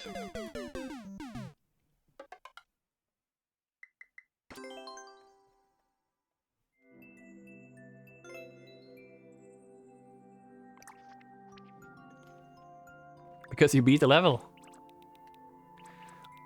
Honestly, I'm looking forward to the last three here. These were made in 2022 on what I would like to call a short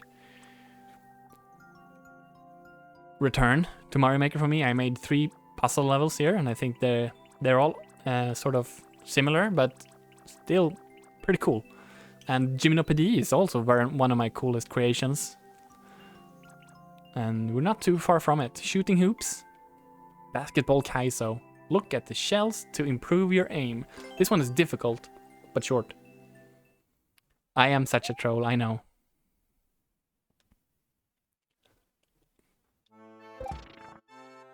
Alright, so this is difficult.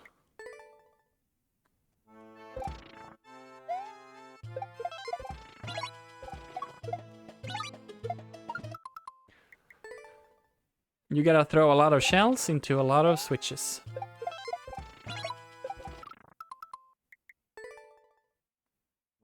And it has a very tight timer at the end. Which is just me. But this is more of a proof of concept than a full level. I just I was like, what if I made a level where throwing shells feels like throwing basketballs?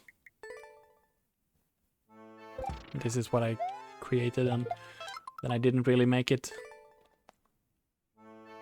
into more than this, and yeah, so that's why it's uploaded at the tail end of my Maker career.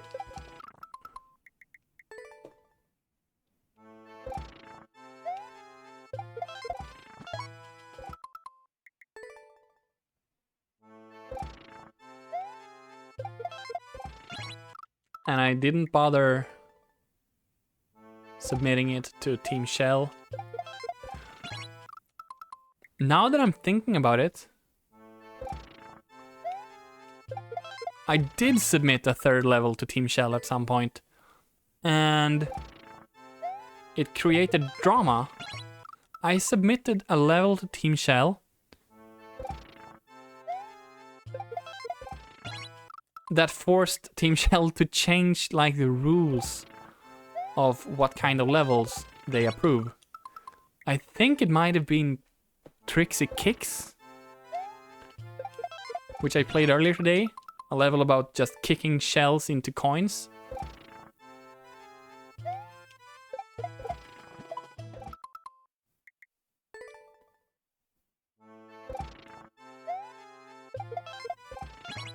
Or was it another level? I don't remember, but it was a level with shells, purely about using shells.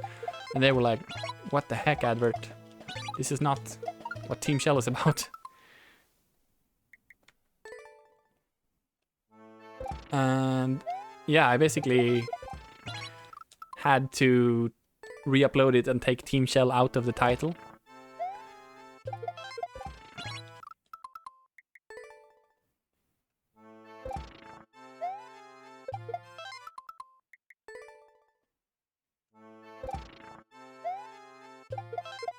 And maybe that's why this one isn't...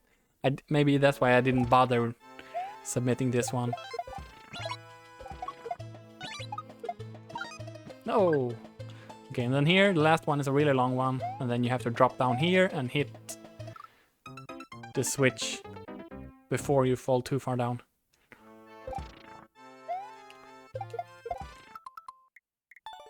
No! Accidental exit, first of today. Happens to the best of us. Yeah, I mean, sure, that's... I also consider that a win. It's a very punk thing to do, right?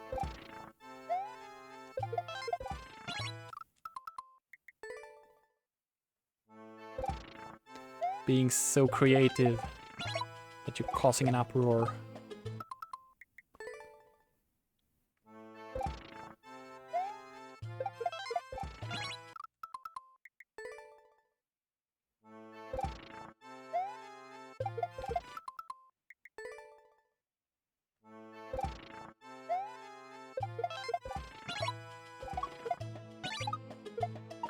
No, that's... Yes, I hit the coin, but not the switch. Wait. No, that's not gonna give it... Okay. You recently uploaded your 249th Team Precision level? That's awesome. How are you gonna celebrate 250?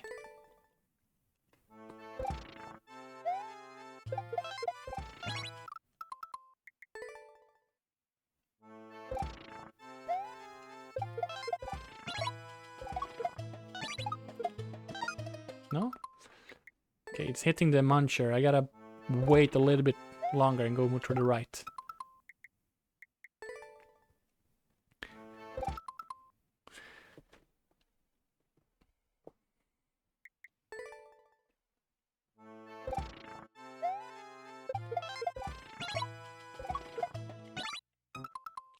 Word precision, just 250. But in Roman numerals.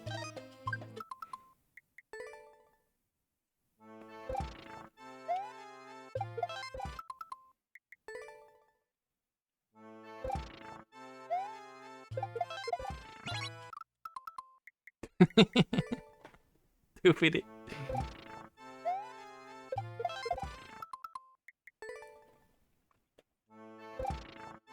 If I remember correctly, the original quote is 350, but I'll accept the slight variation here. Here we go, and long shot. Come on! No!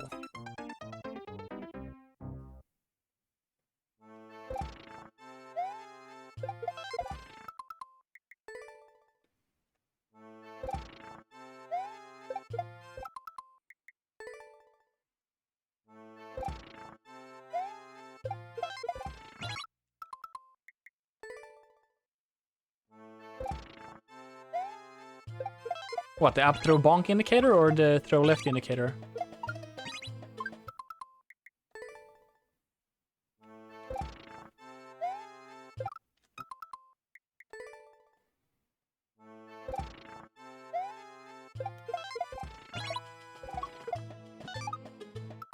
Yeah, I'm pretty sure that I tried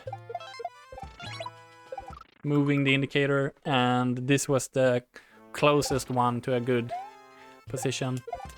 I don't think it was a good position.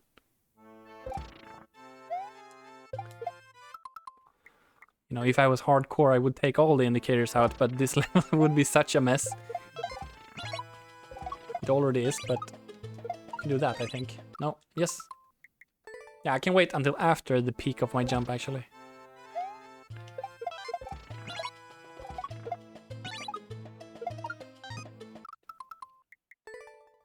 And I remember the description now. Look at the shells to practice your aiming. That's true. I gotta do that.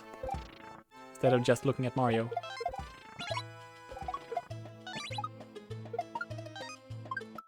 Too low.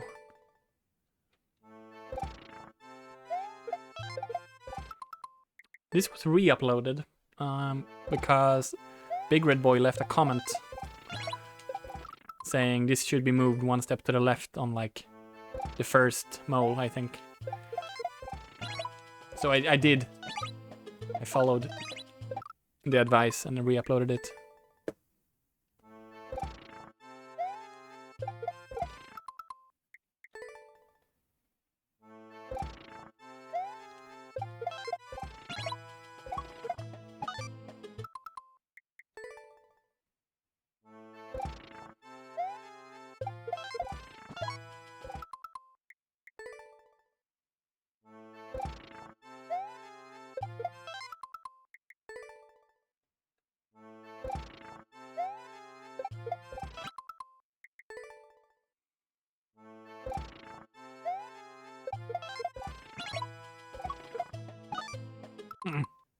Come on. Yeah, this is almost certainly my highest, my most input intensive level. I can sort of feel my fingers hurting a little bit from playing it. And I gotta say that, like, this is not my jam. There's a reason why I didn't really upload this at first. It was an idea.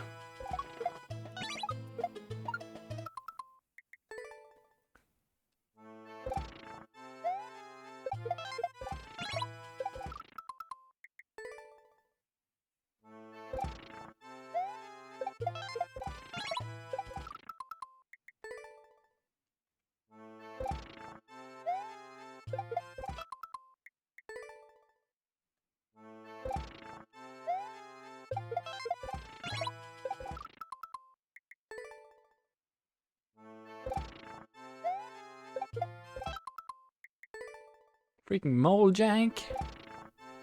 Janky moles. I blame the moles.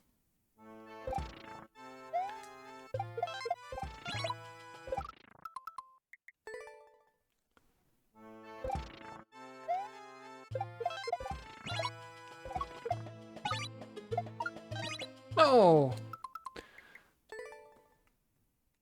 Yeah, I have to throw left before my peak, before going down because otherwise it's impossible to catch the next one.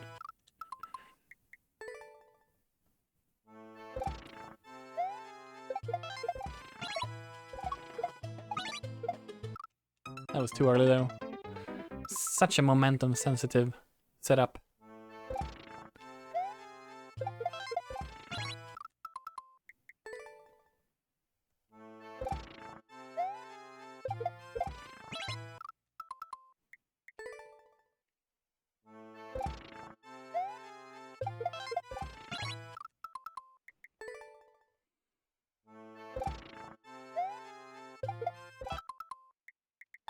Ah, second accidental.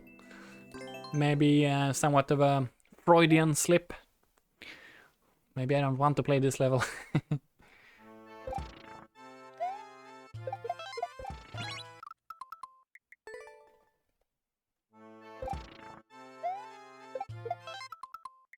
I might skip it. I might skip it.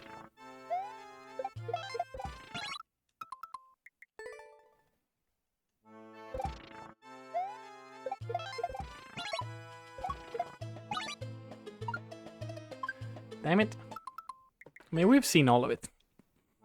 I don't feel like grinding this one now.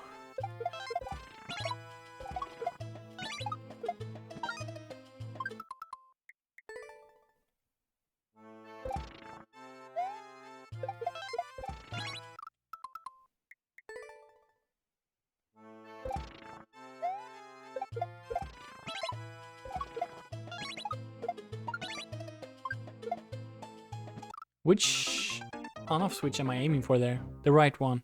So that's gonna be a fairly late throw. 'Cause I overthrew it that time.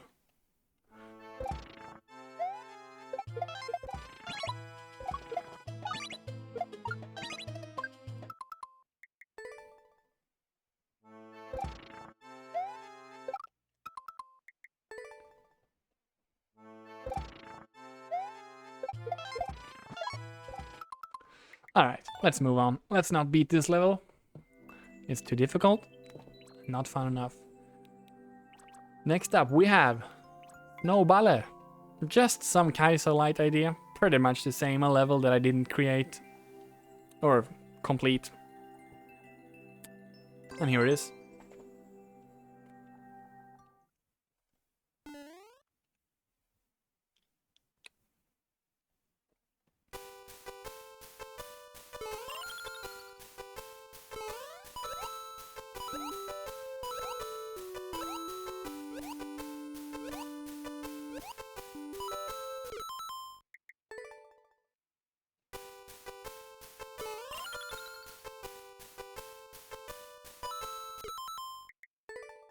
A lot of waiting in the beginning here. Suppose this could have been implemented slightly later in a level so that you do something in the beginning instead of just waiting.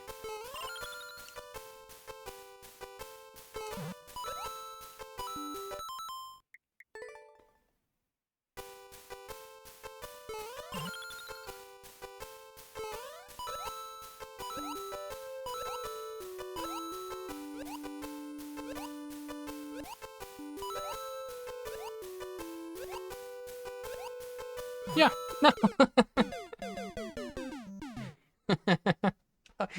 I got myself. Jesus.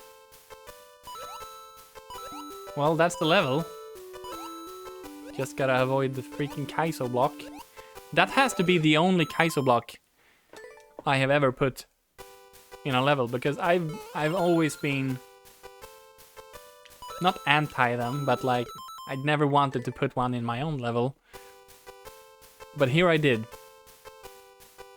Yeah, it's coming back to me now. I remember that I decided that my Super Mario Maker career really wouldn't be complete if I didn't at least put one Nai Kaizo block in one level.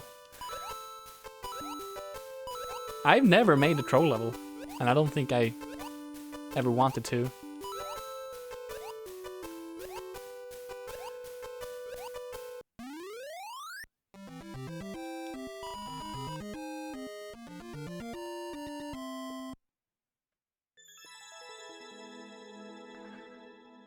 Strong Dick, I've seen your hack. There are plenty of surprise nice.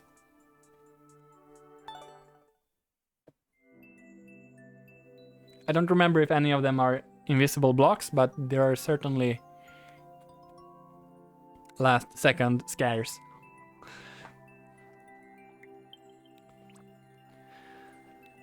Alright, now we are coming up to 2 more music levels here. First one. Lord of the Rings. So this one was supposed to be the follow-up to my Halo theme song music level. Visit Mount Doom with your new friend Goloombud. But I basically never really put in the effort to complete this, and it's just really like an intro. But the intro sounds pretty good.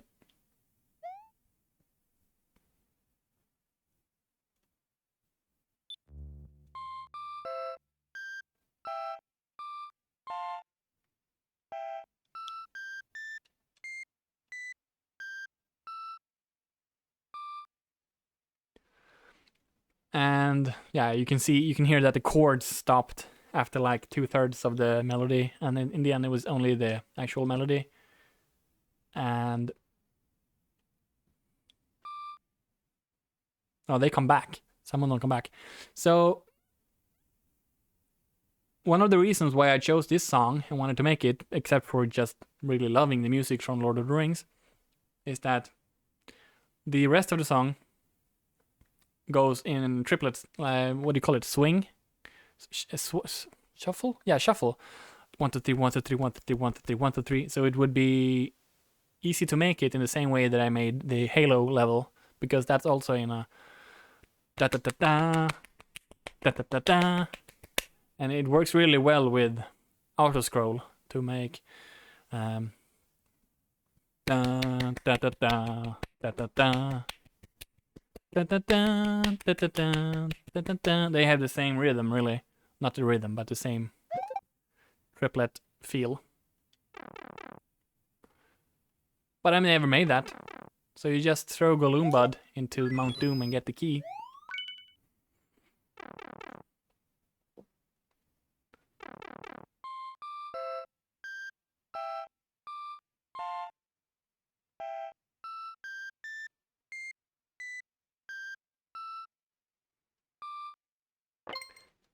It's really the same song when you think about it. Thanks a lotter. Had to do it.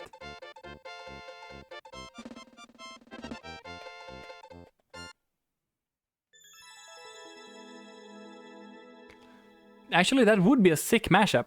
Halo theme song and... Is it called Concerning Hobbits? I don't remember. Lord of the Rings. And then we have this one. This is one of my best levels. I just didn't finish it till way later. But yeah, this was a part of my little revival in 2022. When I have 4 levels. So these levels were not just uploaded because I still had them, but these are... Well, actually, Gymnopédie... So Gymnopédie is a classic musical piece, one of the most famous. You heard it a million times, even if you don't know the name. And I wanted to make that into a music level, and I just didn't really know what to do with it. It was kind of difficult, so I left it behind, and then during this little revival, I came up with the idea to make this. And it's pretty unique, actually. So enjoy the avant-garde classic as Erik Satie intended it to be played. And of course, the way you play it is by you play the melody by playing a precision level with forced timing. So the chords are looping in the background and the drums. You need these 2 coins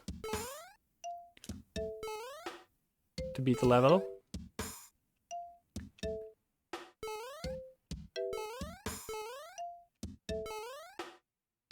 And yeah, this is pretty difficult, but you have to jump on all the note blocks to beat the level. And you're pretty much forced to play them in time with how the song goes.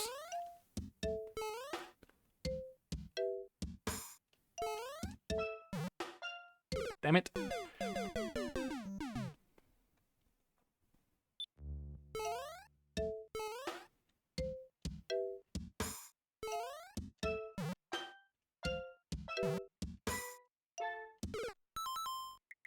You're hearing it?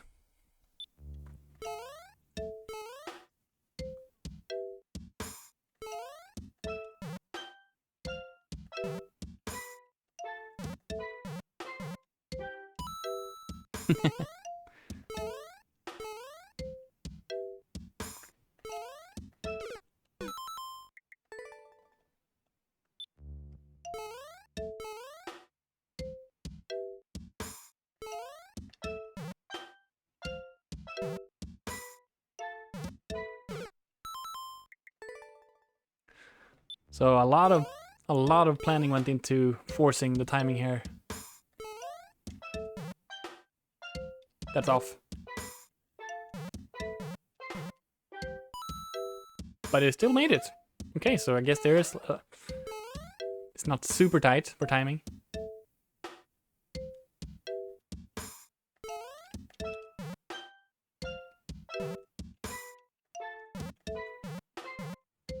Oh, damn it. I'm gonna take the left... No, I'm gonna take the right coin first. Because if I take the left coin second, I beat the level when I grab it.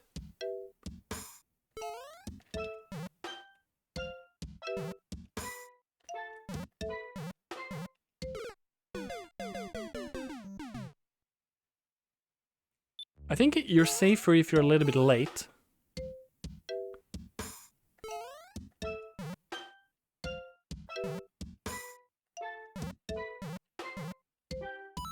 Yeah, being early is death.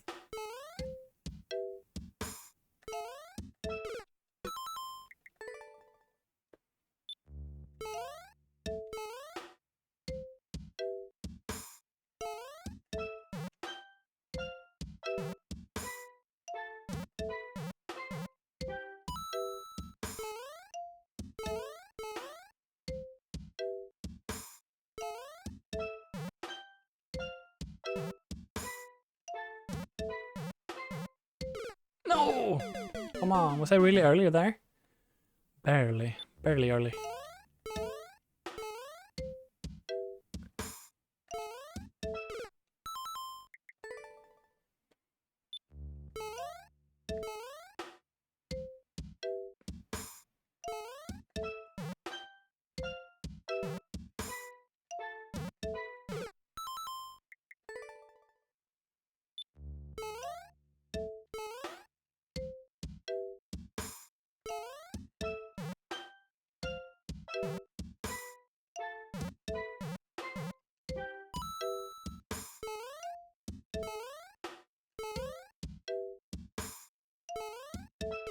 Oh, always hit that spike on the second run.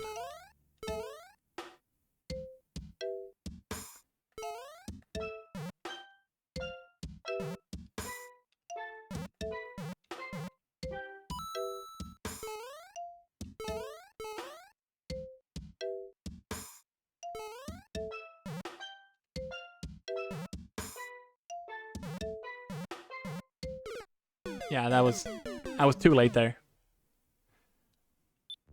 Actually, I'm gonna take the left coin first and practice it.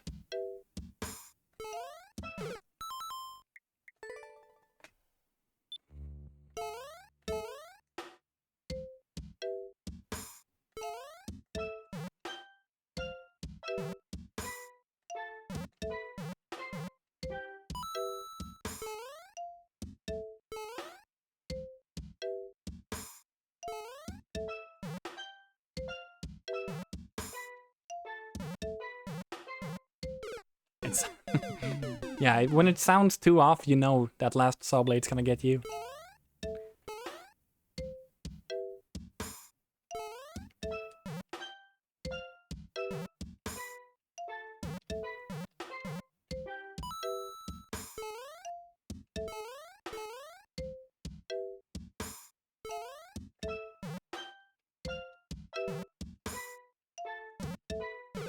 Damn it! That felt perfect.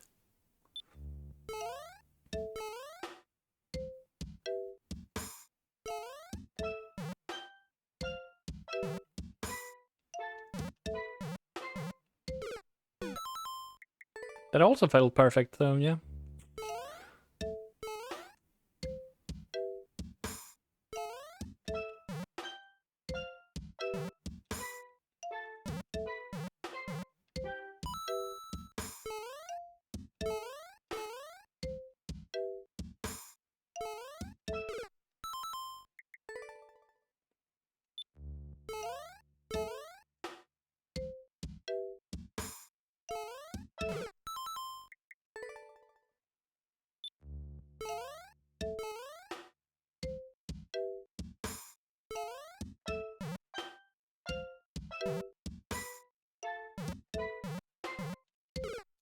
Oh, come on.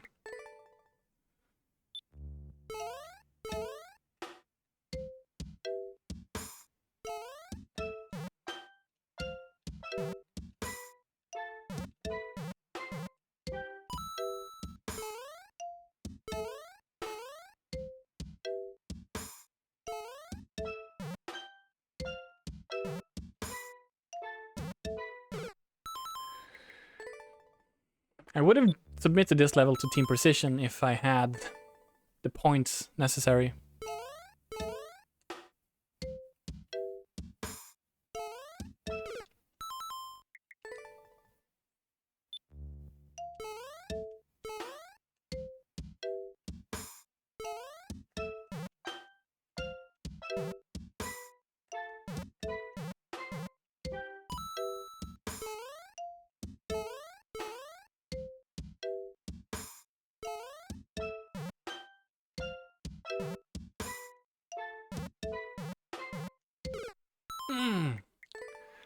So afraid of that last one.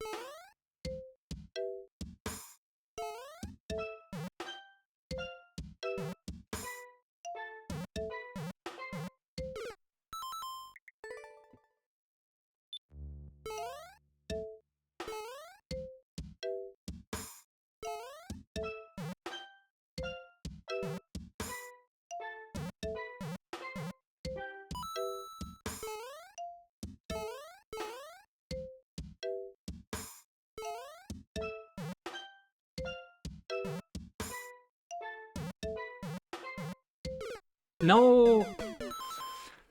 I guess it is kind of janky, like, it's difficult to trust it.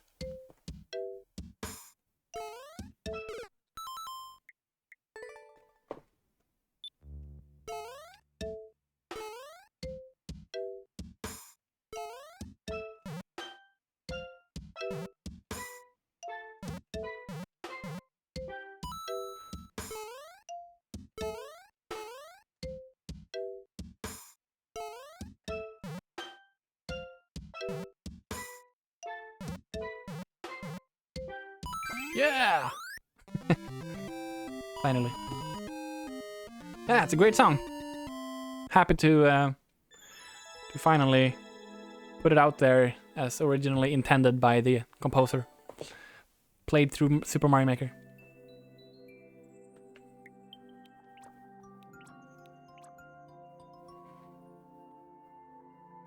That is true. It's very it's actually a very janky song.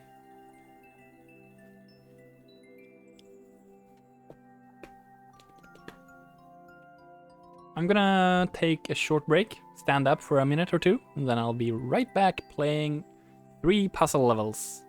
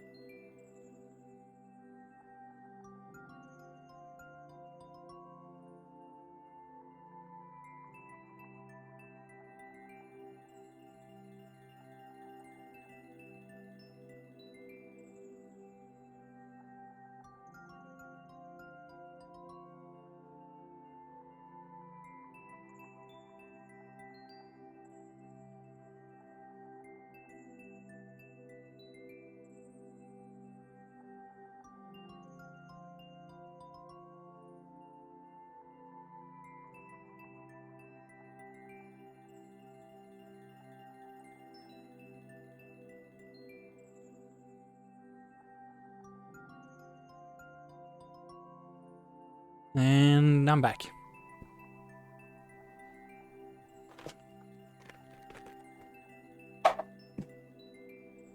With some leftover Christmas-themed candy, juleskum.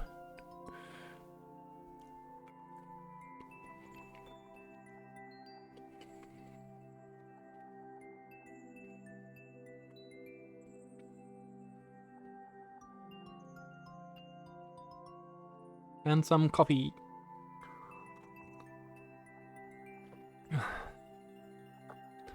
Okie dokie. Tomb of Abandoned Viewer Levels. Now, there's a lot to say about this level before I even start playing it.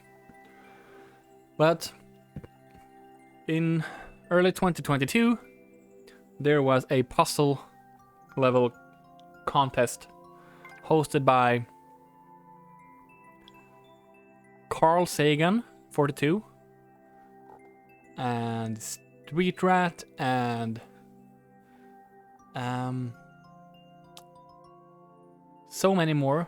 I think there were like 7 or 8 judges, but most famously Carl Sagan, 42, one of the biggest Mario Maker streamers in the world. It was called Tower Escape Puzzle Contest. You had to make puzzle levels which were high, like vertically designed levels. So I decided to try to make one, and it does have verticality, certainly. I believe that it checked that box. It shares a lot of features with some of my other puzzle levels, in the fact that they are janky, very finicky, difficult to execute, and frustrating. It also has a not so funny joke in it, where if you jump down a hole, well, I'll show you later, but basically, yeah. Oh, and I almost forgot the most important thing. I'm gonna go back out and show it. So, it's called Tomb of Abandoned Viewer Levels. And in the description it says, first time chatter, ! Add VBC 540 KKG. That is the level code of this level. And if you've ever uploaded a level, you know that you have to write the description before you get the level code. And you can never change the level code, and if you want to rewrite your description, you have to re-upload. So there is no way to know the level code before you write the description. So how the freaking heck did we do this? How did we predict the level code and put it in the description? It was not really me who did this, it was Gibble, who found out really how to predict level codes based on upload time and date. Gibble sort of reversed engineer how codes are distributed to uploaded levels, and there was a certain amount of uncertainty to it. So there was like a 1 chance in 10 that we would get the code that we were expecting, and then we waited until a exact time, and then we uploaded. It took maybe 10 tries or so, but we eventually got it. And I have never seen this done in any other level except for one that Gibble did. I don't know if Gibble shared. Yeah, it did. Gibble shared this knowledge with more people, I'm pretty sure. Maybe it was even Gibble got it from someone else. I don't remember fully, but Gibble did the hard work here. Yeah. And the joke is, of course, that someone comes into a Twitch chat and the first thing that they ever write is, add my level to the queue. And also that's, for a few streamers, that's what I did. That's what I wrote. That was kind of funny. Let's play the level.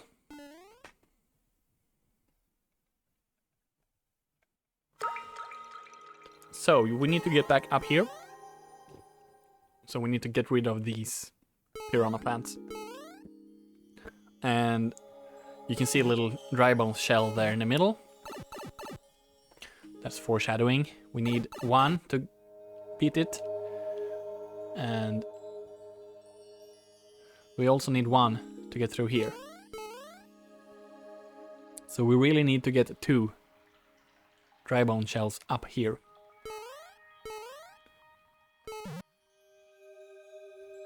And this is the level. And that's the shell. If I take the shell, there's another one. So you have infinite dry bone shells. What's in the pipe then, or the hole? Well, it just says Carl Lull. And that was me trying to make Carl Lull. I'm pretty embarrassed about putting that in.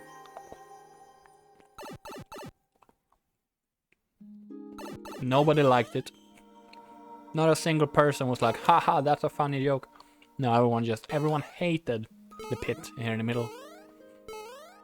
This level didn't get very good reviews or like scores in the competition. Whatever. I made it the best I could in the actual puzzle department here. I don't fully remember the solution. Let's just start doing stuff and see what happens. Right, so this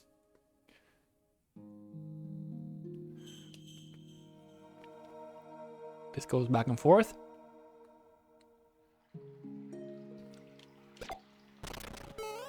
I can go in here.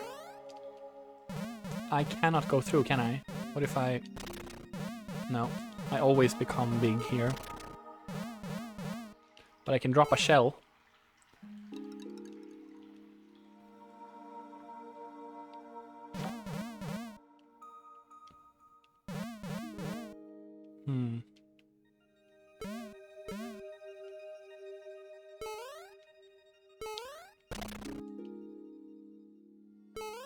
Okay, I can get up here already.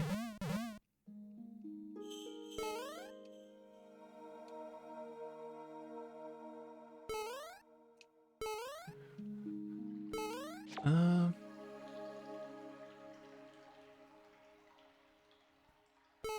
can leave you there. And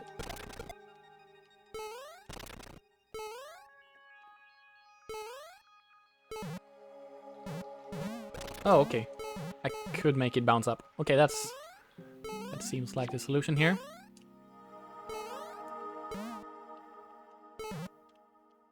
Just gotta time it better. Okay. Now it's up.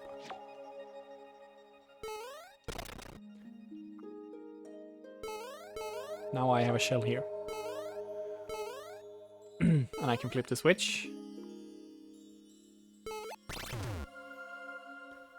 Which allows me to flip the switch again from beneath. Oh, right. It takes the platform to the different side.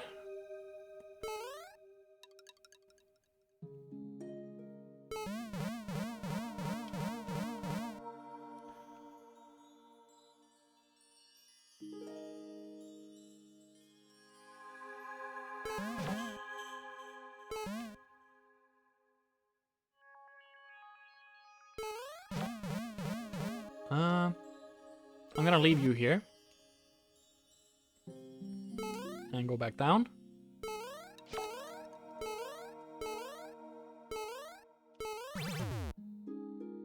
Right.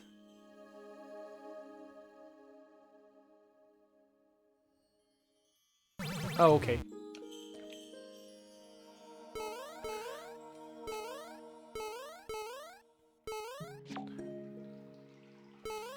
Put you there, then I can make you go higher. Ah, who put a pit there?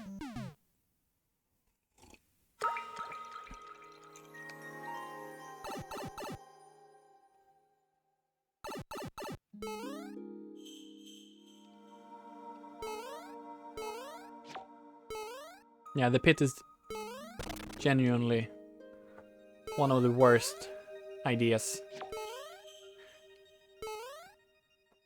I've ever put in a level.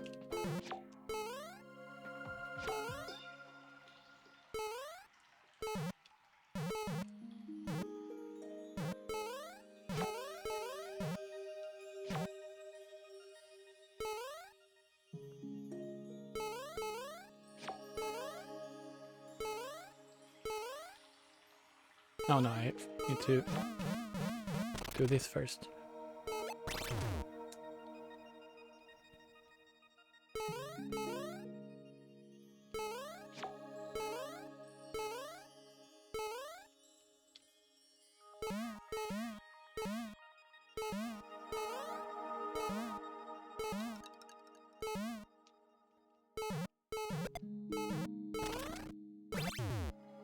No?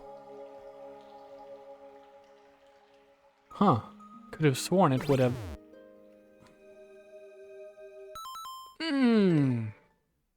Pit.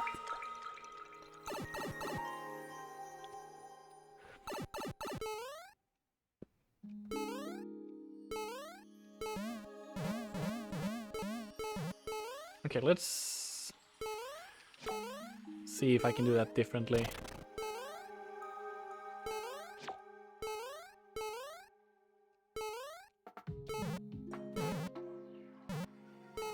I mean, I wanted to get it to bounce straight up.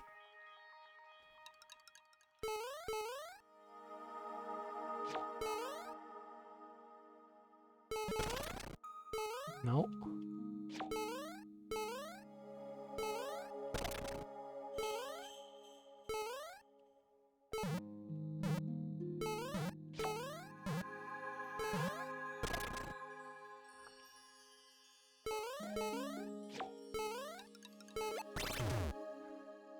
Right.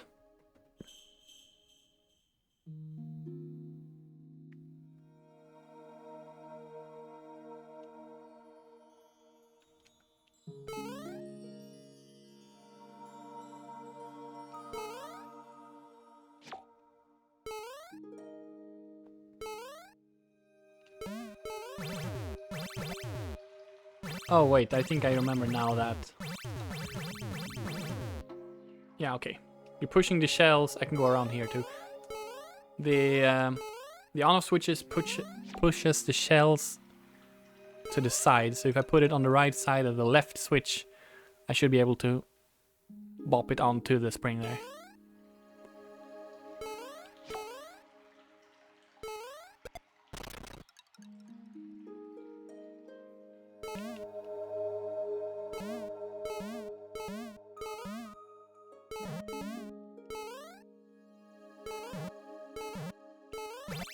Yes. And then if I do this, it's all the way up. That's one. And now I need...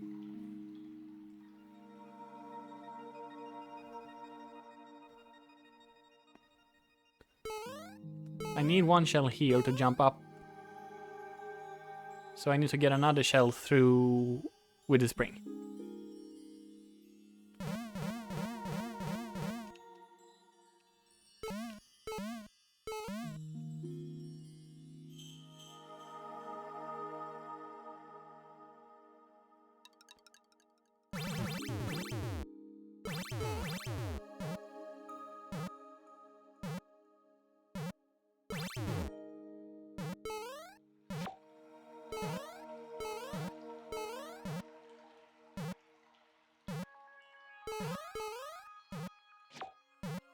I think that if I go up there, that shell is gonna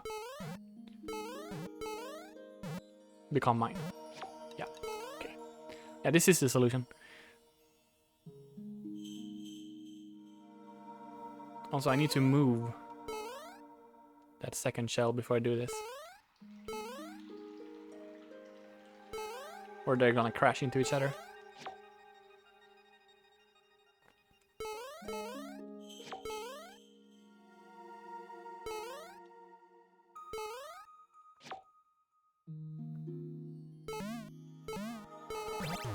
Yeah. Now we have 2 shells up there. Now it's just a matter of not destroying them. And I need to bring one out. So this is a damage boost. Yeah.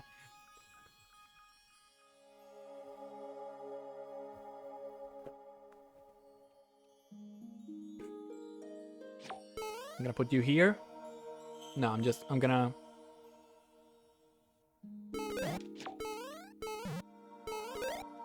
Crap! Alright, let's reset for time. Yeah, no, I was like... Watching me play this puzzle level that I created, it really...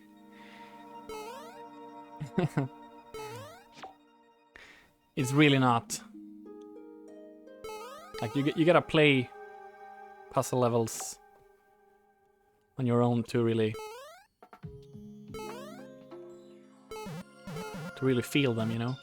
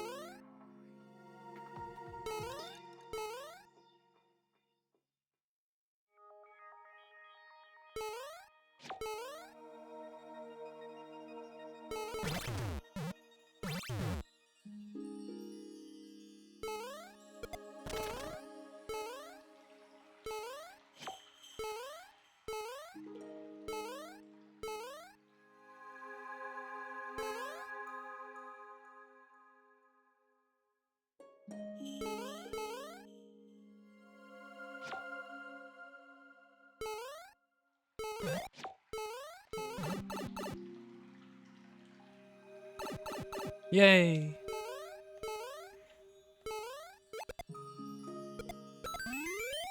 There we go. Yep, that's now that's an Advert puzzle level, right?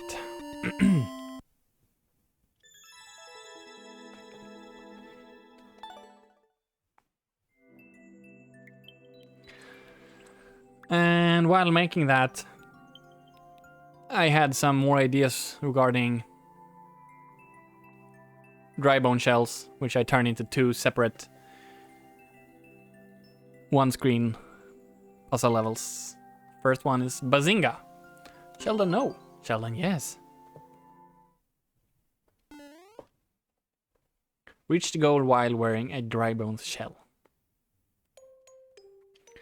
Looks simple enough. The goal is behind this stack of large piranha plants. But you damage boost. You take the damage before you touch the pole. So nothing happens. You're just on the other side. And you can reset the level to get a new shell. Here's the thing though. There's a platform here. And you can go through the goal while wearing that without beating the level. And that's a super weird thing.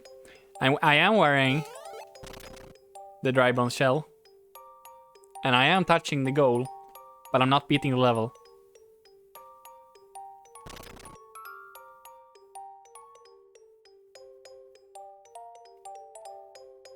Like, the clear condition is red, And I'm going through the flagpole, but I'm not winning. That's interesting. So what we need to do is kill all the piranha plants. And we want to activate this.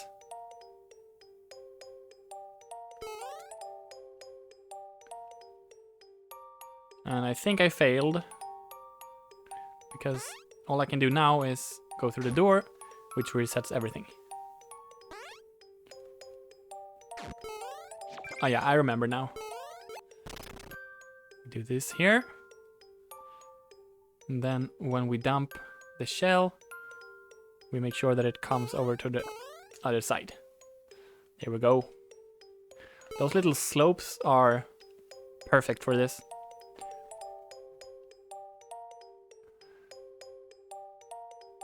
So now we can be under the big platform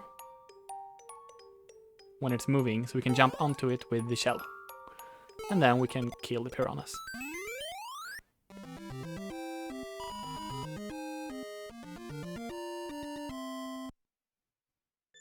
Yeah.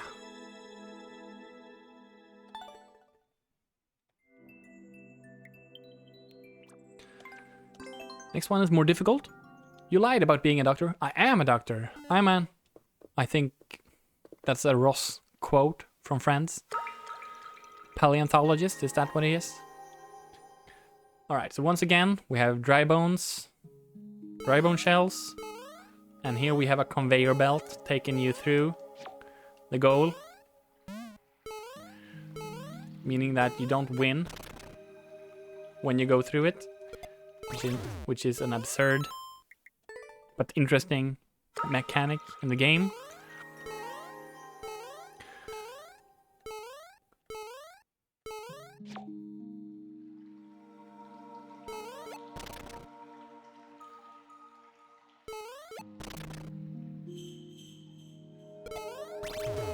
Trying to remember.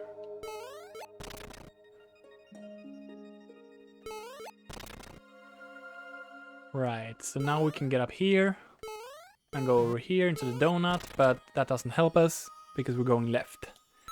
We want to be on the donut when the conveyor is about... Well, when it's going right. We can't catch up with that first.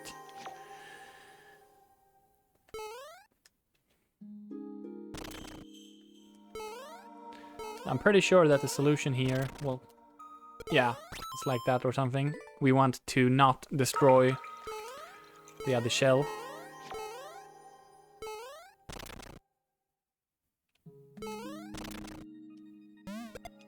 Close.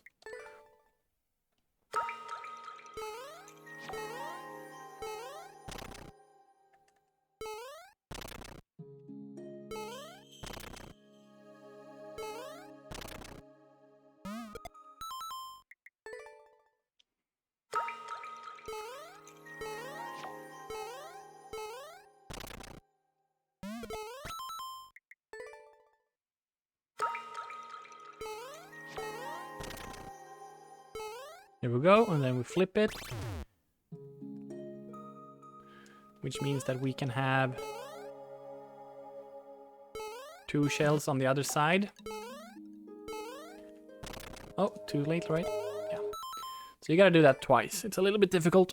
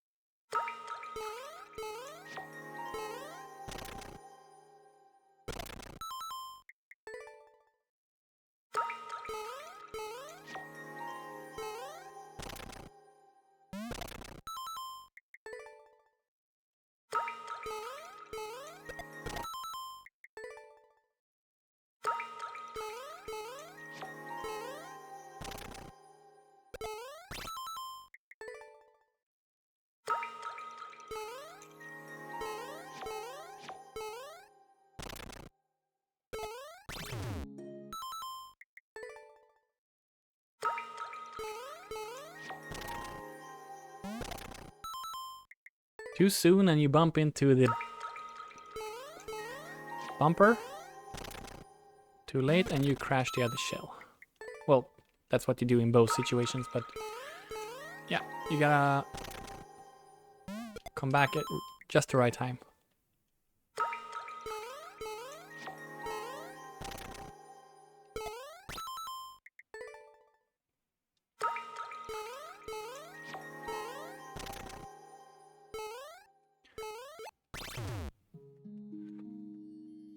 Okie dokie.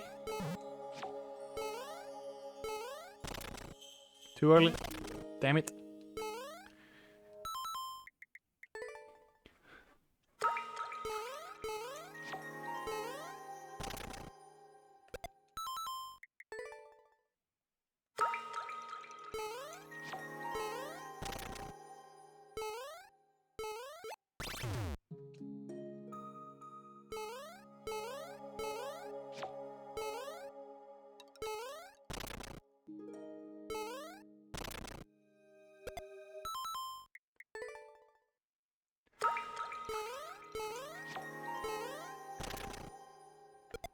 Second time is more difficult because you don't really get to practice it as much in that direction.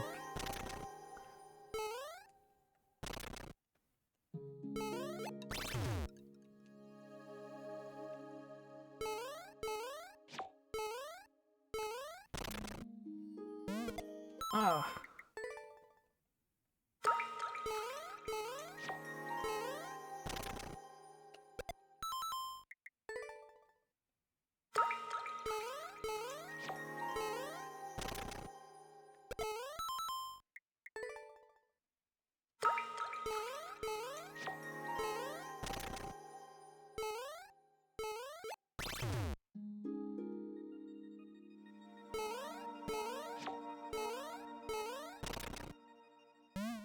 No, I could have had it there.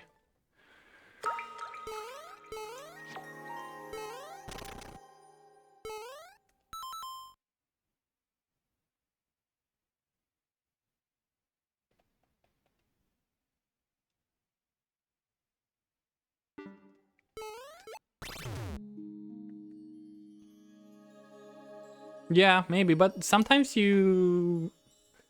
There is some kind of mechanic. I'm not exactly sure how to control for how long I'm playing that, but it feels different depending on different situations. But maybe, yeah. Yeah, you of course. Very good advice to actually like theorize it and just find a good spot instead of just trying to wing it over and over again. Thank you, Barely. There's a reason why you are so awesome. So, the strat now is to kick the shell, kick the other shell, jump into this one, up on the blue, to the donut, and then time the playing dead so that I wake up within the bumper.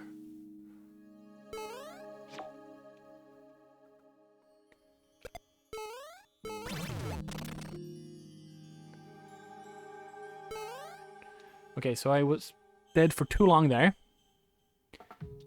All right, because no, I suppose that there is the time difference of playing dead if you're going from the air or doing it on the ground. Yeah, on the ground is much shorter. That's it.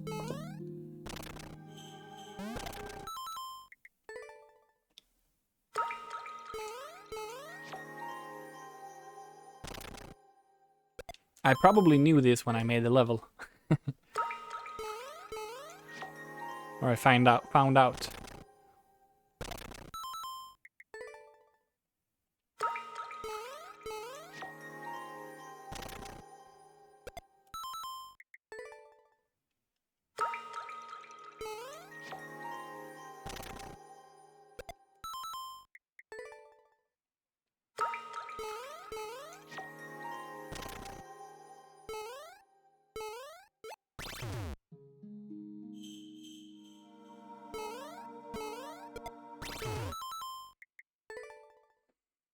Yeah, it's a mean puzzle.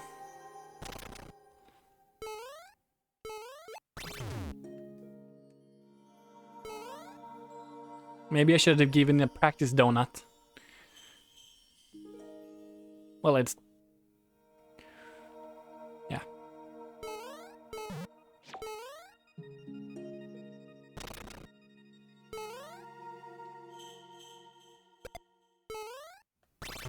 No!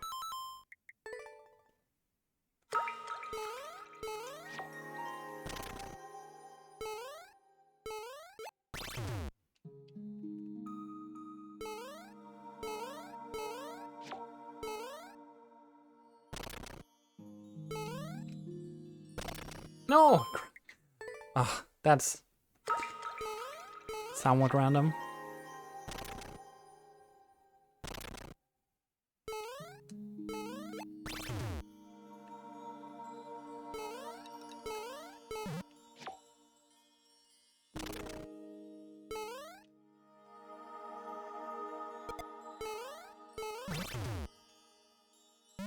Yeah! There it is.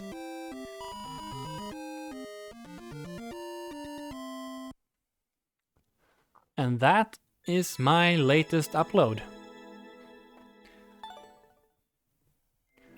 We have traversed through the 38 levels. We have skipped 2 and we have bailed on 1. So I've beaten 35 levels. Now we start this SMW. Actually, I'm going to jump straight into Baba 2.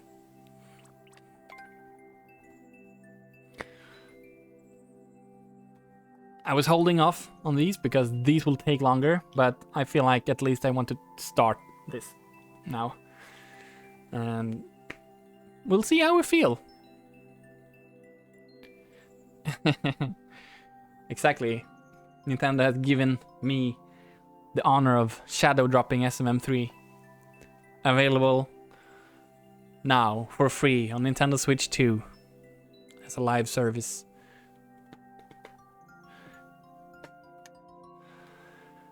Alright, so this is the Super Mario Bros. 3 version of My Baba is Mario is You. And it shares a lot of elements, but since it's Mario Bros. 3, you can hold and throw shells. You can do shell jumps.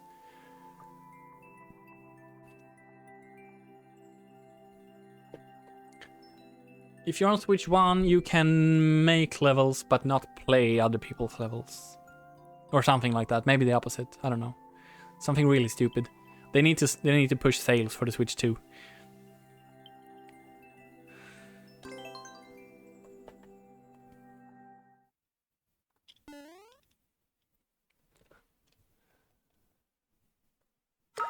Oh gosh. Just seeing this makes me sweat.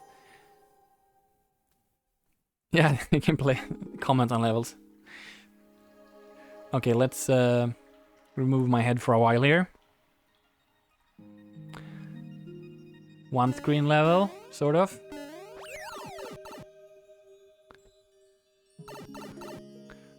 That's what I was thinking too, barely. But I got it earlier because I think it's going to go up in price, more likely than down in price.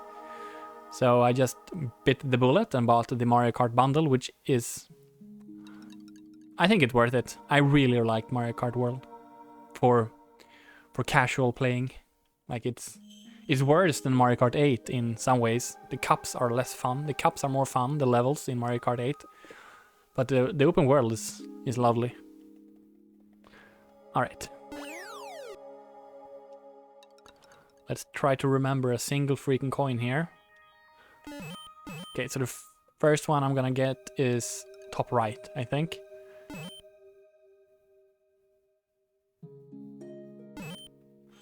Which is gonna be kicking this to the right and then dying.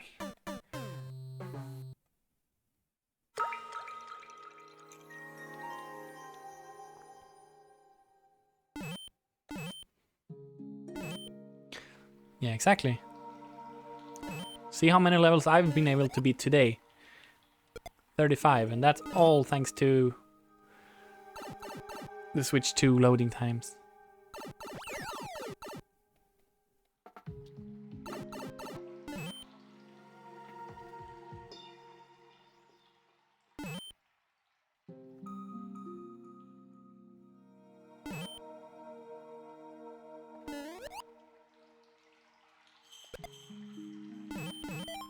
There we go, that's one. Probably the easiest one too. The one up higher on the top left, that's kind of a... That's... Not sure if I would call it bait, but it's a little bit like tricking you into...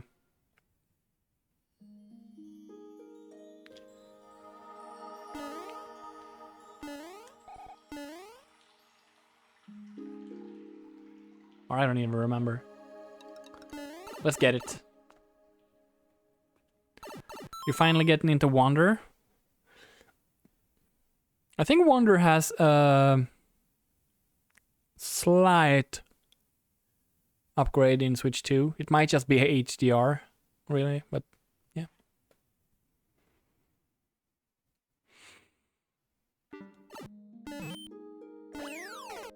Oops.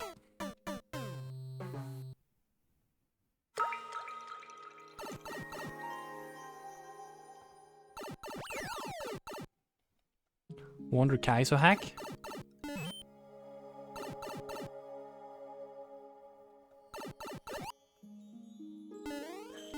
That does sound cool. Oh, I tricked myself. Look, I got 2 coins.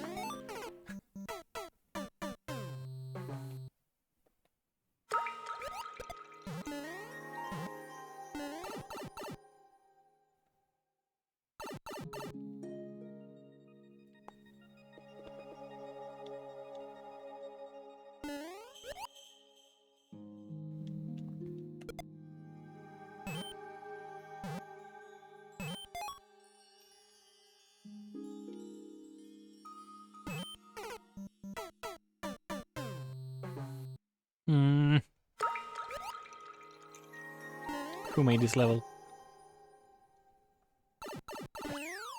Oh, that's right.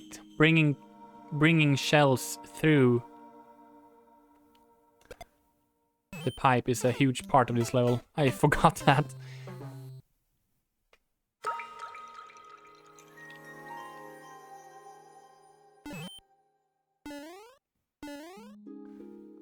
Alright, let's see if I can do that one. This one was not popular. Nope. Top left here is absolutely disgusting. So you want to do a upside down throw and then quickly hit the on-off box twice.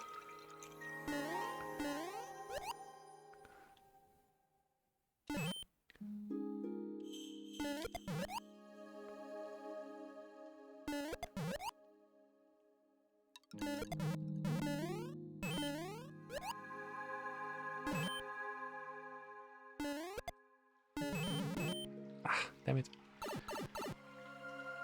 I remember that specific strat being questioned so hard.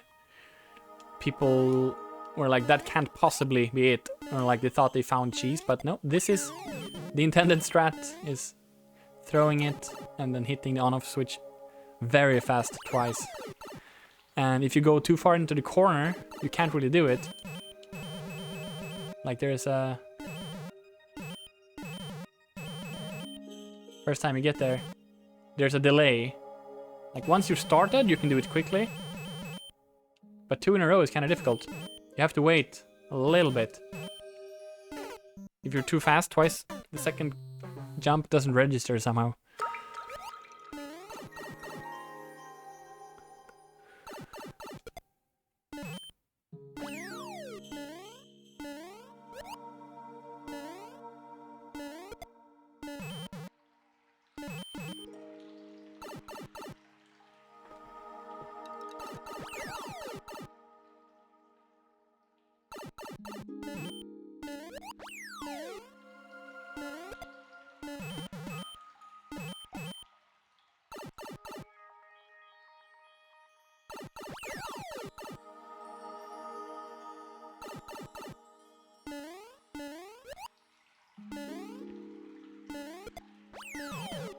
Damn it.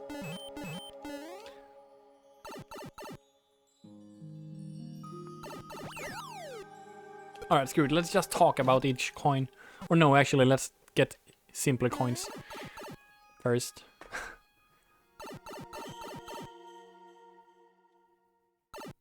So we have this one, which you can get by simply throwing a shell quickly. That's nice. That's basically a freebie.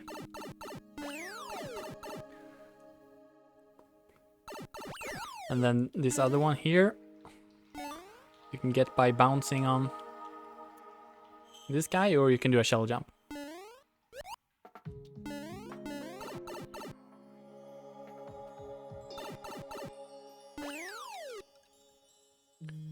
You need to do at least one shell jump to beat this level.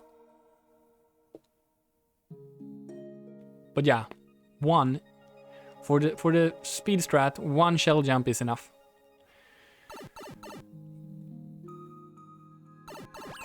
Let's bring you here. And you can sit down for a while. Oops, that wasn't intended. So I want to sit on the on-off switch and throw a shell. No, wait. Is that what I want to do? Yes, that's what I want to do. That will work.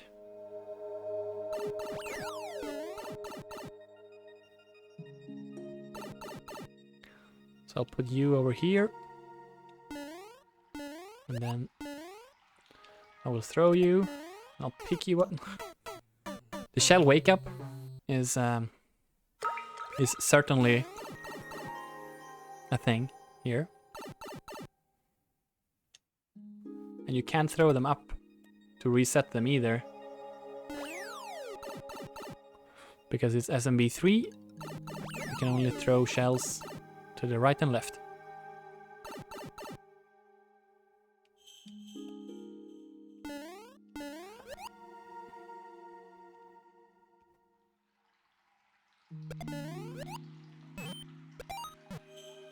Yes, that's how you do it. Checkpoint, please.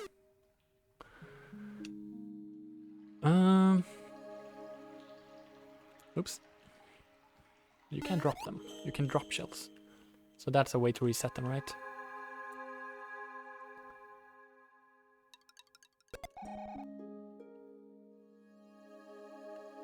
I'm thinking about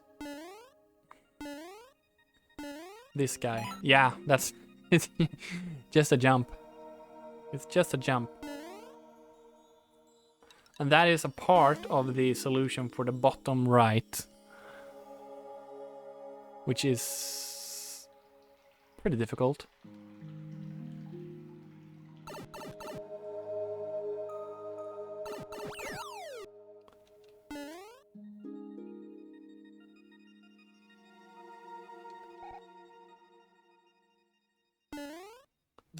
Top right is pretty much a safety coin.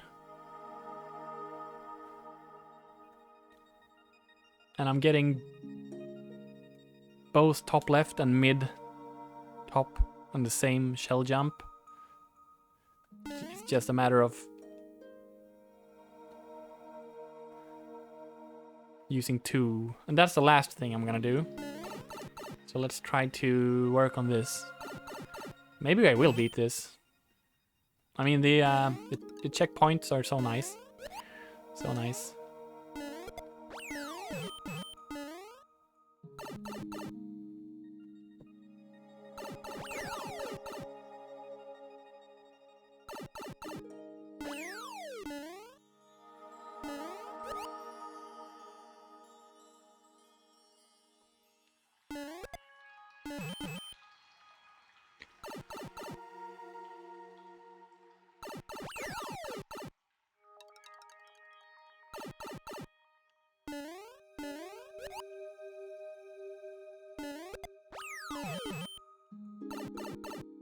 Close.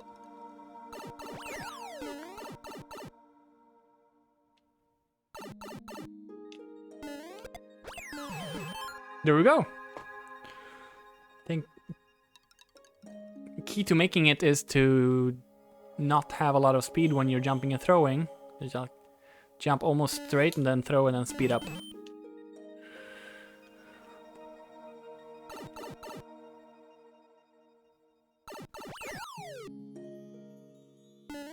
Okay, let's start thinking about bottom left. I mean bottom right. I really don't remember yet.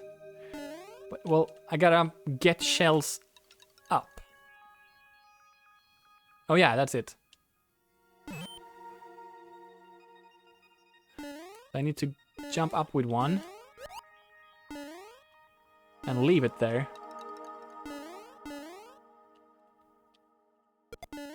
Oops.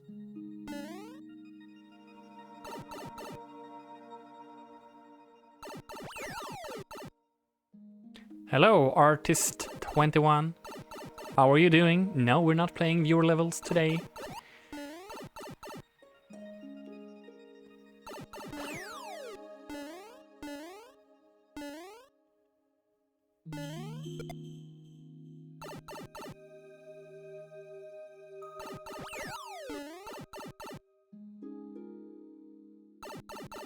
Oops.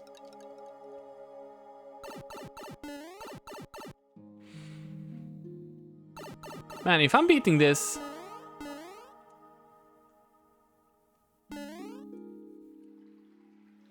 I'm both impressed and a little bit disappointed. If that makes sense. Okay, let's think here. I get up with the second one. I throw one. It bounces down. It's gonna do 2 on-off switches. So with the first one, I throw the second shell over the blue bridge, collects the coin, and then I can come down.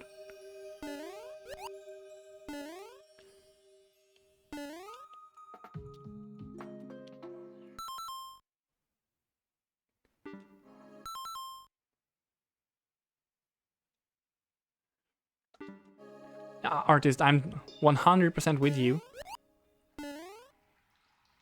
I love viewer level streams.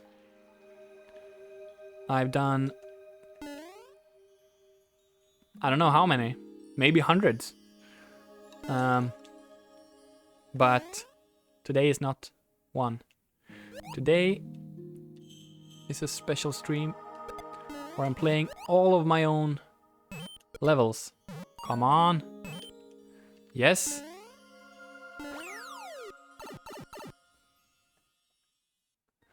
And now it's only these 3 left. And I'm pretty sure I know how to get them.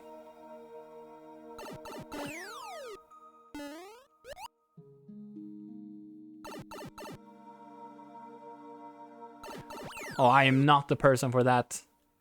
Absolutely not.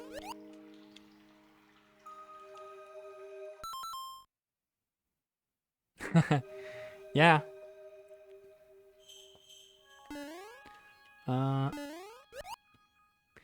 So what I want to do here is jump from one of the shells to the other to do a shell jump.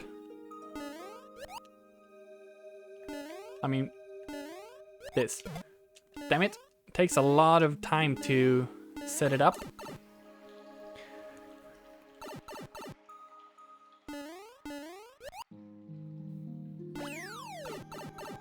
You can probably do it better than I'm doing it right now.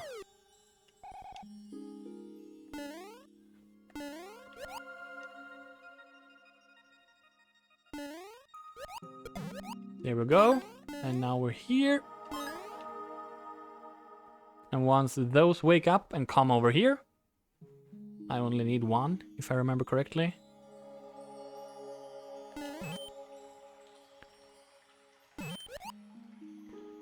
Okay, let's drop it and think. I need to do a shell throw from here to capture myself within the blue and access the last coin and the door.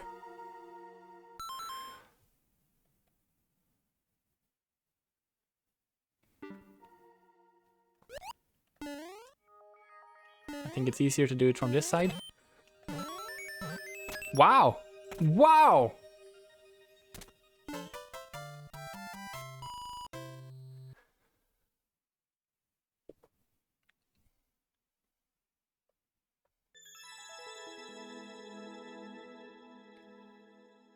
I can't believe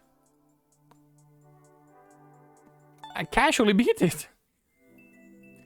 Back in the day,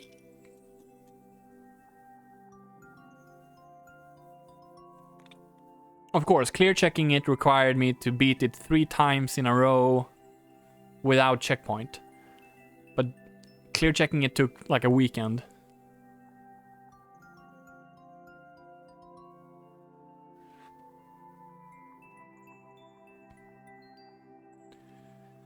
Alright, I guess there's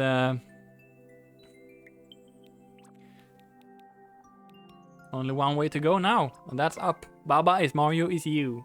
Baba 3. Super Mario World. Up is down, coin is red, door is win, Koopa is happy, level is tough, mind is melt, Baba is love.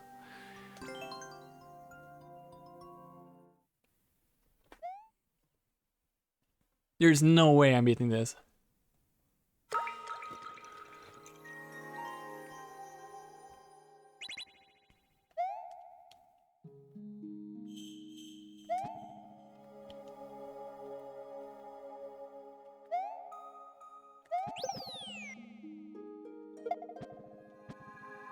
Oh, right. That's right. You squirt them out in SMW.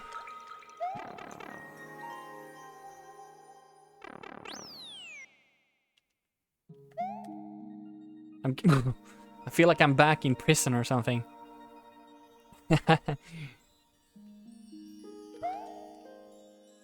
Alright, so that's a freebie pretty much.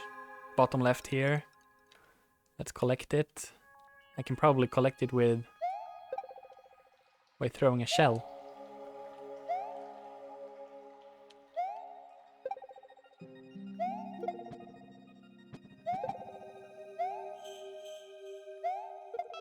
Yep. Alright. That's right, they respawn once they're gone. I forgot about that.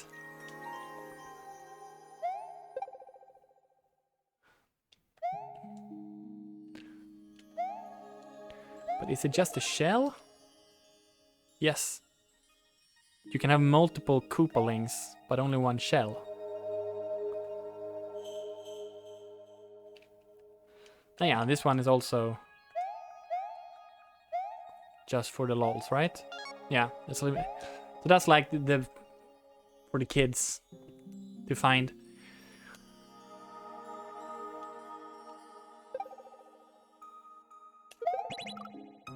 I forgot to do checkpoint. I lost all my progress. Sag.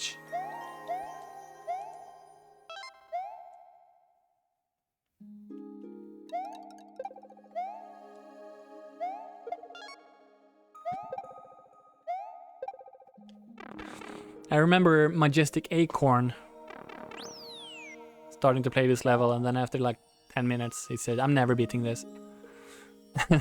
He was one of the best puzzle players I know. But I understand, like I've said multiple times, these are not just puzzle levels, these are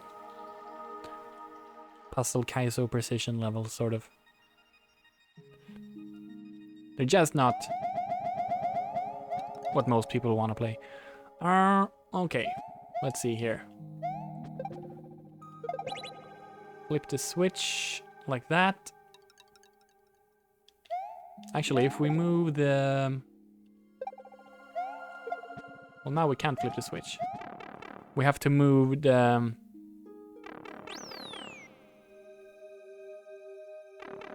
Oh wait, I gotta flip it from the other side.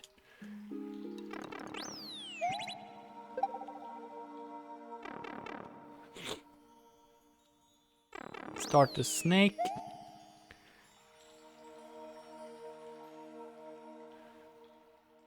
Pretty sure that we do this.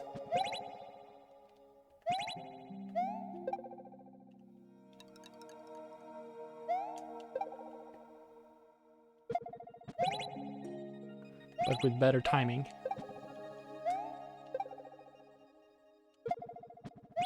Yep, that's one. Check a point.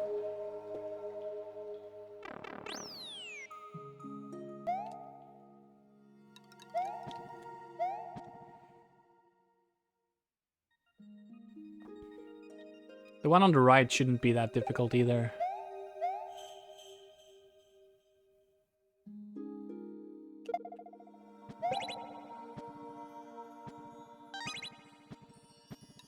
Yep. Another one. Checkpoint.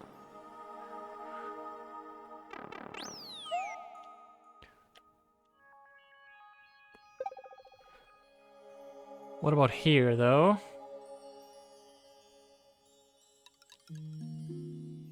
Well, you go above. And top right is the safety coin. You lock yourself in there with the door. That's the last one, but... middle right has got to also be one where I go above. Oh, right. I'm remembering something. We, like I said, we squirt those out, and that's a mechanic.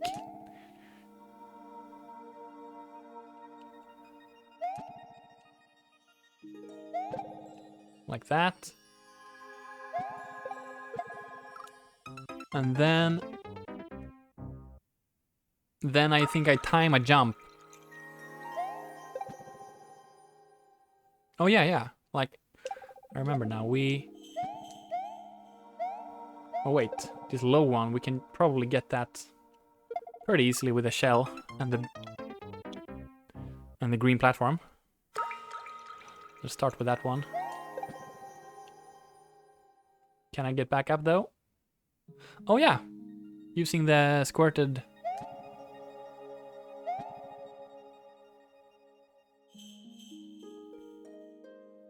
Probably.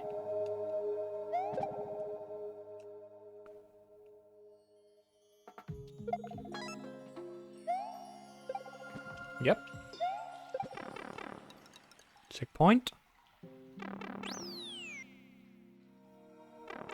Alright, 5 coins.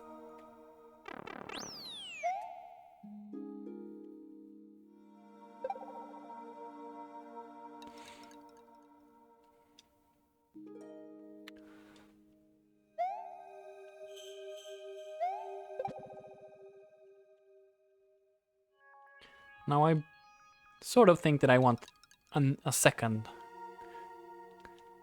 Koopa here. So I put you on there, and then I get rid of this.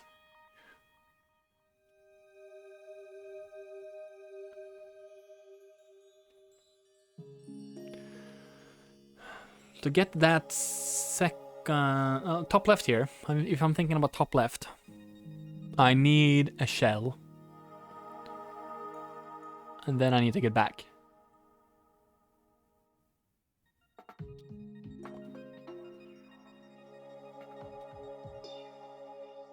Or I could take that and then have another shell there. No? Well, yeah, I can have 2 shells. One from the other side and one from this side.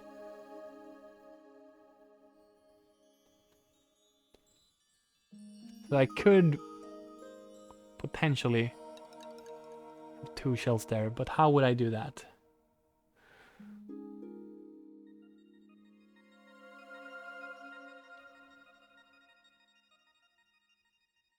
Oh, right.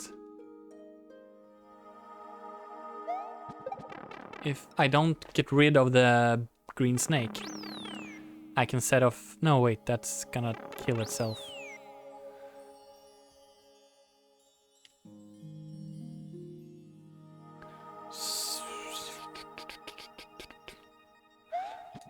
I'm thinking that maybe I can throw a shell from here, over the middle.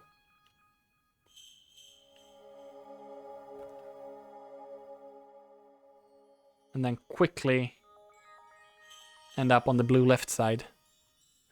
Just realized my face is totally covering bottom left.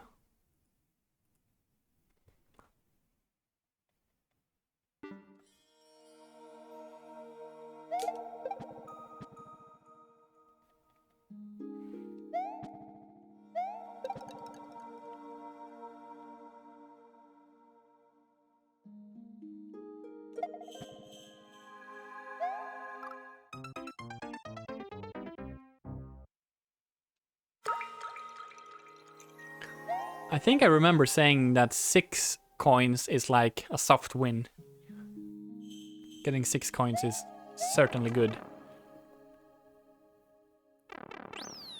And it's probably this one, top left here, that's one I could get.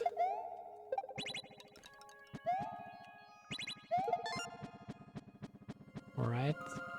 Just gotta get out somehow. Oh, yeah, I think I remember how. I think I remember.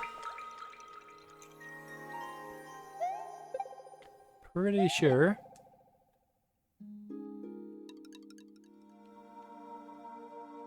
That I need shell from the other side.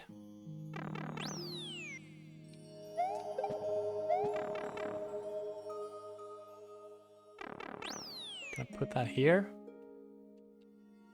And new shell, please.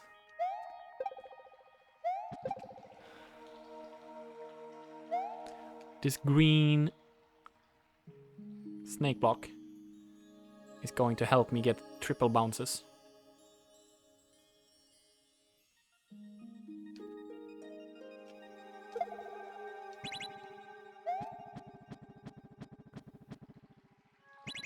Not like that. So I was too early or too late? I think too late.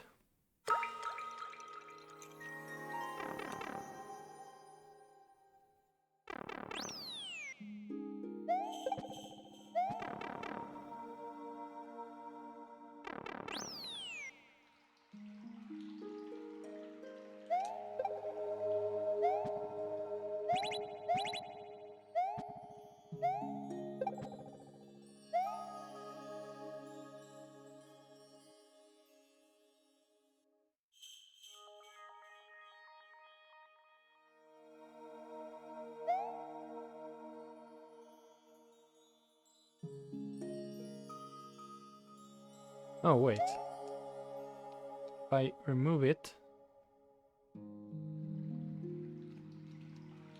No.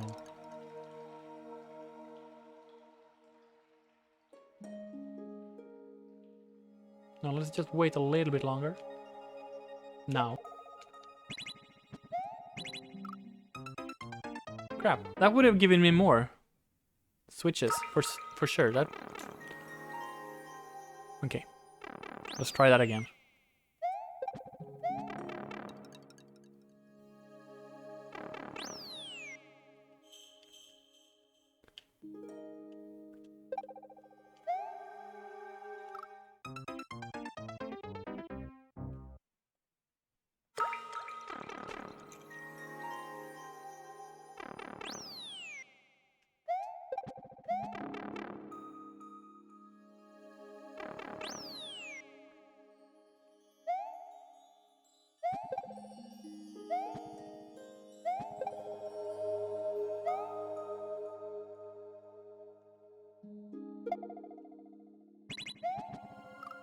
Oh, crap.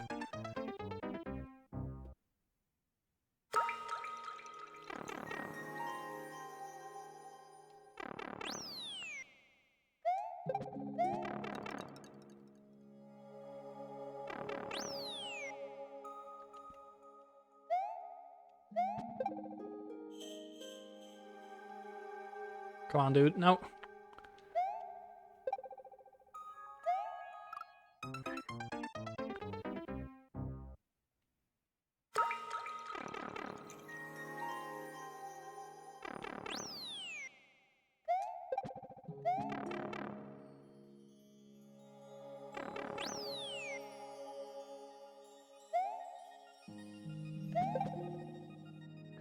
Very janky.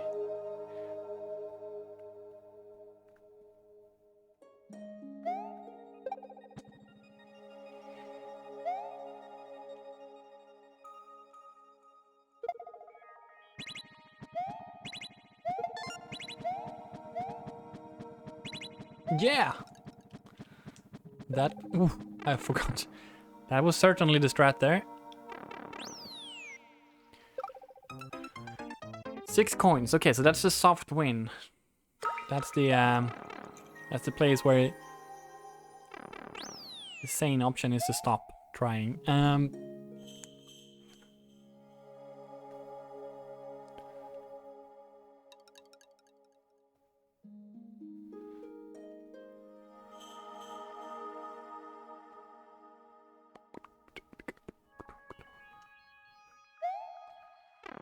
Let me see here.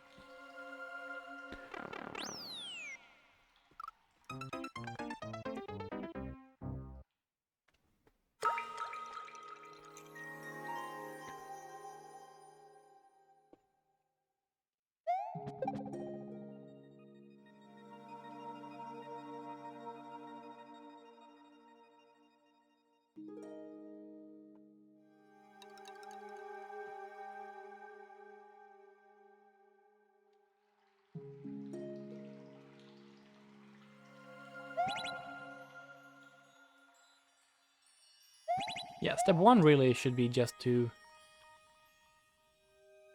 get up. Oh. I think I might see it now.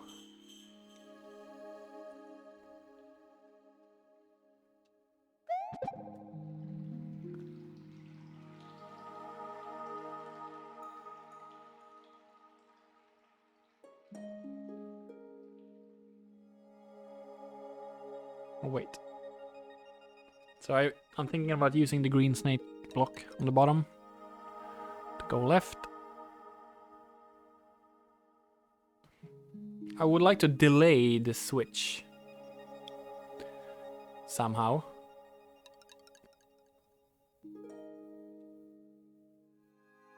I don't really see how I can be fast enough.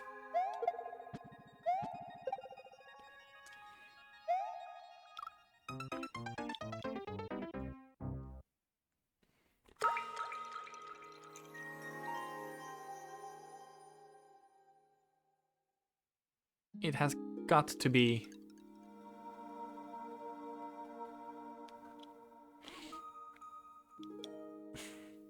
a jump where I land on the blue.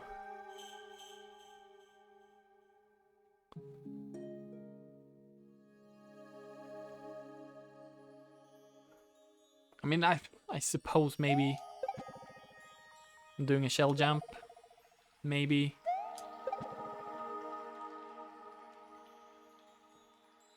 Can you do a shell jump that tight?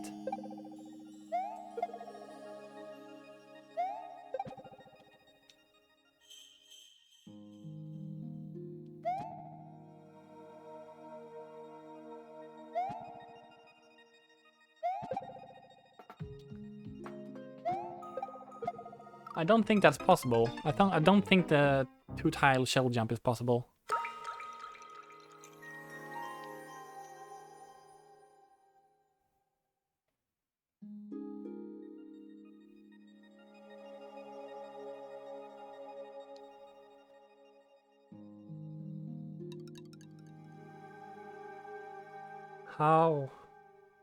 How do you delay the switch here?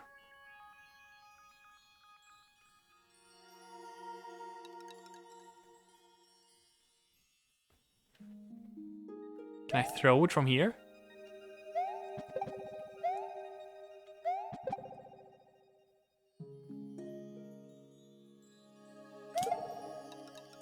No. Don't think so.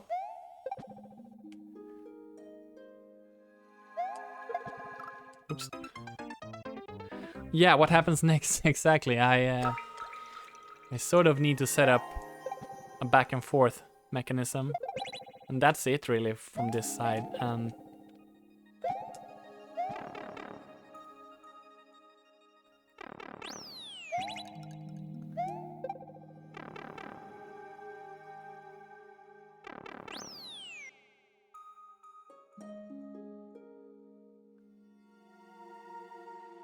it can't be a shell jump from this, can it? It can. I don't remember that. I really don't remember that being a real strat here.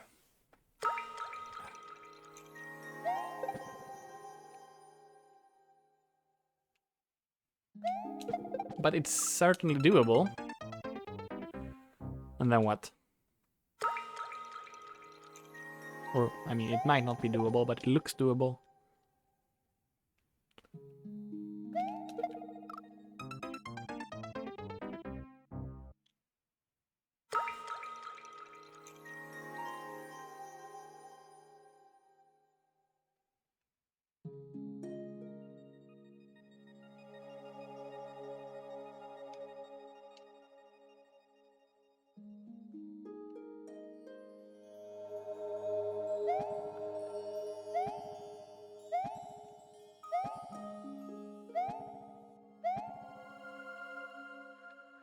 Hmm.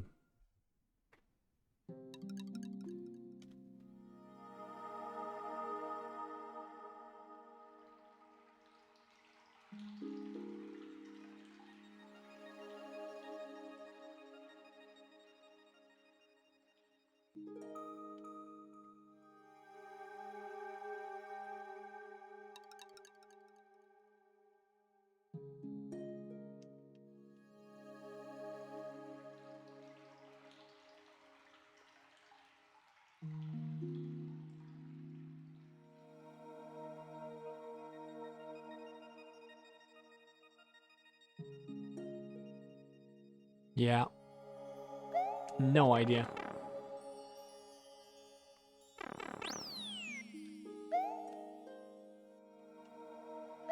What about this one?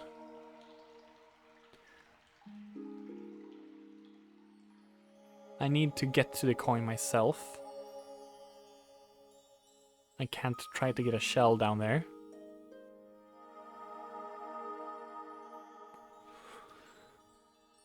Or up there.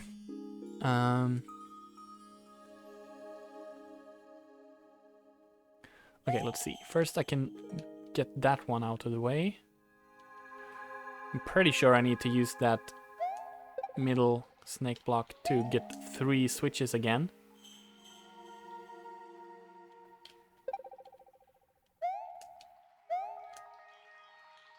At least.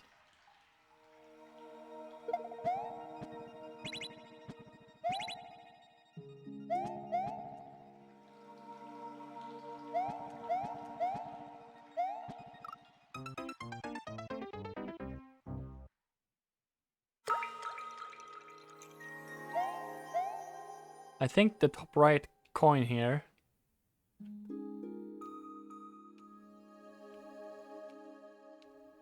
is the one that I mapped out in an Excel sheet and had at somewhere around 40 steps, like to really describe the full solution.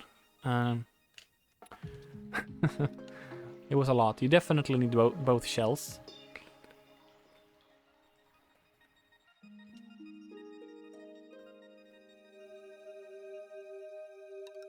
All right. I'm not gonna try. I'm very happy with beating Baba 2 actually. I thought that would be more difficult. I guess the step up to Baba 3 is much bigger to actually beat it. Yeah, Curry Scream was the first to beat it and the only one for a long time. Then there was some guy from Brazil, I think, he became really nuts for this level and started submitting it to a lot of streamers. And so yeah, 6 more people beat it.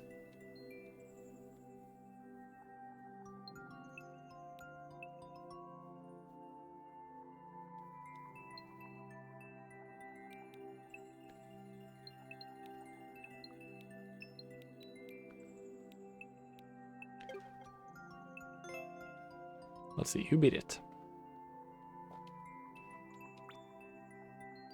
I remember watching someone rage boo it. Understandably. I think it was Seb. Yeah. IIPK. That's a pretty famous player, right?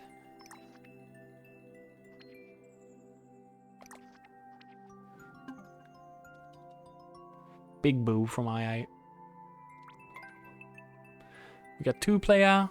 We got Blake J-Rocks, Dark Riolu. 2-player beat this level? With one hand.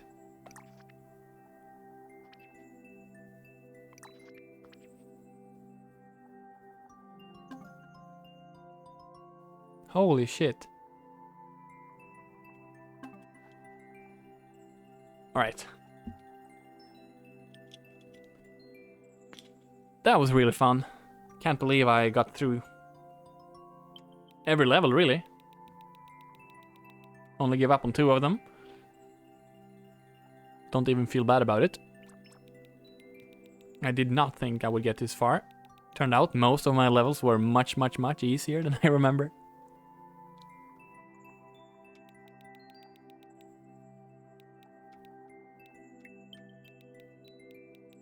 Yeah.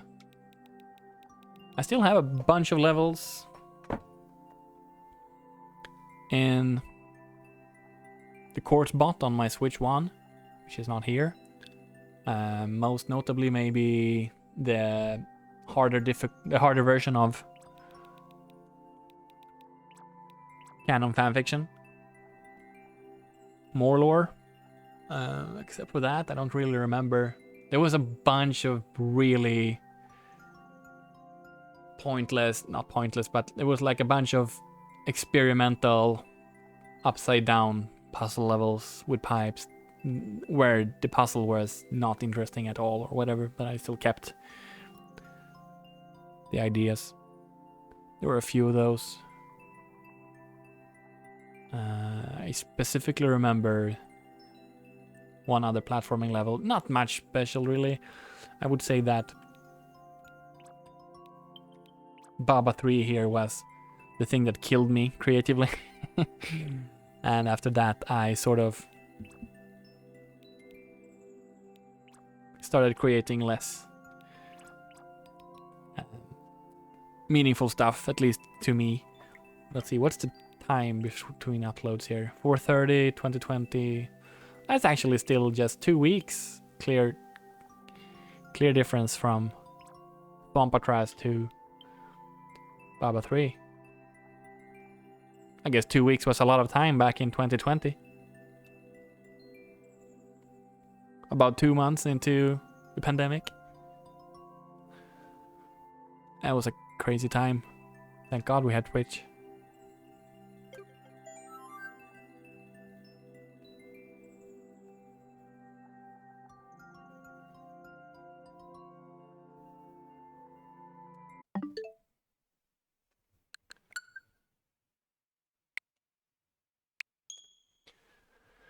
Let's play some World.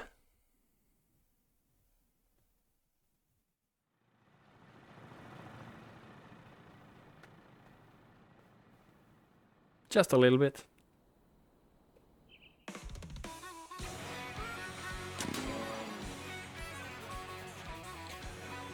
Man, online play is not it. There is so much waiting between races, and most of the races are road trip races, which are much less fun than actual tracks with 3 laps. Alright, let's see. Who's missing more? Luigi is missing 4 sets of clothes. People speedrun yeah, because they are on timers. But I have not been able to see any sort of like statistics where you can see all your. Maybe there is. Oh yeah, you can see it from here, each separately. So yeah, you can definitely like try to optimize these. The thing I would want, I talked about this earlier, is I would like there to be like arbitrary speedruns from one of these to another, you know. There could be just pick any 2 you want and go as fast as you can between 2. That would be fun to me. like find your own fastest route from this one bottom left to this one or this one or this one. That would be, I mean, so much repetition, but still I think that could be cool. Yeah.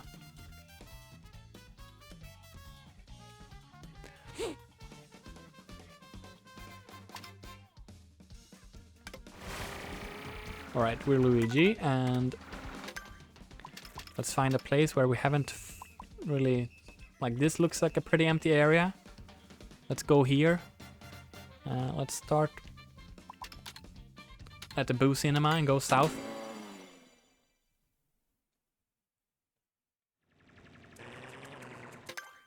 And there's no compass in game, you have to look at the arrow in the map. I'm going west, so let's not go west. Let's get some clothing going on for Luigi here.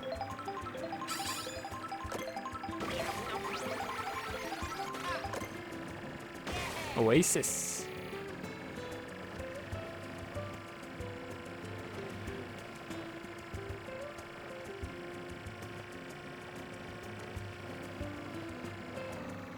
That was a blue one, right?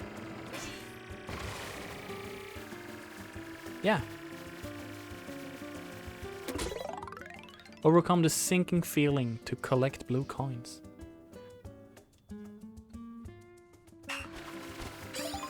Mushrooms. Superstar.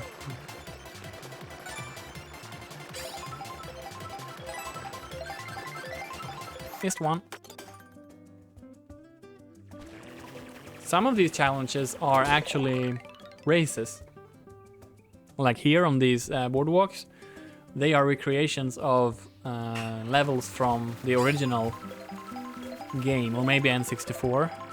And that's pretty cool. It's like, yeah, race on this track, which is in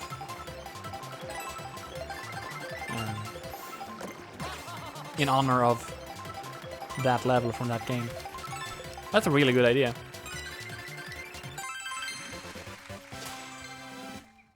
But most of the challenges are like this. It's like, find it, it's super easy. And move on.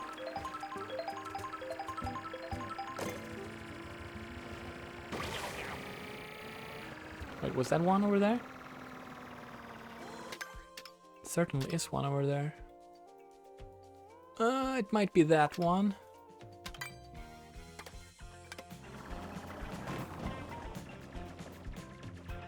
Looks pretty gray. Let's go check it out.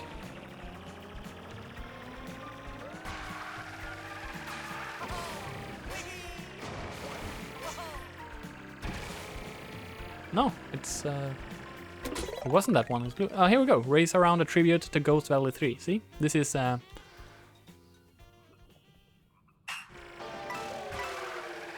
know, like, these races are fun. These races are more fun than many of the races in the actual cups, because those are just drive on the highway from one location to another. So there really is a lot of potential here. You just need to patch it all together better.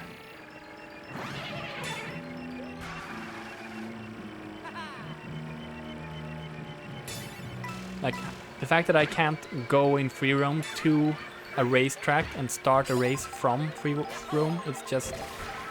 why?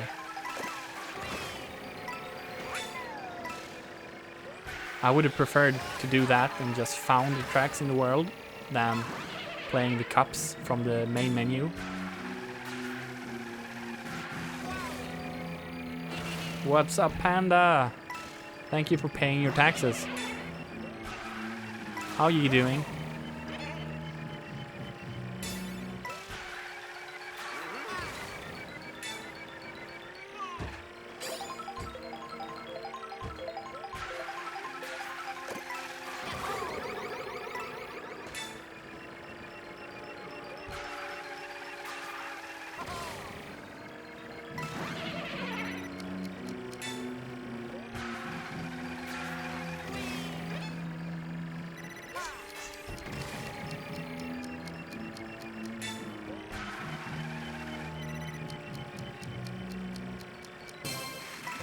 Nice. Yeah, the highway side races, they would have been fine if they were what people thought they were before the game was released. People mostly thought that this is what you do in the lobby between races. But that wasn't the case.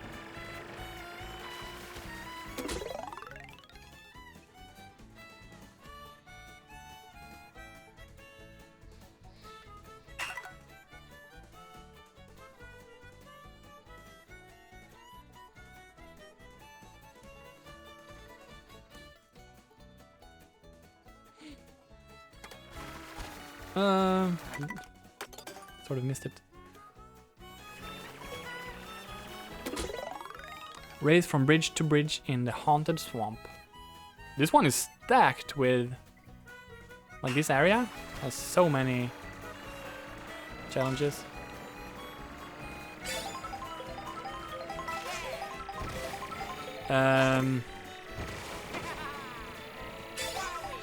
Yes, I think they will. I think they have a very long-term plan for this game, considering how much effort they put into this world, and then just barely put meaningful. Like if you just look at the map, and let me just do this first. Come on, come on, come on.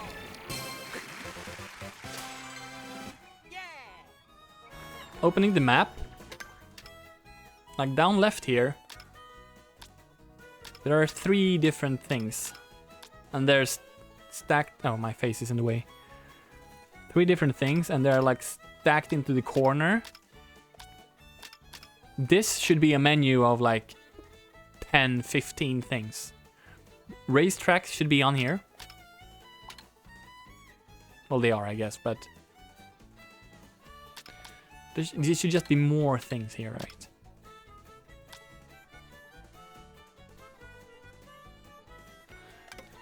So my guess is that they will not drop. I don't think they will expand on the world. Like, I think the world is what it is. But I think they will add more content. I guess the usual way for them to go is to start by adding like 200cc or backwards mode or mirror mode. That might already be in the game. I've done these. Oh, I was supposed to go south. Yeah, mirror mode is probably already in the game, but I don't think I found it.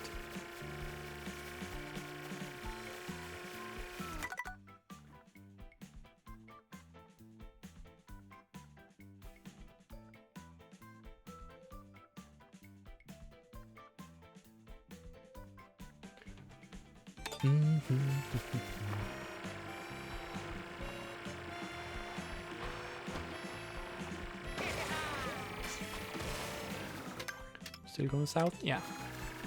This general direction. Like they could put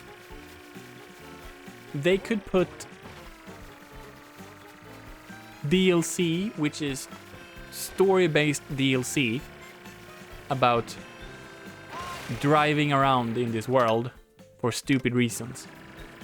And that would be awesome.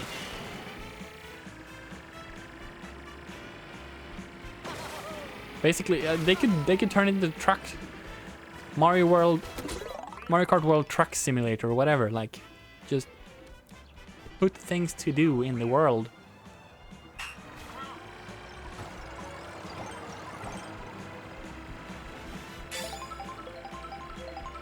Give me a reason to learn this world.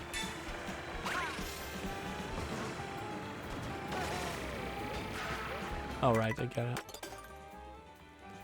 Because it's so big that even though I've been driving around a lot, I still feel like I can't find my way anywhere. Most of it feels new. It's just such a big world.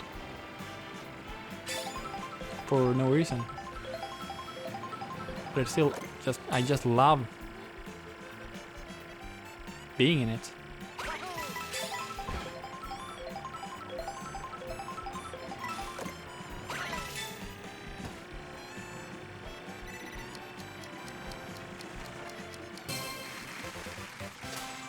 Win everything to unlock mirror mode. I have won all the cups, I'm pretty sure.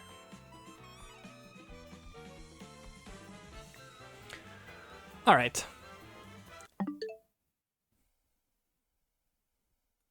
It's time to go to sleep. This has been fun. Thank you for chilling.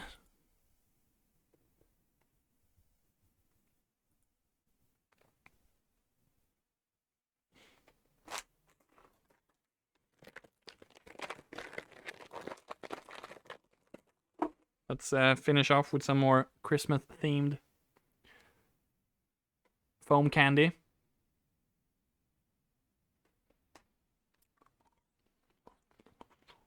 And yeah, I'll see you around. Peace out.